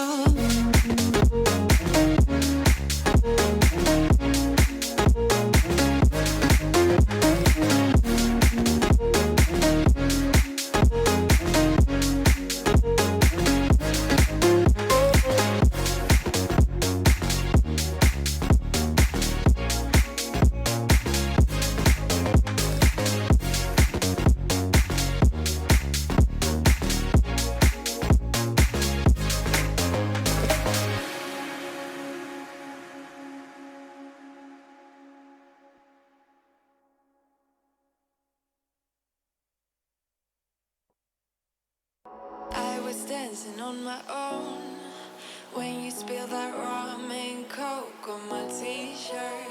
Yeah, your eyes made it difficult to get my baby. And the next thing I knew, we were so ready to give in, skin to skin on that baseline. Ooh, you give me that high pitch feel, baby. We shared a cigarette by East Versailles. The way you looked at me, couldn't say goodbye. And whatever you did to make it stop, 'cause baby, you make me feel something.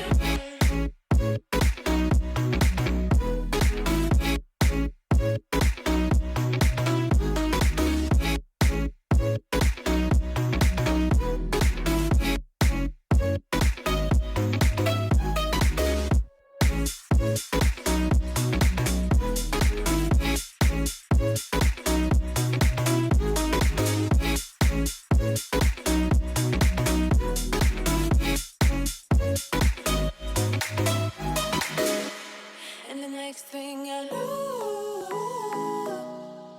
we were so ready to give in, skin to skin on that baseline. Ooh, you give me that high pitch feel, baby. We shared a cigarette by East Versailles. The way you looked at me, couldn't say goodbye. And whatever you did to make it stop, 'cause baby, you make me feel something.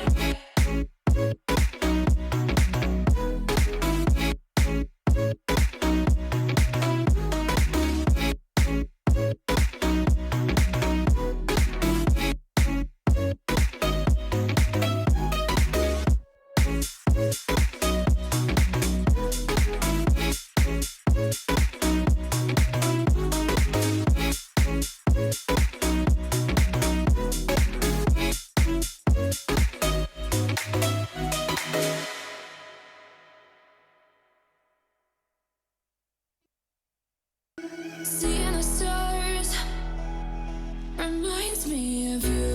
Oh, oh, oh. You left me with scars, but I know that one day you'll see it through. You give me air to breathe, you give me light to see.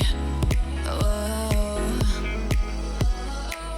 when things are out of reach, you bring them back to me, back to me.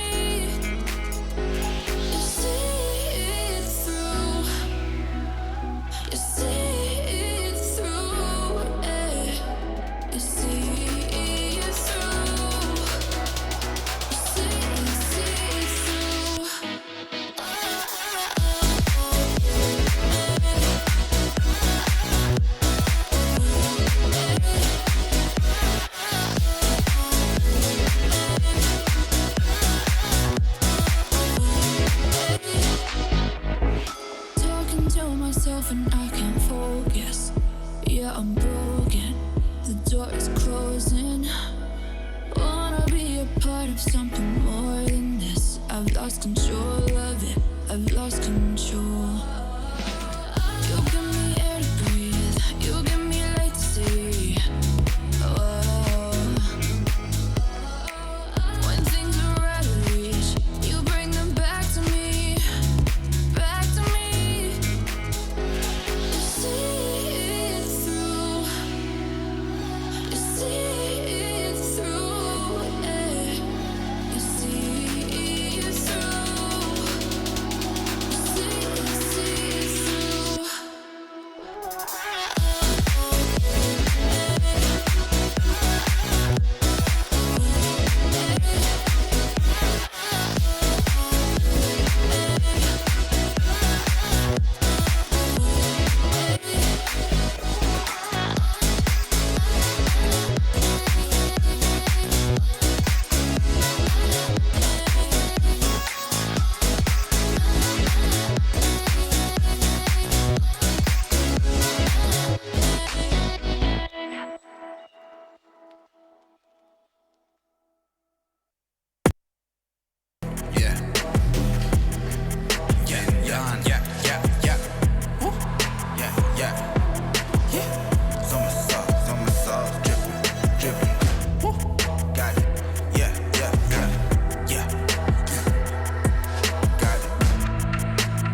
You know, yeah, you know, I'm only making moves. There ain't no other option. There ain't no other option. So if you're talking juice, well, damn, you know I got it. Yeah, you know I got it. Nobody got it like. Nobody got it like. Yeah. I got the juice. I got it.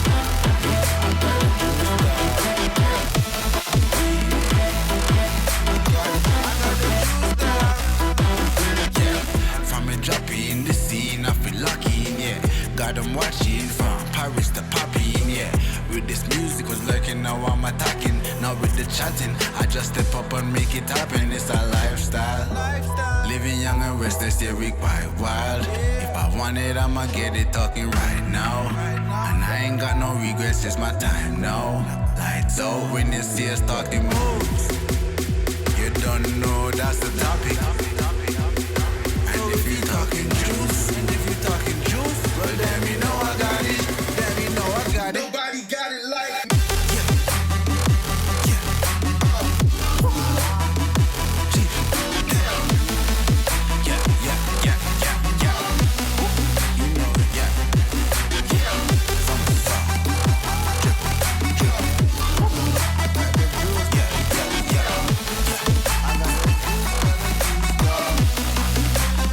You know.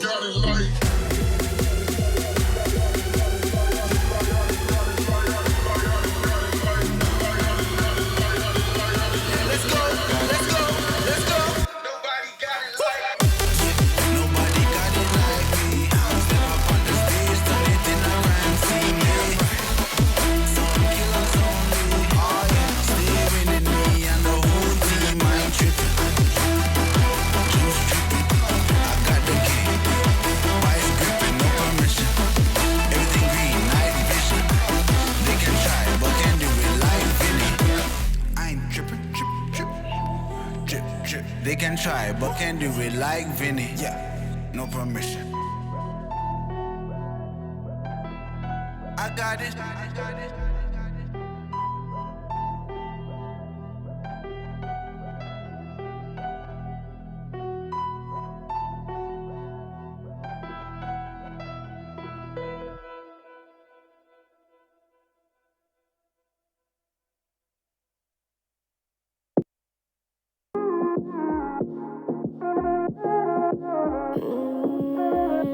Chicken.